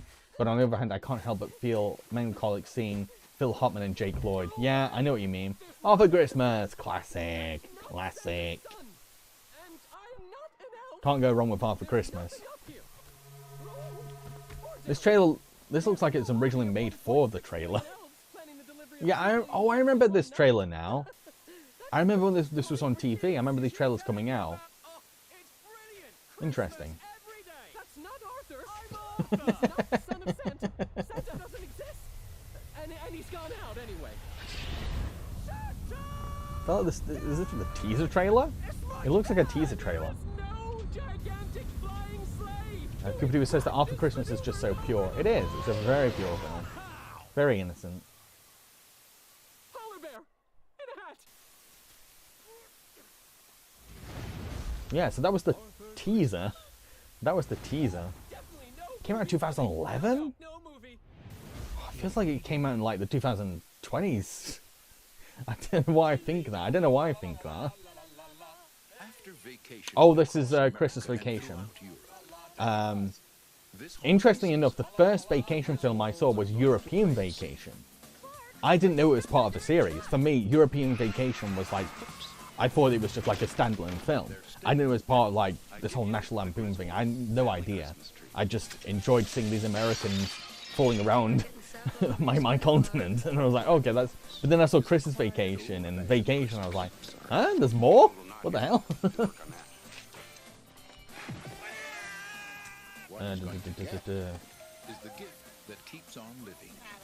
But yeah, Christmas Vacation, classic movie. Absolutely classic movie. It's like a staple of like how to make a domestic family get-together movie. Gets it all right. Because I've seen other films like Christmas Vacation and they just don't get the formula right. And when you go back to this film, it's like, oh yeah, I see how it can be done well.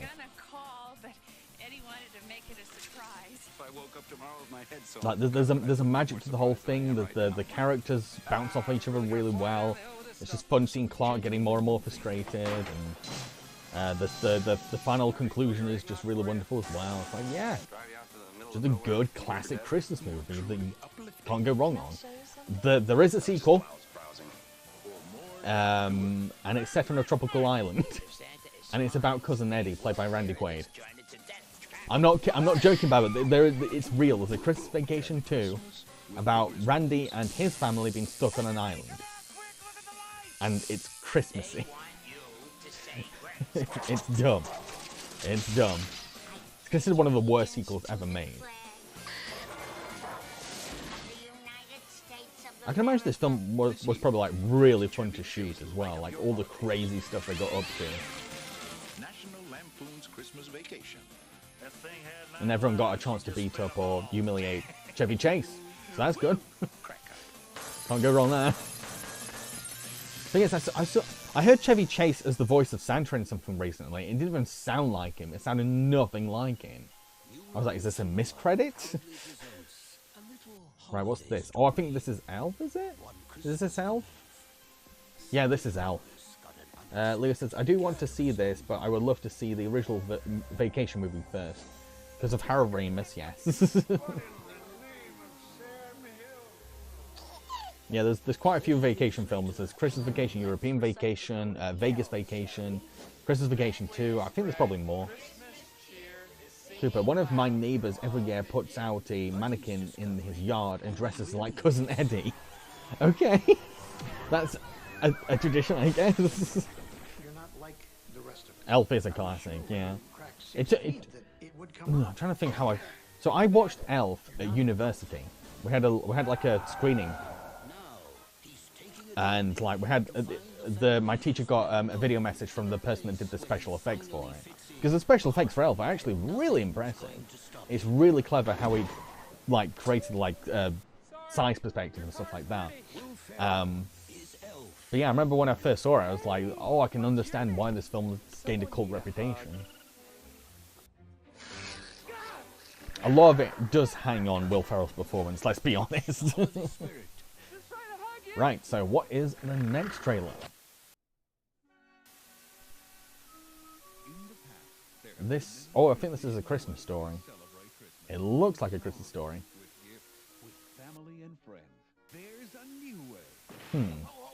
Oh no, it's Ernest. I like that I had to have Jim Varney mugging his face right in the camera before I realised it was an Ernest movie. To be fair, it looked like the opening for a Christmas story. Apparently, the guy who plays Santa in this is really good, though. Ernest wasn't really a thing here in the UK. Like, it wasn't as famous as it was in the US.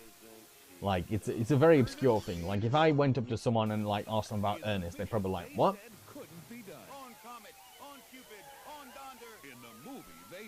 But yeah, I've never actually seen an Ernest film all the way through. The only Ernest film I'd actually really want to see is the camping one, but that's because I love camping and I love camping stories. I don't... What is the consensus on Ernest, though? Because, like, I get the feeling that some people think that he's really annoying, and some people think that it's a great comedy character, so I don't know what everyone agrees on. Like, is Ernest a good character? Or is it just nostalgia saving it? I don't know.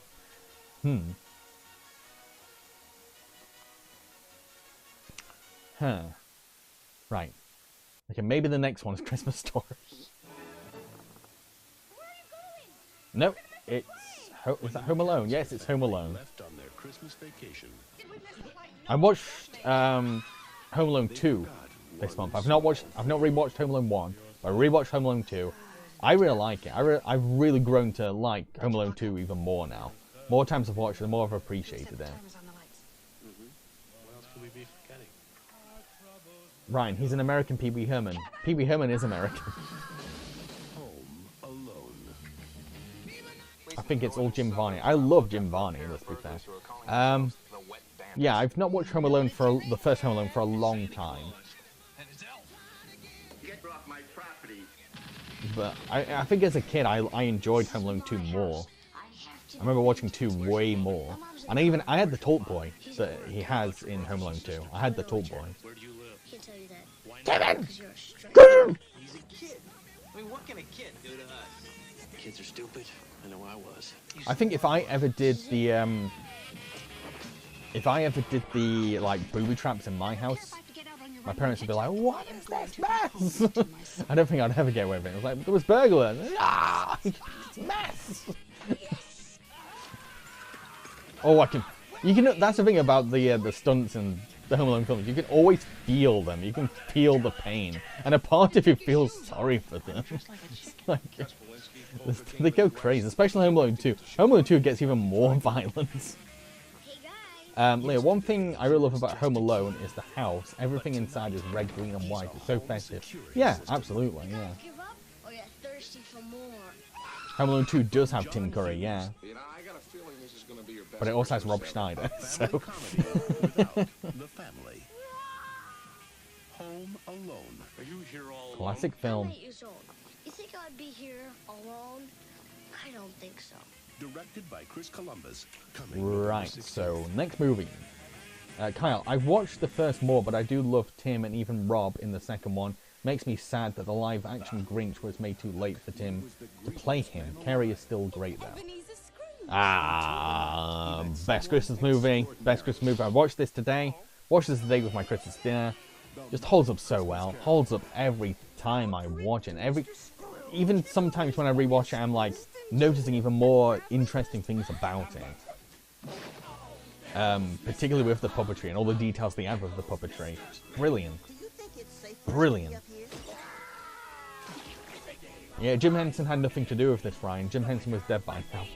This was directed by his son, Brian Henson. I would say Brian Henson is a better filmmaker than Jim Henson. Brian was, Jim was a great visionary, and a great ideas man, and a brilliant puppeteer.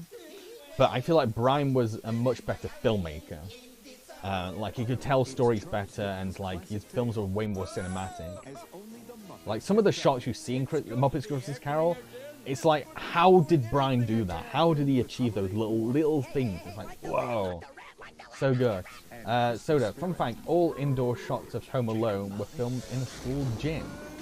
I buy that because it's a very big place. It's a very big place. That's scary stuff. And that's another thing I really appreciated on my viewing today is how well Gonzo and Rizzo fit into it. How well they keep the Muppeting atmosphere going without ruining anything. And I like that they bow out just before the Ghost of Christmas Future comes.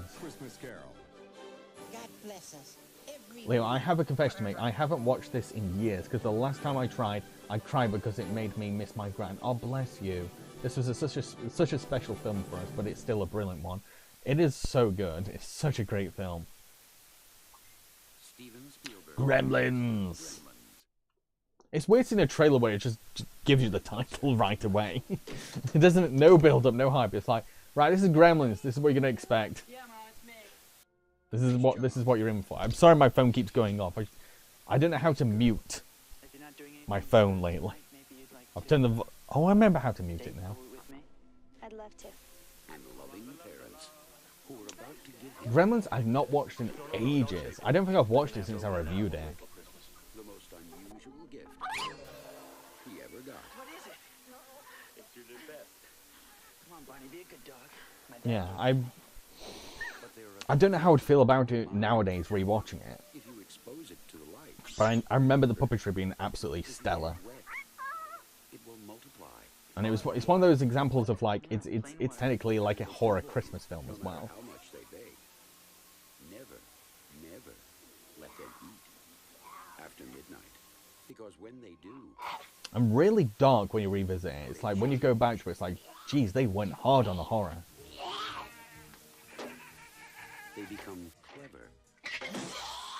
Gizmo is so cute. He really is. He's very cute. It's like that scene in particular I remember being really creepy. And dangerous. Gremlins, huh? I'd say this film is like more horror than comedy.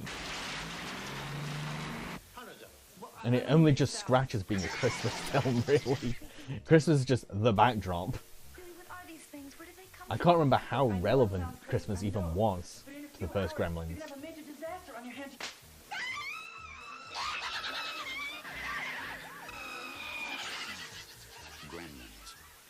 More to this isn't Q&A. We're watching movie trailers. What's this? I think this is. We're finally Christmas Story. The one I've been like thinking is next every time.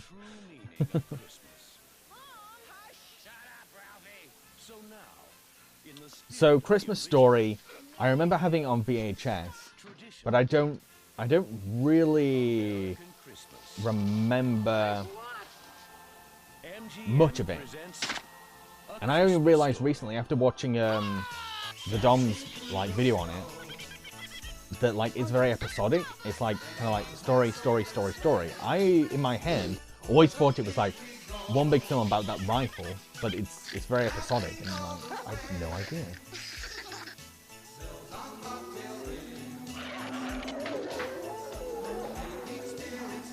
So just I've never seen it. Christmas Story is like an 80s film about a family Christmas. I guess that's the best way to describe it. If searching the listing today, and it's easy to forget how many Christmas horror films there are. There's loads, and there's a whole. I feel like at this point, Killer Santa is a genre of it on its own. There's so many Killer Santa films.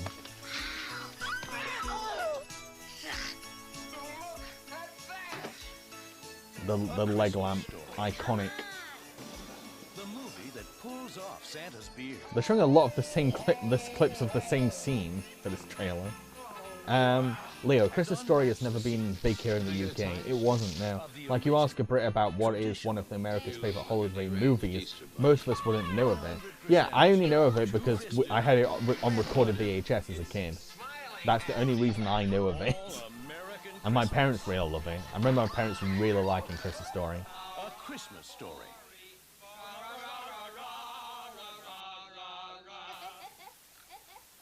A Christmas Story. Might rewatch it. We'll see. Maybe next year. Because Christmas is over now.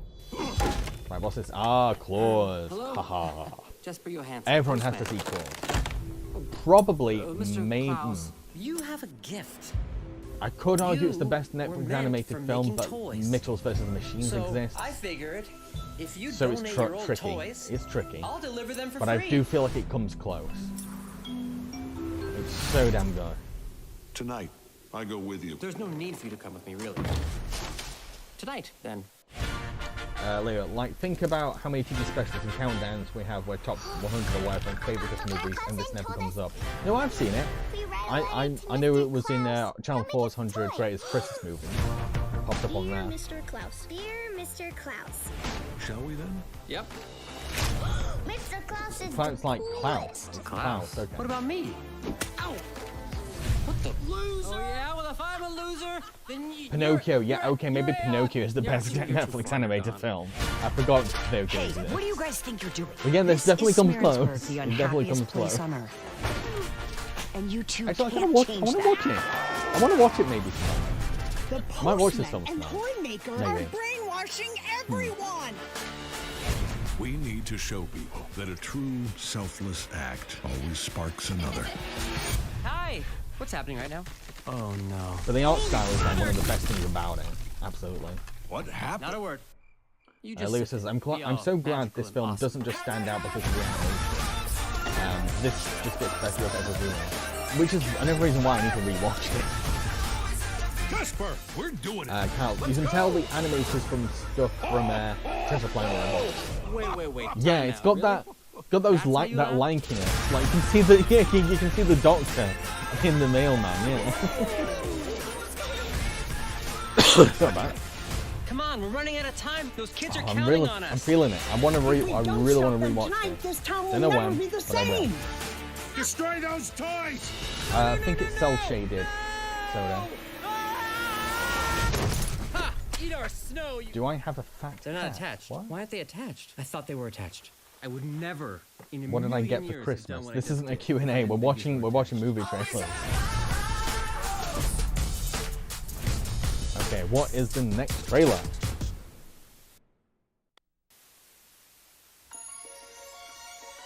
Oh, Nightmare for Christmas. As soon as I saw Touchdown, I was like, yeah, this is definitely Nightmare. Welcome Absolutely to an Nightmare. extraordinary world filled with Another magic classic. and wonder. A film you can watch at Halloween and Christmas, and you'll still get the vibes from both holidays. It somehow manages to get both Halloween. really Every well. night, Jack Skellington. Yeah, Max is acting weird. Can Leo, can we get rid of Max? Hang on, I can't even. No. What's this? What's this? There's color everywhere. What's this? There's white things in the air.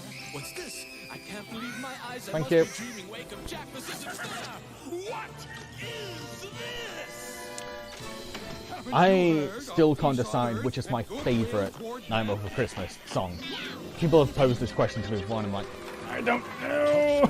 I don't know. The songs are all so good. Oh, so damn good. And the holiday spirit that brought them together. From the imagination of Tim Burton comes The Nightmare Before Christmas. If you want me to go into extra detail about this film, there's a review of it on my channel, and I talked about it on my Christmas Musicals podcast. So yeah.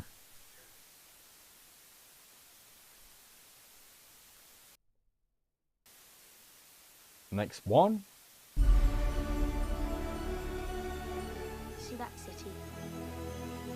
It's my city before the Rat King. Oh, Nutcracker. Nutcracker. Oh dear. Oh dear. Oh dear. And oh dear. That's all I'll say.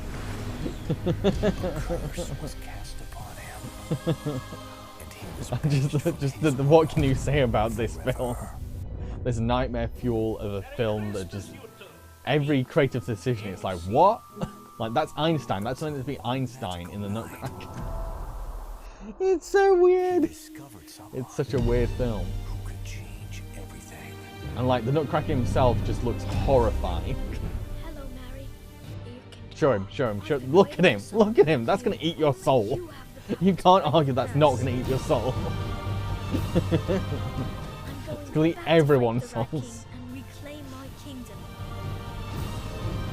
Will you join me? Oh, look at him. Those eyes are just so creepy. Yes. So damn creepy. Is this real? Reality is merely an illusion. Leo said, speaking as a fan of the original Nutcracker book and still thinks of so much potential it has. Mother of God, yes. This holiday season. It's so beautiful. There could have been something great with this. There's some interesting ideas there. But then there's like other ideas where it's like, why? Why? Why did you do this? Oh god! It's scarier than I remember. Oh, so creepy.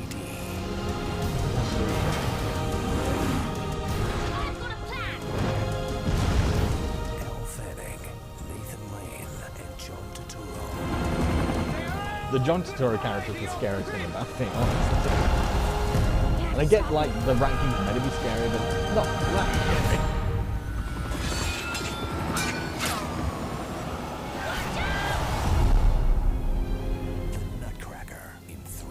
I thought it was in 3D as well. Imagine that Rat King's going in 3D towards the screen. Jeez.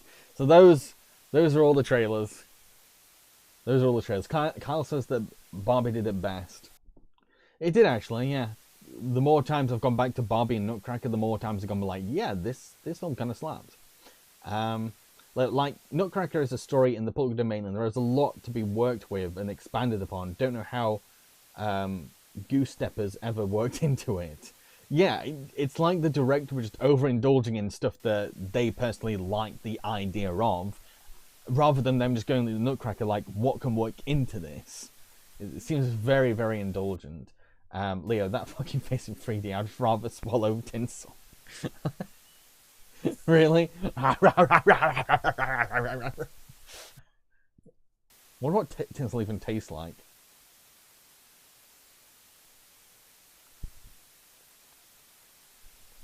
Can't put a word to it. Can't put a word to it. Right, I do have one more thing backed up on here, and I guess it's a nice way to end things, which would be, I don't know if it's there. I can't find it. I think this might be it. Let's try this. Okay, is it working? I don't think it's working. Yeah, that's not working. Yeah, I thought I had some extra videos lined up, but I don't. I get tinselitis. Yeah, I guess I'm gonna have to wrap things up there, folks. I wanted the stream to be a lot longer, but unfortunately, my computer decided it did not want me to play video games tonight. Unfortunately, Ryan, I can swear it's my channel. It's my channel. If you don't like swearing, you can go somewhere else. Okay, so yeah, very sorry about the change of plans. It's definitely taught me a lot about next year's Christmas stream. About what I want to do and like what things I need to be careful of and plan and that kind of stuff. I think I want to keep things a bit more simpler next year and just be a bit more technically prepared, but at the same time sometimes you just can't be prepared for some things, for technical things, so it's tough. But yeah, look forward to my next video coming out soon, which is top 5 best and worst Roald Dahl movies. That should be coming out very, very soon. It's almost done. And I am going to try and get the Christmas videos out as well. I will hopefully... What was I going to say now? yeah, I want to stream more. I do want to stream more, but like it's a lot of commitment to stream and make the kind of videos I make. But I am hoping, one of my plans next year is to kind of settle down, to kind of slow down and have a bit more freedom in my schedule and kind of look at my schedule and be like, okay, today I can do whatever I want.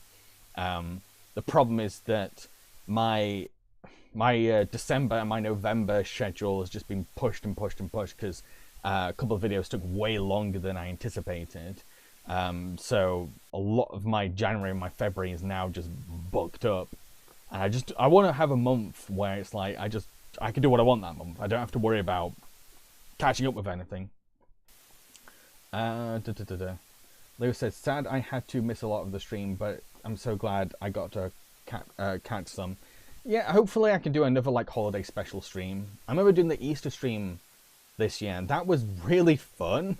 I really like doing it.